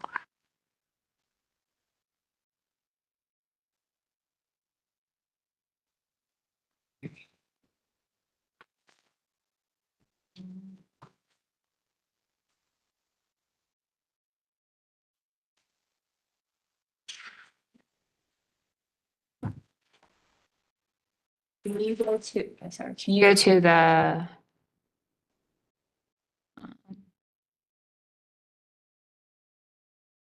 Cornices and trim? yes. Thank you. Did you guys talk about setback at all? We didn't. Is that different as well?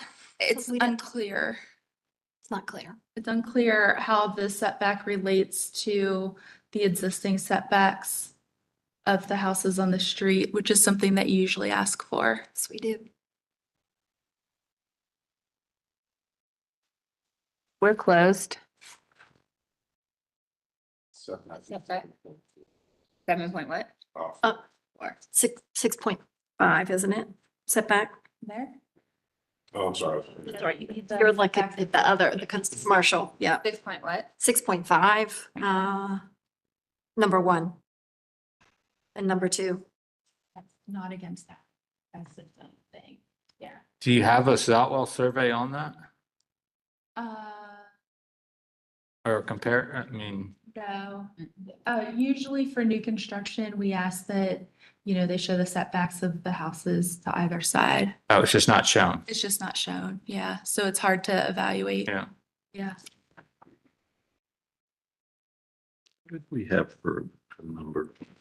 So- Foundation, what's that, like 6.12 for foundation. but did we have? I didn't see a specific number. Krista, were you about to say something about cornices and trim? You said no. No, I'm sorry. It was just, I was just adding that we had not addressed it. Gotcha. So can we add setbacks on there? Do we have that? 6.5, the applicant needs to provide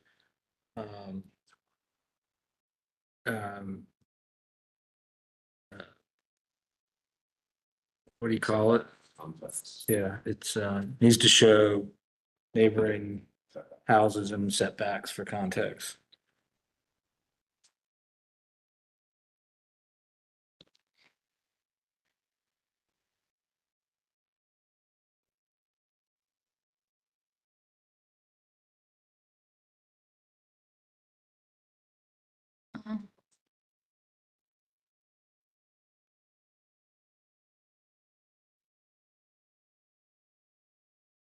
Okay. Anything else? I think I can. What is the exterior trim and those windows look like they might be done right?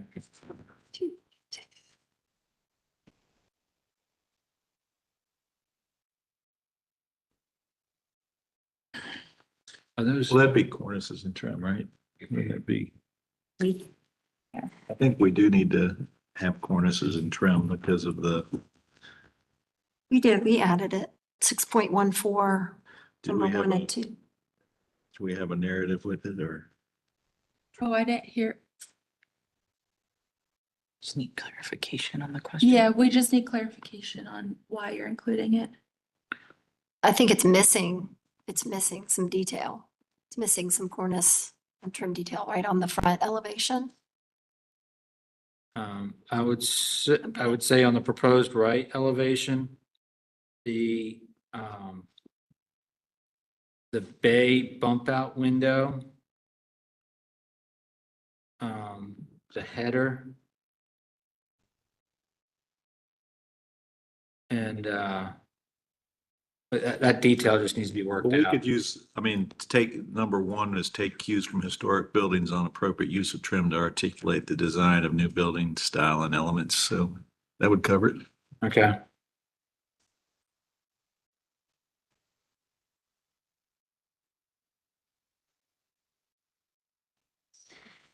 So I'm just gonna go, I've got massing.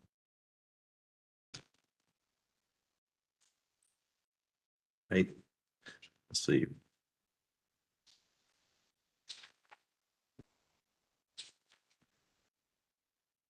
We have the height and width, 6.9, the height in relation to neighboring homes. This one's 2.3 inches taller than the closest historic home. Foundation, 6.12-1, foundation exposure. Then we have roof form 6.13, 1 and 4.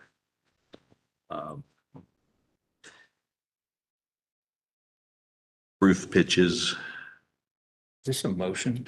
No, I'm just kind of going over the list that we've got.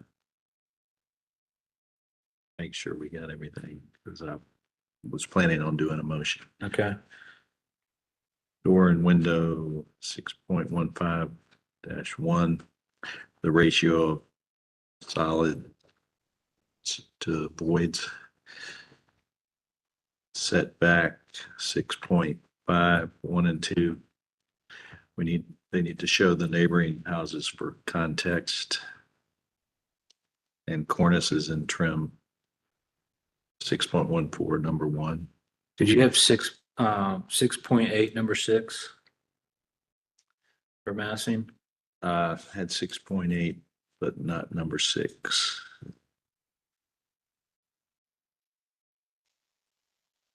Yeah, And did your setback? yeah, had setback. I do want to make an observation just for everyone. The approved setback was the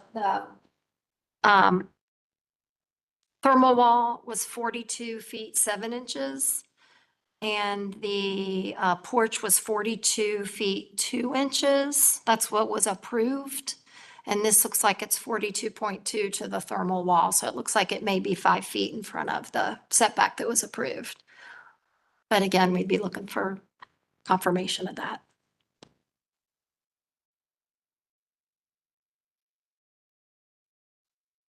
And you're also comparing to existing. Yes. Yeah. Yes.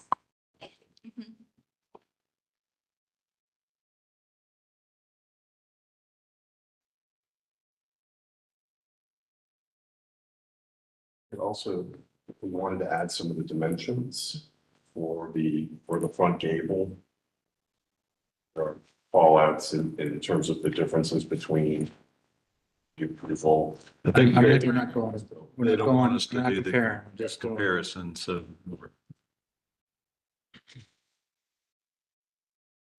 So. Go for it. Okay. I move that we continue this application. Was this the last? No. Okay. All right. Well, I'm more than happy to do that. So, okay. I move that we deny this application for the following reasons.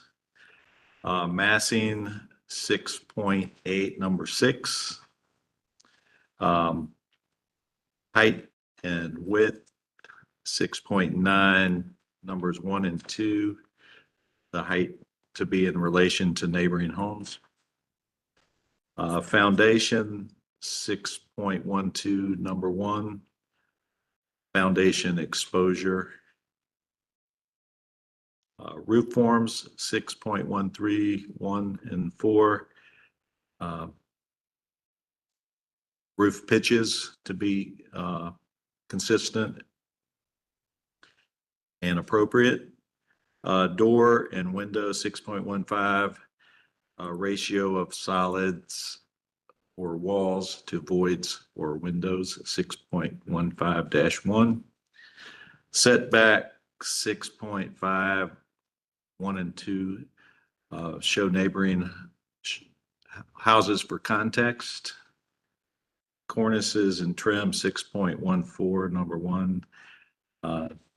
Take cues from historic buildings on appropriateness of trim to articulate the design. Hey, and you had a lot of good discussion about why you were setting those standards. Could you add that into your motion as facts to support? And you guys can work as a group, so. Height, So height was 3 feet, I think, taller than the closest. 2 feet, 2.3. 2.3 feet Two, taller yeah, than the closest historic home. yes.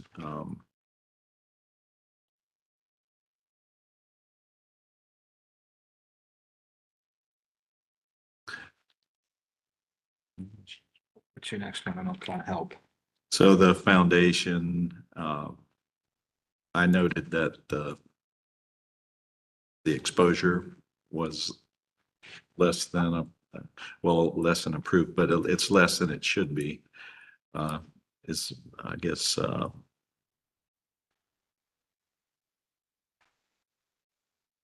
see, that's 6.12. 6.13. Number 1.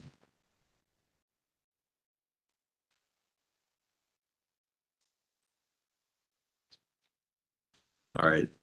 There it says relate the height of the new foundation to the height of foundations on historic homes.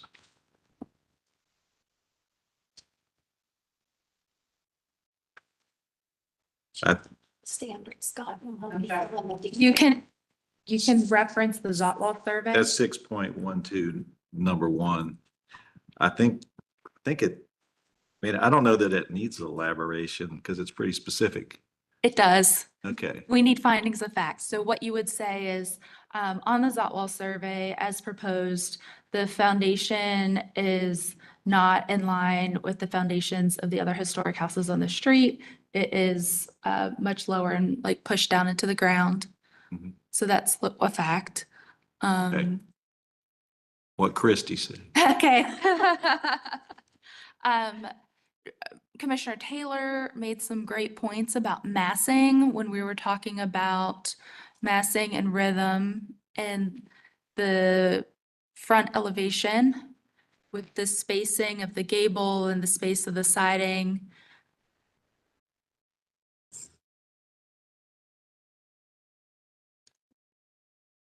Could add what The fact. If you want to just state it again.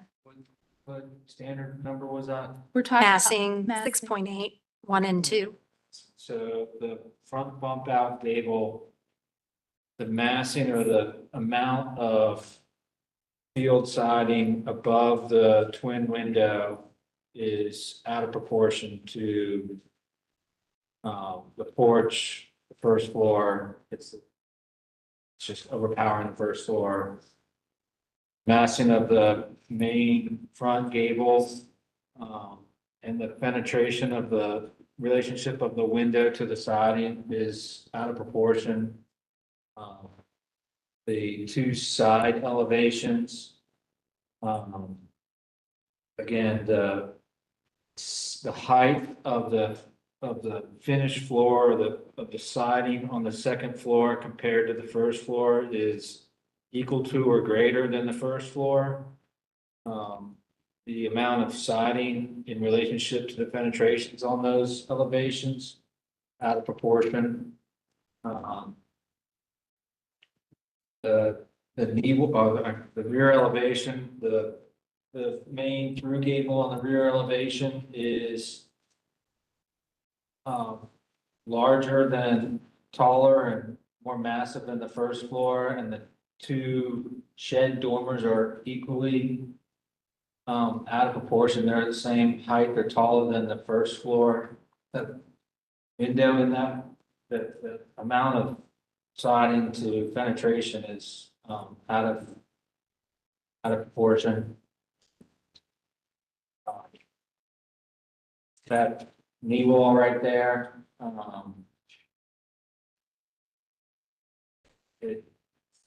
it's, the scale's whacked on, or scale's inappropriate on that.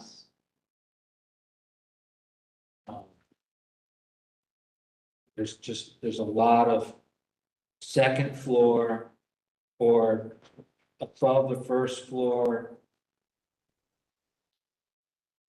ceiling height that is competing, is too tall or too wide or too massive compared to the first floor.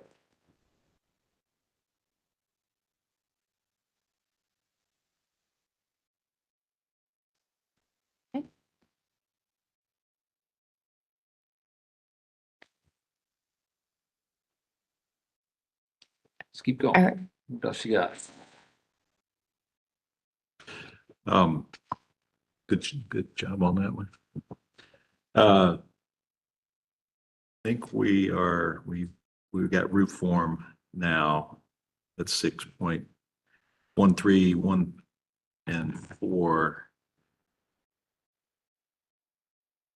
And that, I think we had the pitch on that rear gable was not consistent with the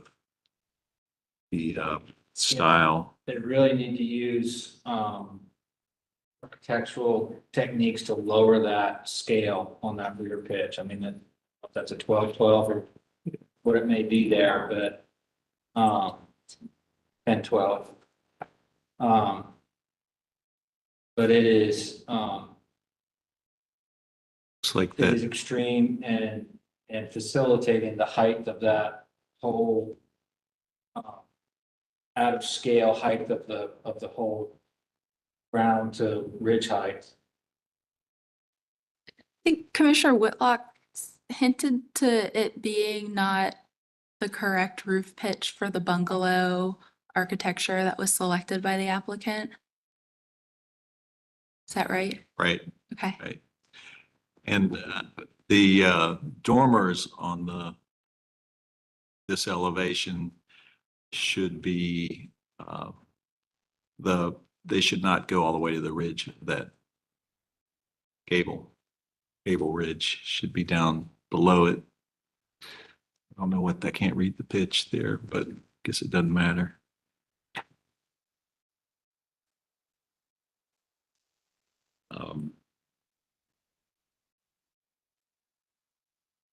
We talked about it.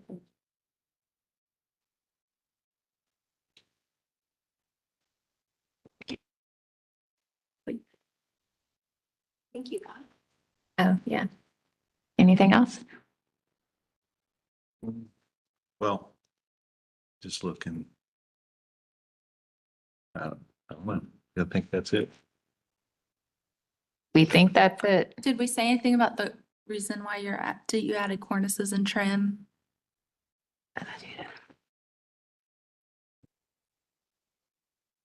Well, I just put down what's the standard says, as far as specifics.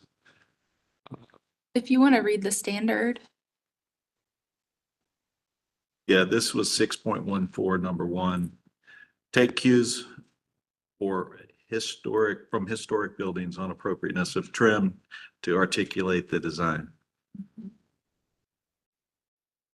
And so for the bungalow language, you need some adjustments for the trim and the design of the cornices. Especially, I think you talked about this triple window over here. Yeah, I think The triple window Here. bump out. Triple window bump out needs to be restudied on the trim detail on the right elevation. I think we also have the beams at the porches are The front. not correct.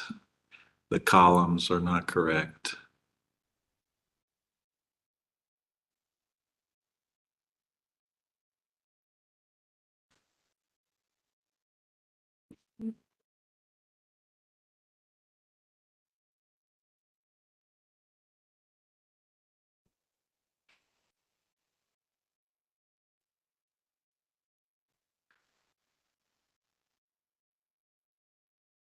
Does anyone remember if we were, can you go to one of the elevation that shows the door that they're saying was covered up by a screen door in the drawing? No, the door that was not the two-panel door, but the other one, the more was it was a side entrance maybe. Oh, was it the side entrance? Was it this? Yeah, was that door ever approved? Because the elevation showed a two-panel door, and they're saying now that, in their notes, that that was a screen door. And the door, Well, I think the question's more, does this door match the design of the architecture? I don't, yeah, that's my point. I don't think it does. Didn't believe that one was approved initially. Okay, so I think there's a door detail on. 12 and 13.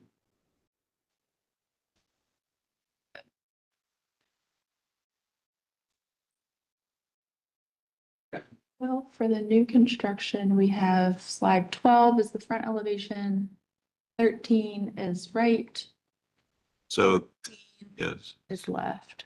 okay, So so it was there. does the door, I think your point is that the design of the door doesn't match the house because Yeah, the house has the 6/1 lights. yes, Okay. yeah.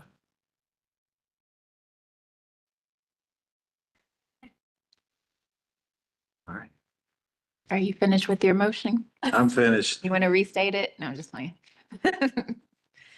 Okay, we have a motion made by Commissioner Whitlock, seconded by Second.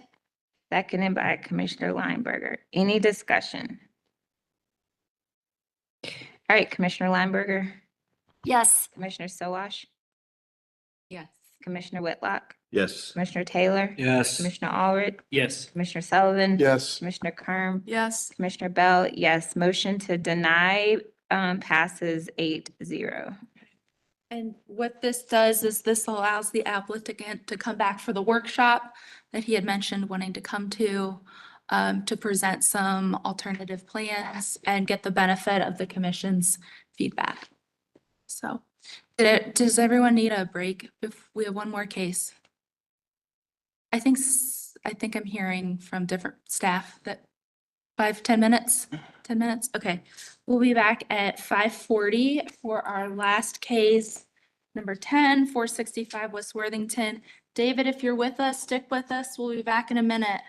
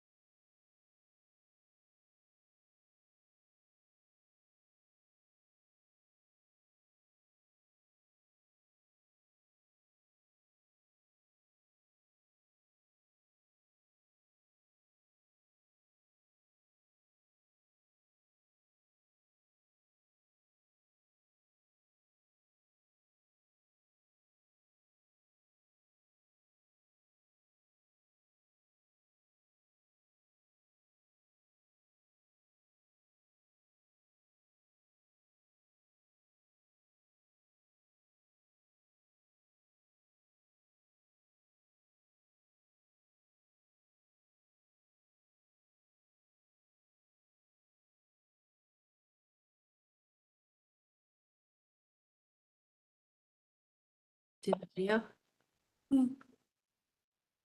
Hello, and welcome back to the Historic District Commission meeting on August 13th. It is 5:41. We are looking for David Wales. David, are you with us? Yes, I'm here. Mark too? Okay, David, we're getting feedback from you. Yeah, hold on 1 second.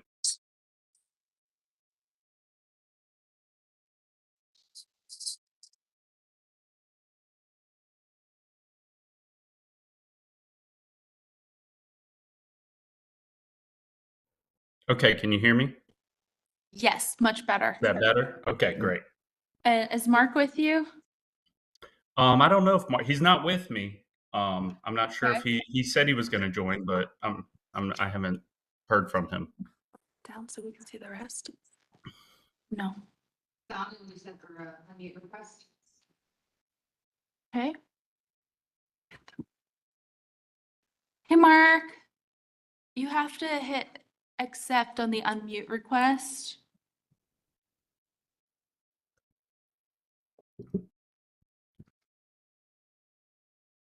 While you're working on that, David, have you been sworn in? I have. Oh, okay. Well, Mark, please pay attention as we try to swear you in while you work on getting your volume to work. Will you swear Mark in, please? I thought he said he had. That's David. Oh, sorry. Please raise your right hand and respond, I do, to the following question. Do you affirm that the testimony and information that you are about to give is the truth and nothing but the truth? We'll ask him if he said yes when we get him unmuted. Okay, Elizabeth, take it away. Right, this project is at 465 West Worthington Avenue. And we are looking at a new construction of an ADU that was approved by the Commission in December of 2021, with design changes approved by the Commission in December of 2022. Staff conducted a final inspection for this project in January of this year and found the constructed project had deviated from the approved plans. The design changes in the constructed project are unable to be approved by staff, so the project is coming back before the Commission for review. A summary of changes in the as-built project include changes in foundation wall height, front stoop changes, a change in window light pattern on the front elevation, changes in roof form, and trim details. This project is considered an after-the-fact review, with the Commission reviewing the project on its merits as if work has not yet occurred.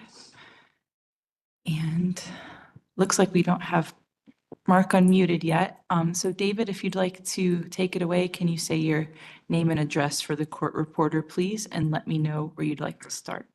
My name is David Wales. I was the architect on the project, and my address is 400 Roselawn Place, Charlotte, North Carolina, 28211.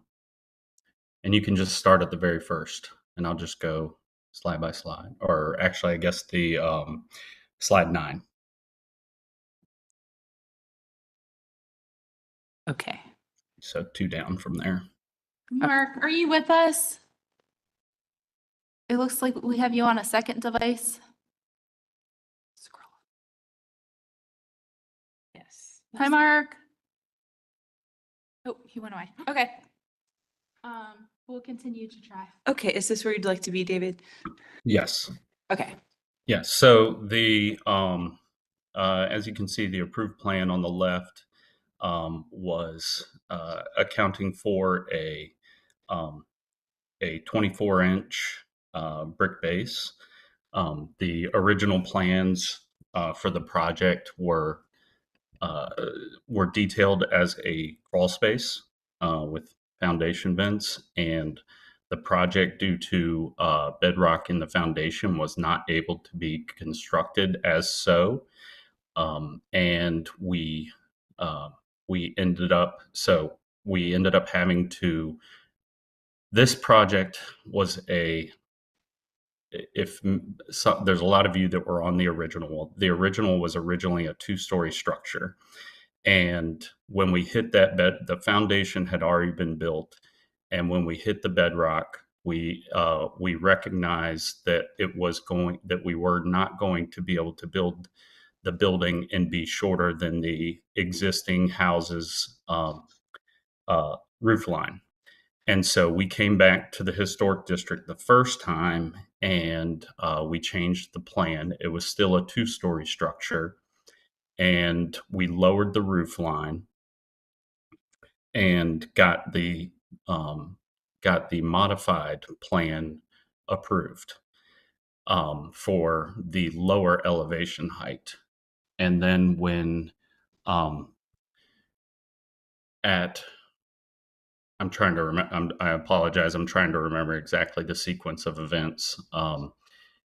Or when we were coming back to have, or the second one was never approved. There was at that point, it was going to be a minor approval or a minor modification to the original plans. And so we were going to change the roof pitch to lower it.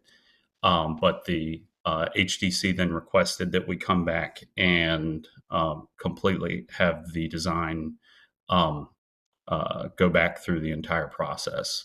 So at that time, we decided to make it a 1-story structure and redesigned it and went through the full approval process and designed the plan that you see before you based on the redesign was based on the foundation of the original 2-story plan. But we had already cut down the foundation in order to make the plan work with the original design. So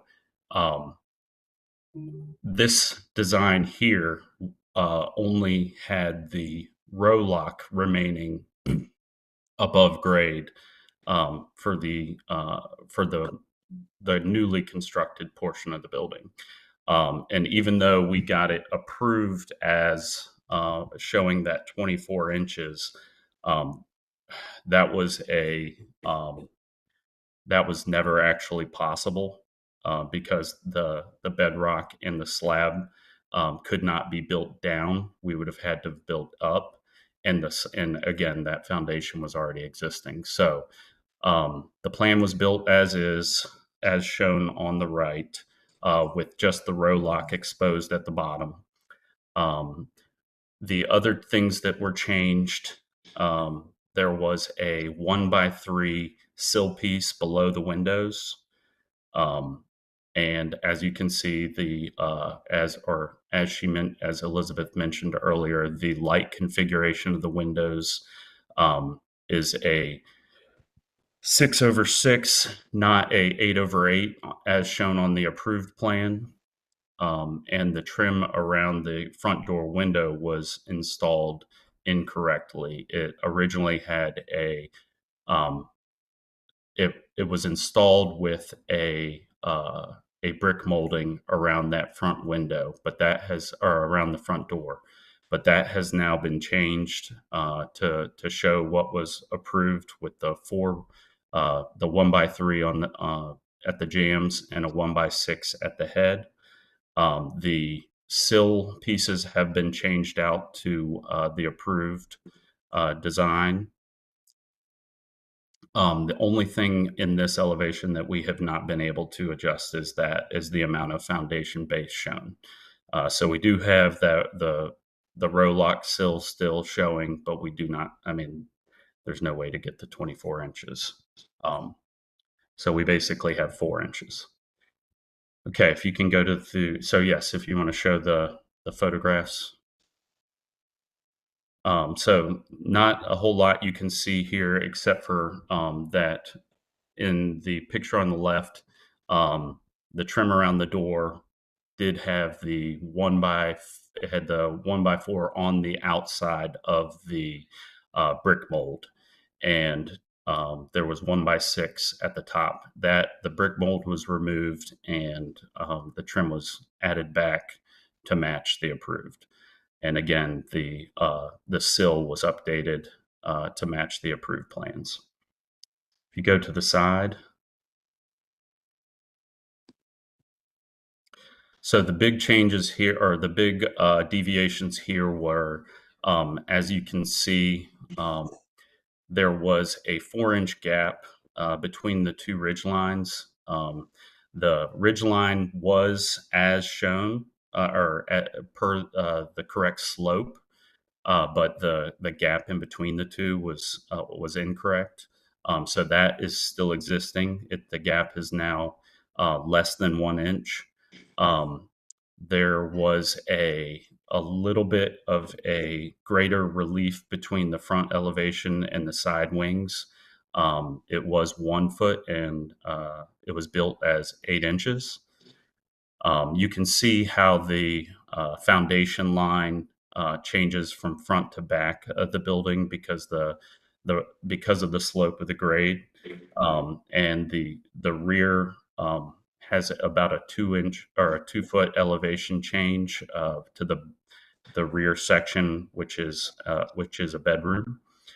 And the other deviation was if you could go to the photographs. There it was. If you look on the left there, the house was originally built with the pork chop on those the pork chop detail on those front 2 ridge lines. Those have been updated to be, I guess, with no pork chop, just a straight cut, and a sloping soffit beneath, not a flat soffit. And that detail has been changed through all the way around the house. If you go back to the side elevation there, that window was a 9 light window, and that's what was installed. So we did not have to do anything with that window, or that one was installed per plan. If you can go over to the right elevation, again, the same deviations occurred here with the 4-inch gap at the ridge line, the approved plan, and only approximately 3/4 of an inch on the as-built, and then the 8 inches opposed to the 1 foot that was approved for the front setback. And again, if you go to the pictures, the pork chops on these 2 elevations were removed, and so that we now have the sloping soffits. And also on this door, the same issue with the brick mold was here. And so we removed the brick mold and replaced it with the approved jamb trim and head trim. So it was 1x4 all the way around, and now it's 1x4 with a 1x6 header.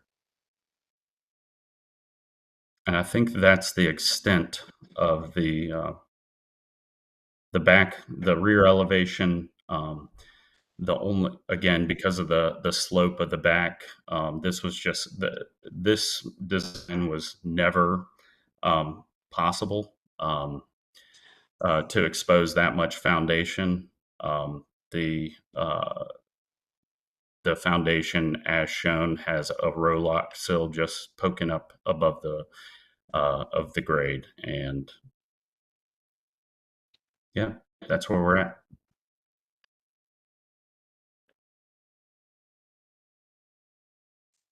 There are any callers?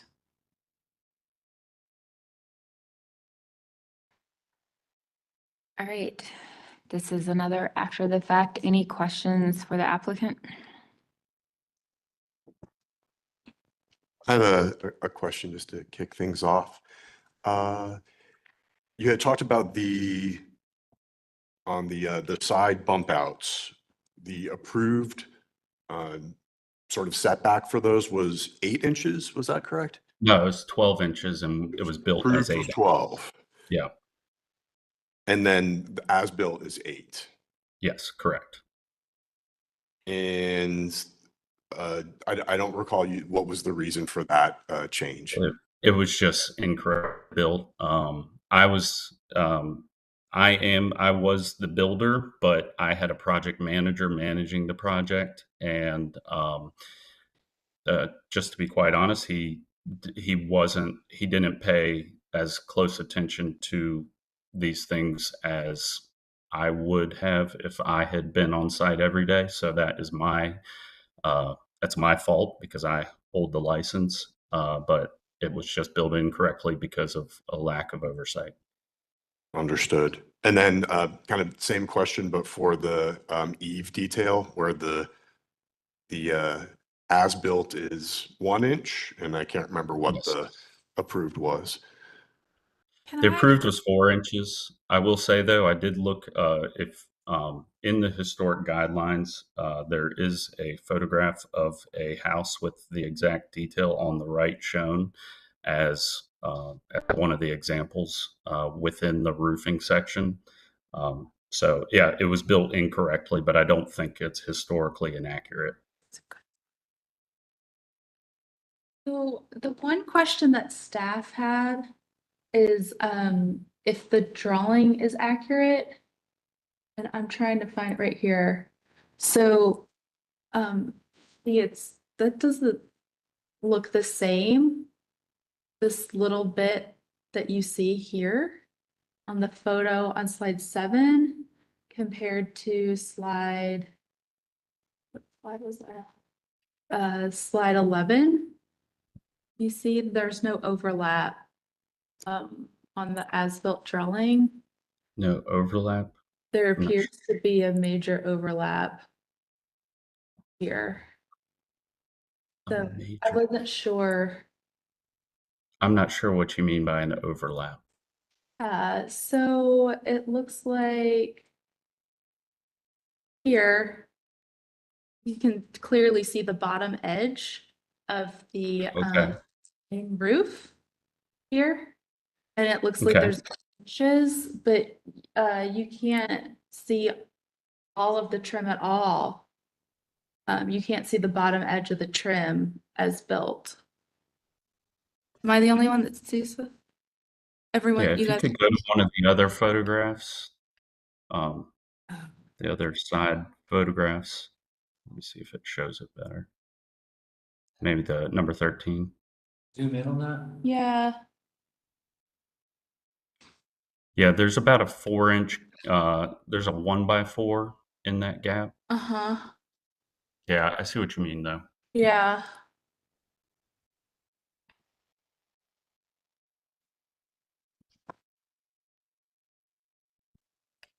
It's almost like the both sides don't match though. Anyway, but on the drawing, we would just need some accurate drawings. Should the commission approve this, I would just Okay. ask the commission get accurate drawings that reflect the as-built conditions. Understood.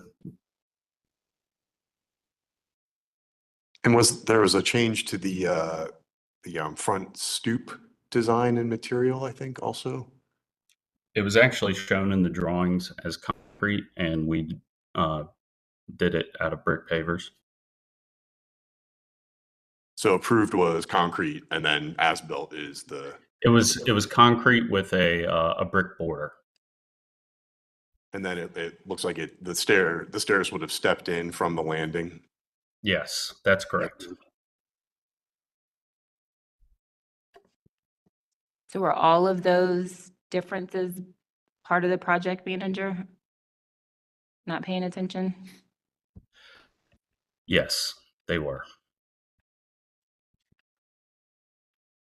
And in his defense, I also I made site visits and didn't pick up on them at the time either. So you made a comment about the 2-foot foundation just not being possible. I was just a little confused on if it wasn't possible, then why was it put to be approved? Because it sounds like there was, I can't remember what you said, bedrock or something was found, and then you paused, got something reapproved, but then didn't make that change. Can you just, am I hearing that right? Correct. So the foundation was completely built for the original house, and was built significantly higher, or so it was built. If you can go to one of the side views, maybe the other side. This one doesn't show it as well. Yeah. Yeah, that's fine if you want to show the drawing. So the original foundation was built with the entire foundation. First of all, the foundation was built by the mason incorrectly to start. The mason built it at the entire thing without the step. He built it all the way level with that back ADU mezzanine line. And so we had to, when we said, this is going to push the entire house above the ridge line of the existing house. And that's why we had designed it the way at the original height. And so we had to cut down the foundation in the front and redesign it with the raised area in the back, because the bedrock that we hit was in that back portion of the project, that back corner. And we couldn't lower that foundation to anything lower than what is shown. We could lower the front portion because of the slope of the existing slope of the land, and decided to make the front part of the building slab on grade because it's as low as we could go.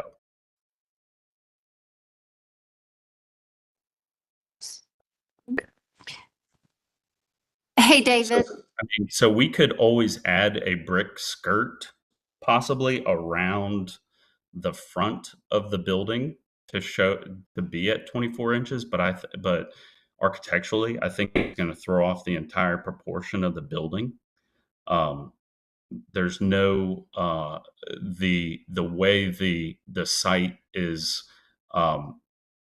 the way the site slopes and the way the bedrock is within the foundation, we could not go any lower than what's shown, though, in order to get the 24 inches, if that makes sense. Yeah, I guess I was just trying to understand why at that point wasn't that change brought back, because it sounded like you brought another change back, so knew the process, I guess, is what I'm trying to understand. To be honest, I have done a lot of projects in the historic district, and it has gotten much stricter in the last couple years. And in the past, I don't things that are now being brought up were not a big deal in the past. And I built projects, and that things were never an issue and were approved at the end of the project. And so there has been a little bit of just a change in the way that you guys approve projects. Things that definitely passed in the past are no longer being approved, and as a builder, it's very confusing. And I can understand, and on the next one, those things will be much more paid attention to in much greater detail. But there's even projects in the past where I've had pork chops on them in the historic district that have been approved. And so again, I'm not looking for an excuse. I'm just saying that there has been a little bit of inconsistency, and I guess I didn't understand how stringent it has become. It's always been tight, but not as tight as it is now.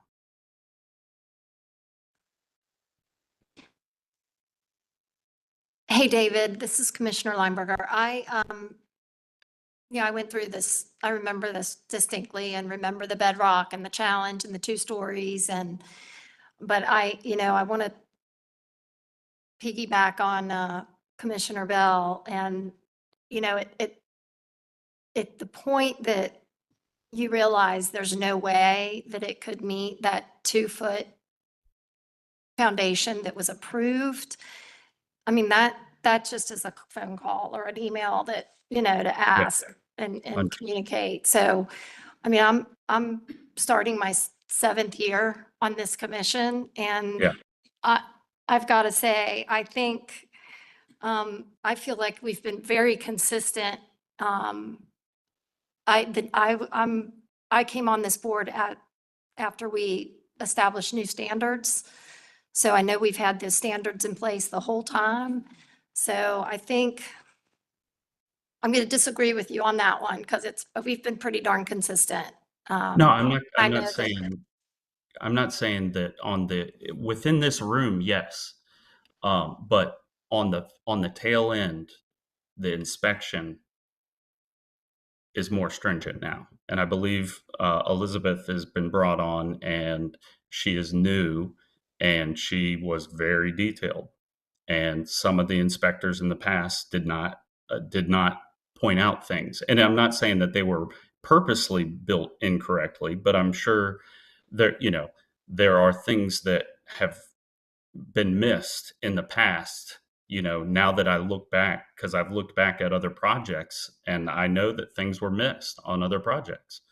And so I guess that's where I'm saying it has changed, not in the actual review, but in David, there was a period of a couple of years where we either didn't have an inspector, or the inspector, you're right, was not up to usual standards. And so Elizabeth has been brought on to fix that and get back to our regular standards. So you could be speaking about a time when maybe we were between inspectors, or maybe when things weren't quite up to what we normally expect. So Understood. Yep, I hear it. Any other questions for the applicant? Hey, David, it's Commissioner Sullivan again. Just wanted to ask you on the deviation on the windows from the Munton pattern. The approved were 8/8, and the as-built are 6/6. Yeah. Again, I'm really not trying to pass blame because ultimately it all falls on me, which is why I'm still here. But the project manager just didn't. He didn't understand, and that's my fault for not making him understand the importance of being accurate with everything that's shown. So it had nothing to do other than just someone that didn't understand. He thought I probably only made it clear that just make sure you're ordering windows with exterior grids that are wood and are the product that we had approved, and just again assumed that the grids would be ordered correctly, but they were not. Understood. Thank you. Yep.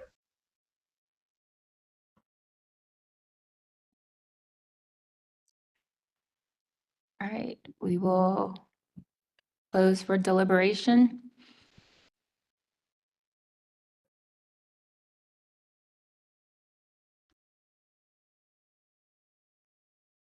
You look like you were about to say something. Well, we have a after the fact, but considering it as we do, that it was as if this was put before us for approval.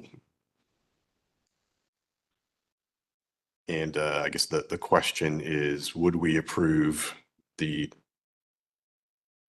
as-built against the approved items? So I guess we can kind of start with maybe the foundation. Approved was 24 inches of a brick, and as-built is a single row of brick.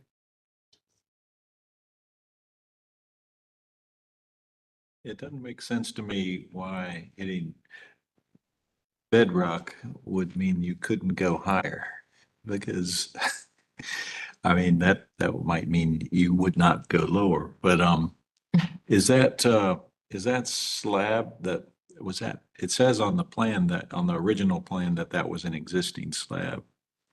But he said they were going to do crawl space, but then they hit bedrock and so on. So I'm very confused about all that. Does Scott, looking at with this image that's up on the big screen, is there a change in proportion? I guess I should say, from the ground to the top of the thermal wall on the front elevation? Aside from the difference in material between the brick and the siding on the approved versus, a row of brick and then siding, but is that dimension from ground to top of that wall the same? That's what it's hard to tell on that. It looks like it is. I don't know. Get the extra 2 feet. The standard says relate the height to the height of historic buildings. Christy, can you pull up the Google, like the, I think we have a, because I'm looking at the building. so we have the elevation. Oh, that's the one next to it. Yeah. I think this is the old Yep. one, the one that was approved. And I don't think it's on Google yet. Did you type in 1901 Southwood? Sorry. Okay, try now.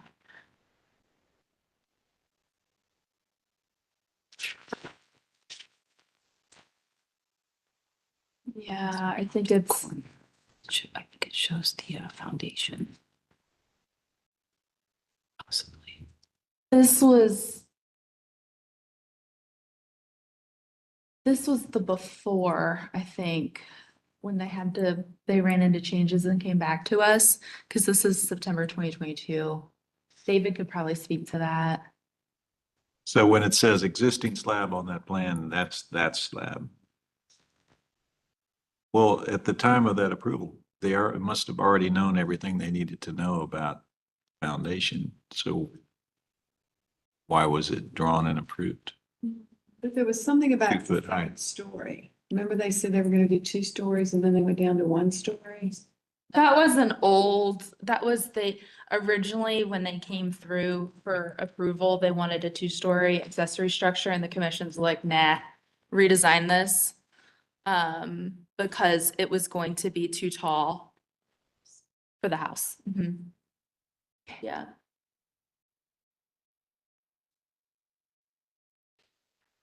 We go back to the standard. Right.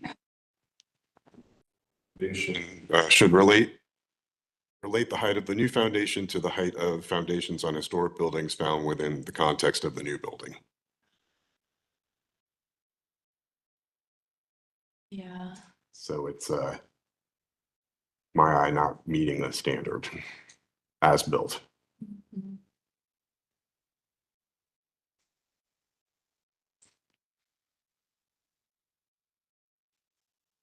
The left side Not many historic. kind of does.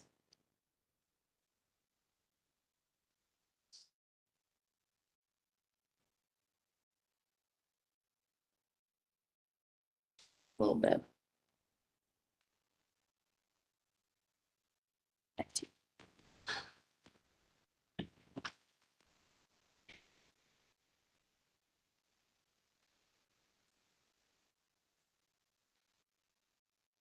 Okay. So what do we think about the foundation?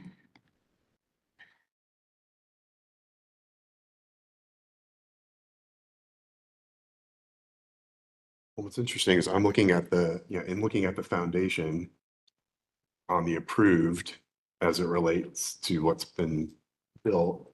The windows on either side of the front door seem a lot taller. Is that just, is the proportion, am I missing something? But if you look at the drawing, I think perhaps it's because we don't have that 24 inches of foundation that it throws it. Oh, you're right. But don't they look taller? Yeah.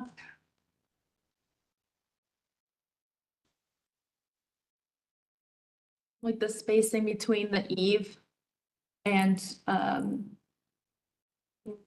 go back to the picture. Good job. We didn't even pick up on that. And Elizabeth's on it.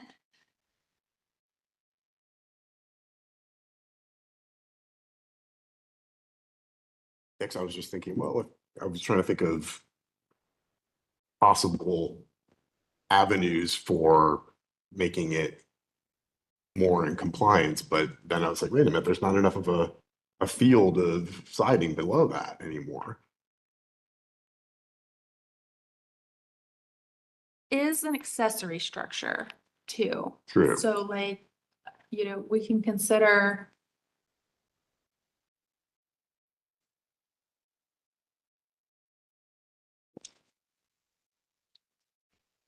one of the considerations that the commission used on this particular lot, due to its particular location in the district, is the fact that this is the edge of the district. And this, next door is not in the district, to the left when you're facing the house.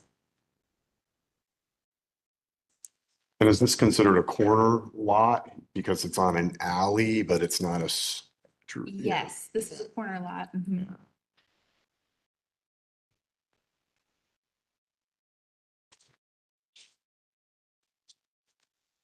Okay, so what are we thinking about foundation? Well, I'm a little confused regarding the explanation given. I mean, if you go back to the street view. I'm sorry, the Google Street View. Yeah. So if you zoom in on that portion of the foundation, there appears to be existing brick below where the row lock is to be installed in the future. So I'm unclear about the explanation given regarding the bedrock. Because again, it appears to be that there is some there. Would you like to reopen to ask the applicant? Absolutely. All right, we are reopening. Hello? Yep. Yes, there is foundation beneath the grade there. The bedrock was in the middle of the slab and towards the back, not at the front. So there is brick that is currently concealed by mulch.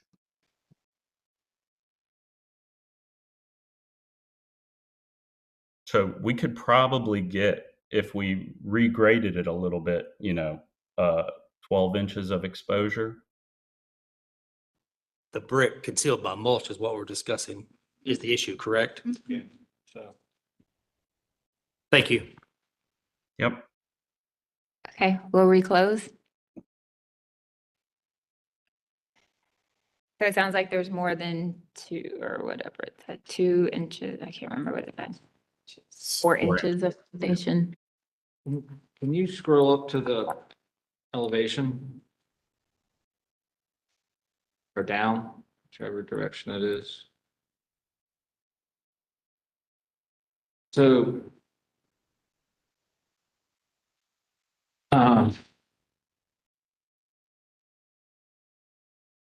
What is the difference in those elevations?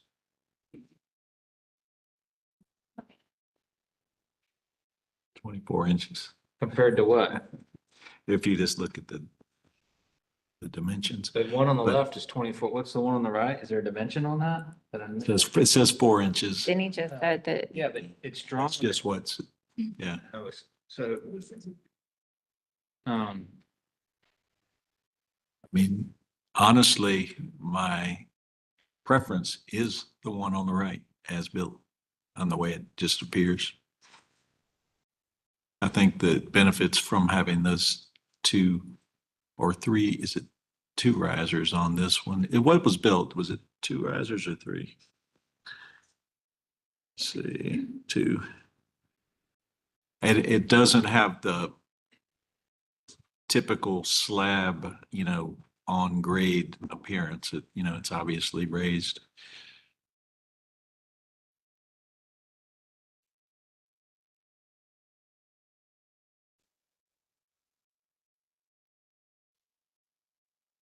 And it does What have. bothers me on this, a different topic, but what looks like slab on grade to me is how that front walk goes straight into the door. There's no soldier course there. Mhm. Yeah. I see what you're saying. And I agree that the landscape buries that kind of slab look either side of the front door. But the grade also hinders that.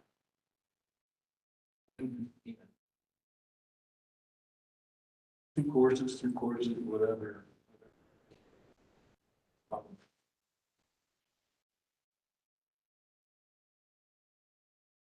But I mean, even if it was 2 feet, you had landscape there, I can see. Right. I can see that station by the way, but you see that walkway going straight into the door.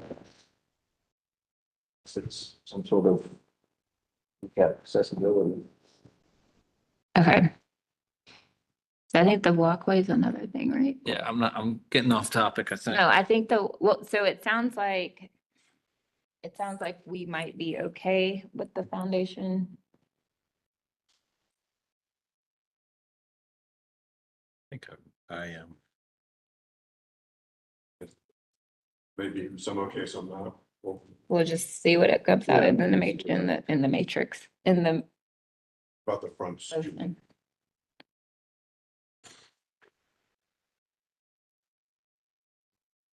That's what you're, Yeah, and what is a soldier board? Or You're saying that the top of the suite is flush with the. it looks like it's flush with the bottom of the door. I mean, it could be the photograph.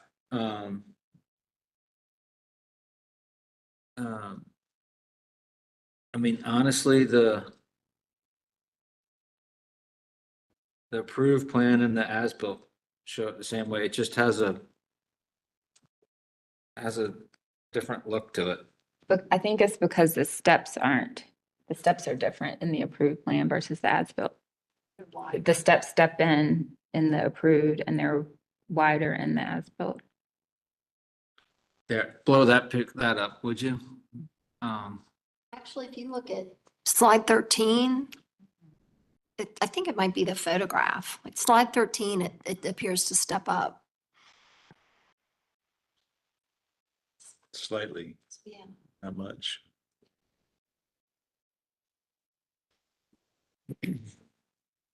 It's the way I'm looking at it.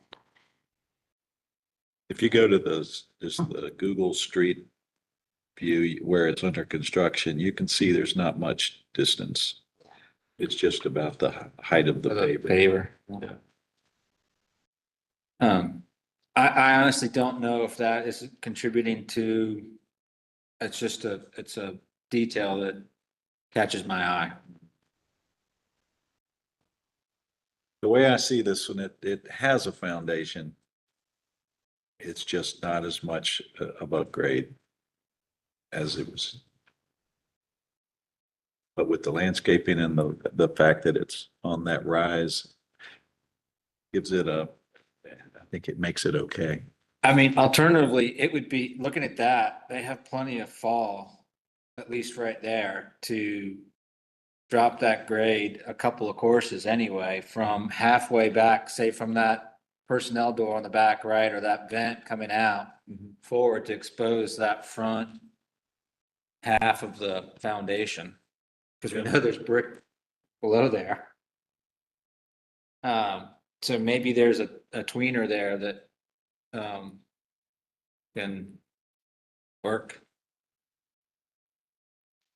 That would be my preference, to expose, to have, have some happy medium where we see more of that foundation. It may get buried in mulch in 10 years, but it's, at this point in time, it meets our standard.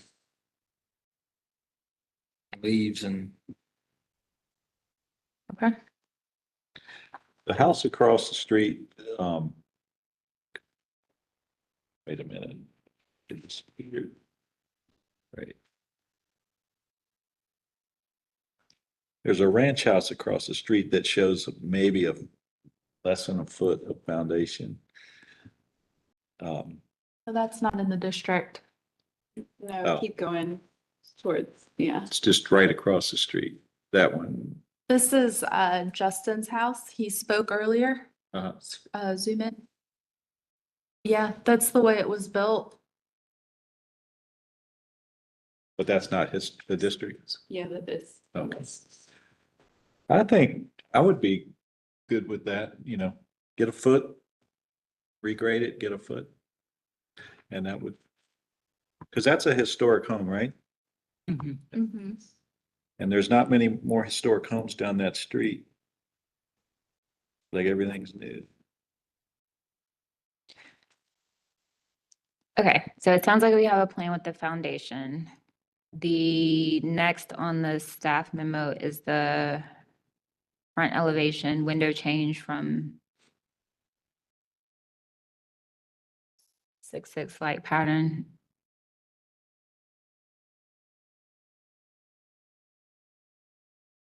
Don't necessarily think that the going from 8/8 to 6/6 makes a dramatic difference, but I think the size of the window is, that's a material change to what was approved. Wonder if it's the trim. I've been looking at it. And the trim is painted black, so it's like disappear. It's, with the shadows and the trim. Yeah, go to the as-built. If it does look taller. But the trim, you can see it does look like it's.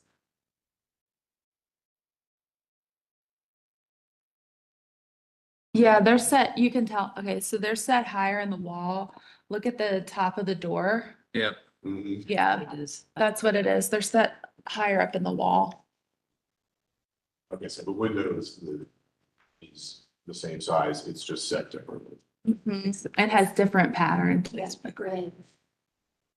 It's I think it is narrower though. It is, yeah. I think it's narrower. Because if it's set higher, it still looks like it goes lower, right? So that would make it bigger. All right. After the fact, though, I mean, on their own, looking at the right elevation, the window size. You may be able to argue the header height, but the windows or the field below the window, but the window size is not inappropriate. Yeah, so review it like we did the last one, not in comparison, but we would Right. approve it. So maybe go back to the picture, Elizabeth. Yeah.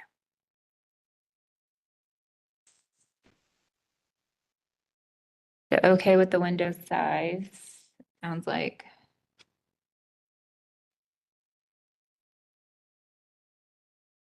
Yes. I am. Okay. Yeah. Mhm. I don't know what the house is, but this is also different. It's not the house, so I don't know where 8/8 came from originally. The front elevation of the house has 8/8 flanking the front door, I believe. The front, yeah, Yeah, those are 6/6. right, the front here. Yeah, arguably, That's all they were doing. the side of the house is the same side as the front of the ADU or carriage house or whatever it is. Yep. So. I'm good. Okay. So right and left elevation, the vertical detailing. Missing the false eave on both sides.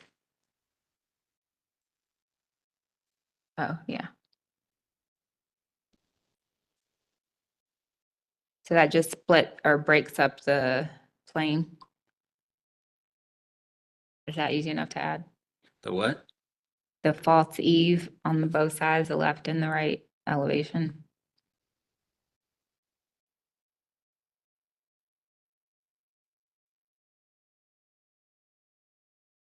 It was approved with a false eave. What's missing is the false vertical trim. Go back to the. Miss that.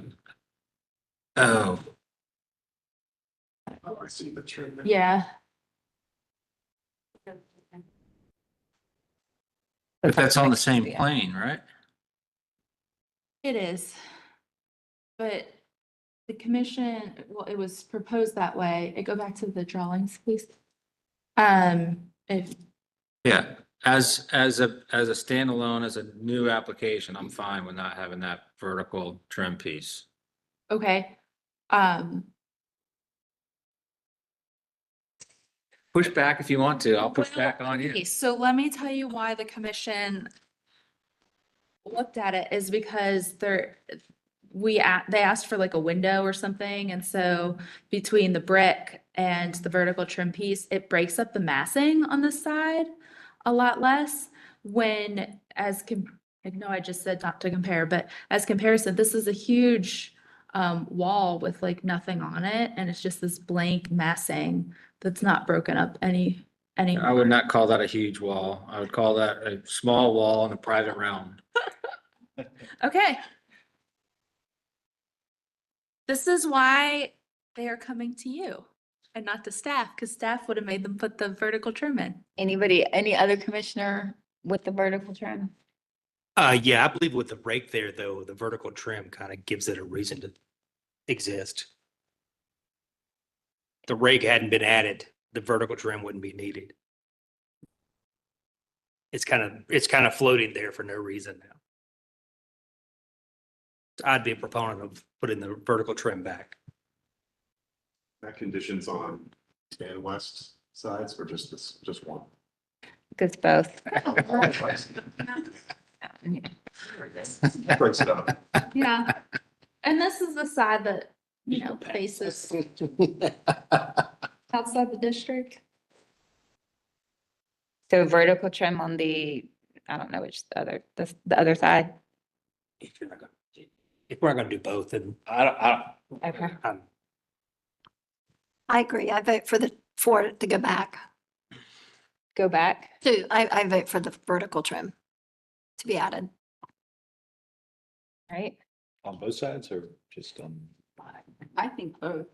I think it's silly to do it on one side. Your microphone.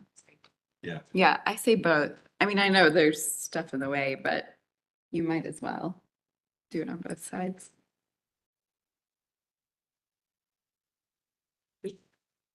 All right. We'll see what the motion brings. Roof changes. Uh-oh. Does the side bump out on the main roof and the front? Yeah. So I think it was supposed to be a foot, right? And it's 8. Am I right on that? It's supposed to be. I've been messing up numbers all day, so. It's, it's supposed to be 4 inch. Supposed to be 4 if one. How do we feel about the roof?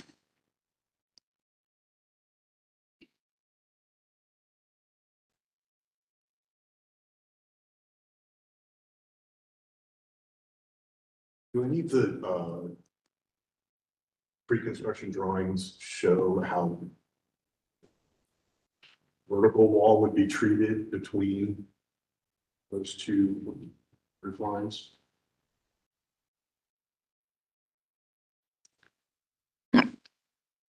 It's just siding. This kind of in shadow there. I believe it's the horizontal siding. Yeah, that's what would have been. But it's not from 4 to 1. It's from 12 to 4. Yeah. the exposure is 4, where it was going to be 8 and then 4 inches of siding. Okay.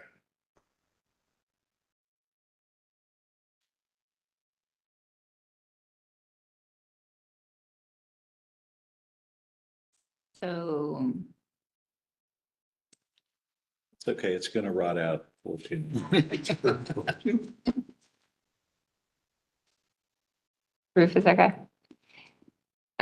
We didn't talk, we started talking about y'all did, I don't think this was in staff notes. Elizabeth highlighted it with the stoop being stepped in. Or not being stepped in. And then you were talking about. What were you talking about? Oh, that is the full width. The as-built is a more contemporary look, with the stairs being the same width as the stoop itself. The approved drawing would, at least in my opinion, make it fit in a little bit more with context and districts. Would you have approved the as-built? I don't think so. Okay.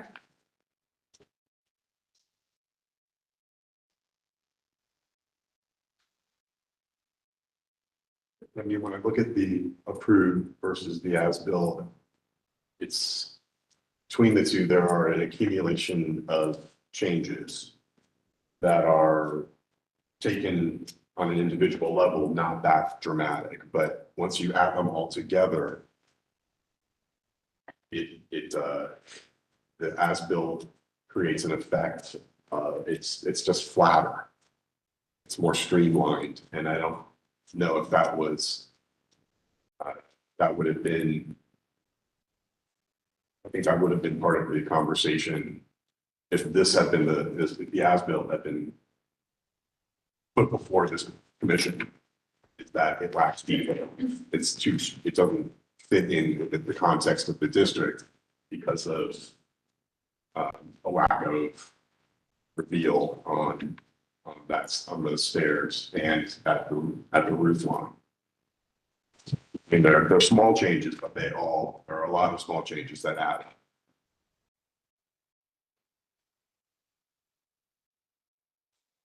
All right, is that, Not that I want to, but it does look like there is a slight on one of the photographs of from the right side. Can you pull that up?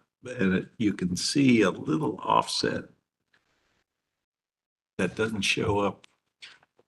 Scroll up down a little bit.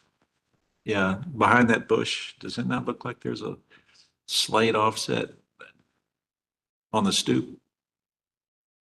There. This, oh, it does.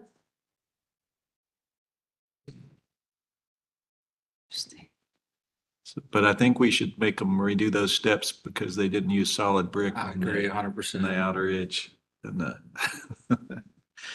but the offset is at most maybe 4 inches.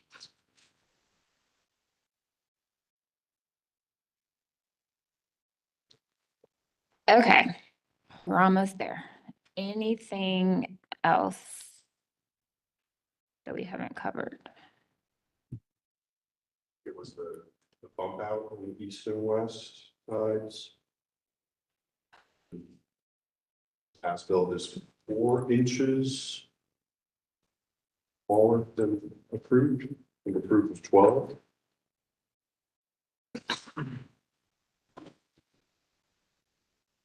Yeah, but we would, I don't, what is it now, 8 inches? Yeah, that's what I don't know that we would be, that would be a material,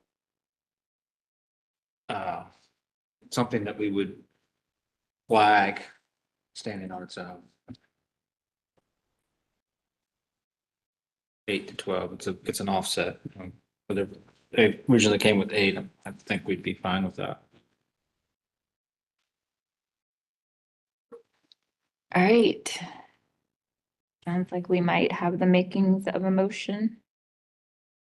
So I have a question on structure or a motion where we have changes that the applicant has made based on staff conversations. Or do those need to be included in the motion since they've already been done? No.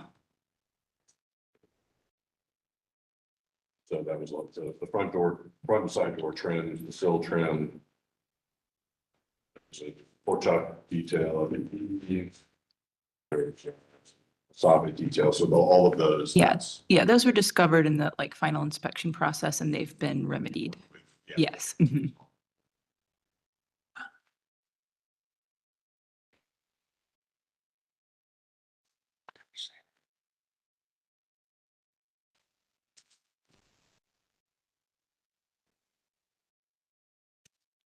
And bear with me a moment, I'm getting there.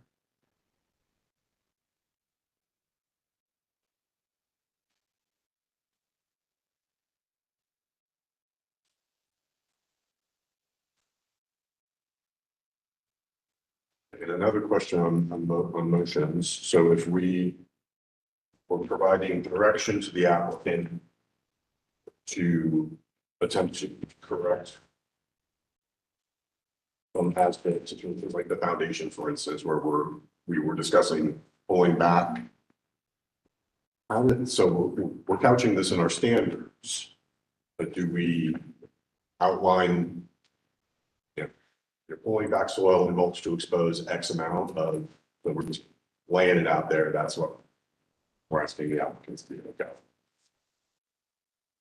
You basically say, we're approving a minimum foundation height of X, right? And we know what they'll do is remove the mulch, but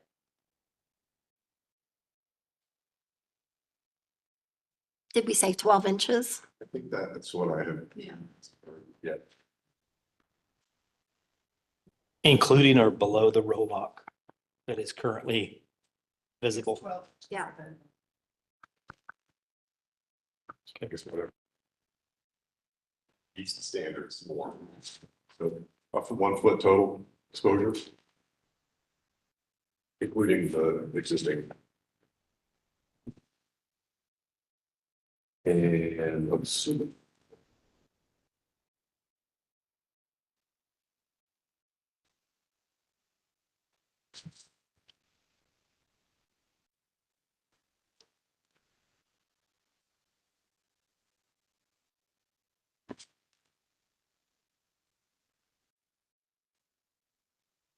We'll help you out along the way.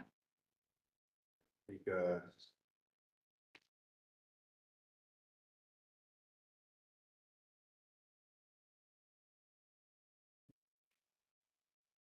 always can turn around with after the facts and the structure of this. So we're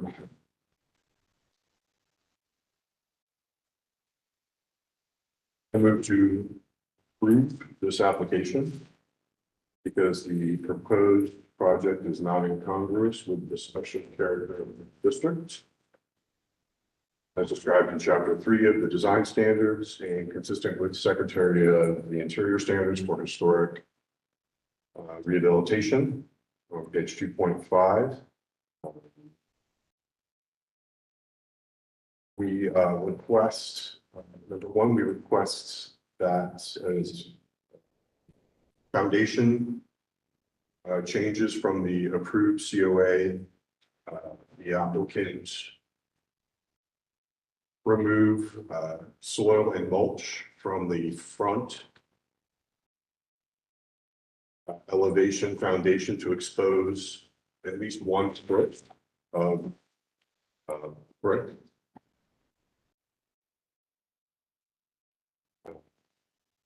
Standard 6.12. And for 2, the front stoop. Oh boy, where did we land on the front stoop? Group. I think all of it's approved with conditions, but they needed to change To the approved. to the, you said Step another, in. yeah. Approved. Yeah. So number two, for the front stoop, to request the applicant bring the stoop into compliance with the approved design by bringing the stairs, reducing the width of the stairs as they relate to the front stoop, and refer to the approved design for details. Three. And the utilization of closure brick. Solids. Solids Yes, solids. in lieu of the cord brick. And we request the applicant use closed brick. I'm sorry, what was it? Solids. Solids? Yeah. Use solids for the entire. No, on the ends. Use solid brick. No, it means. Or the, at the front of the stoop. Where it steps down to the stairs, where it's Yes. on the vertical. Just on the ends. On the ends. Stoop ends.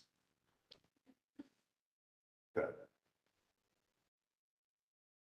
Then for roof form and details at the east and west bump outs.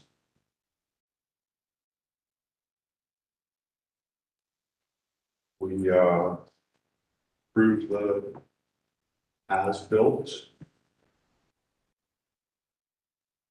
which is a change from the approved COA. However, the as-built condition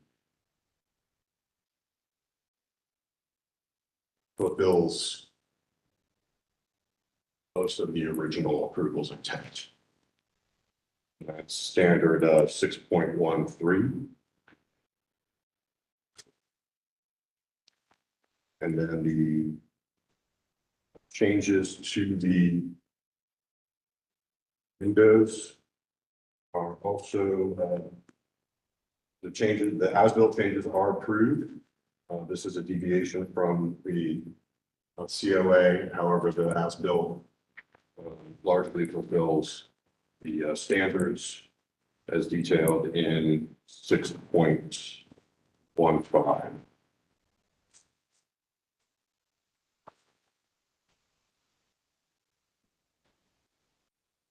That was specific to the month.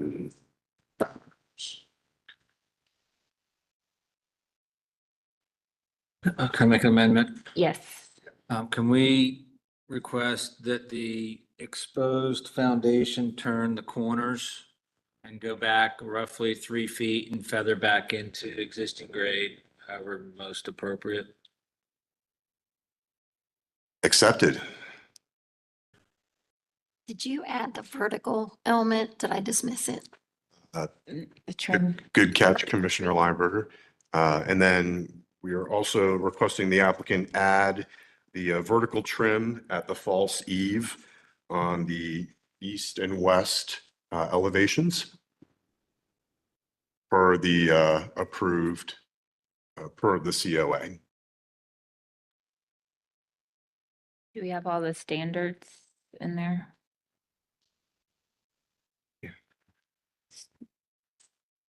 That's I think we got windows and doors. Vertical detail on roof 6.13 for trims. Roof details.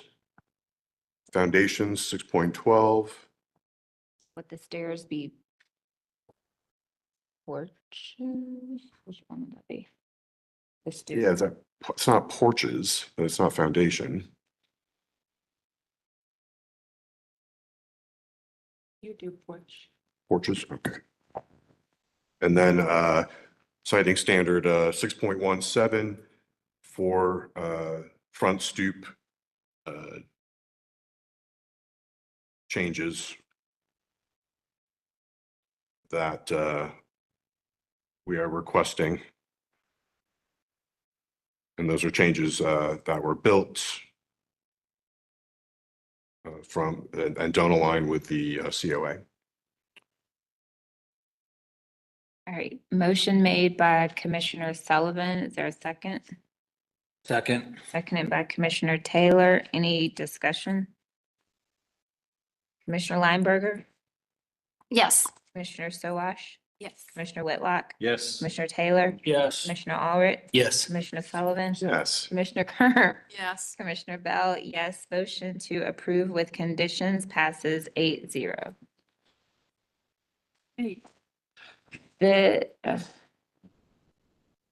This concludes the presentation of evidence. The commission, oh, no, sorry.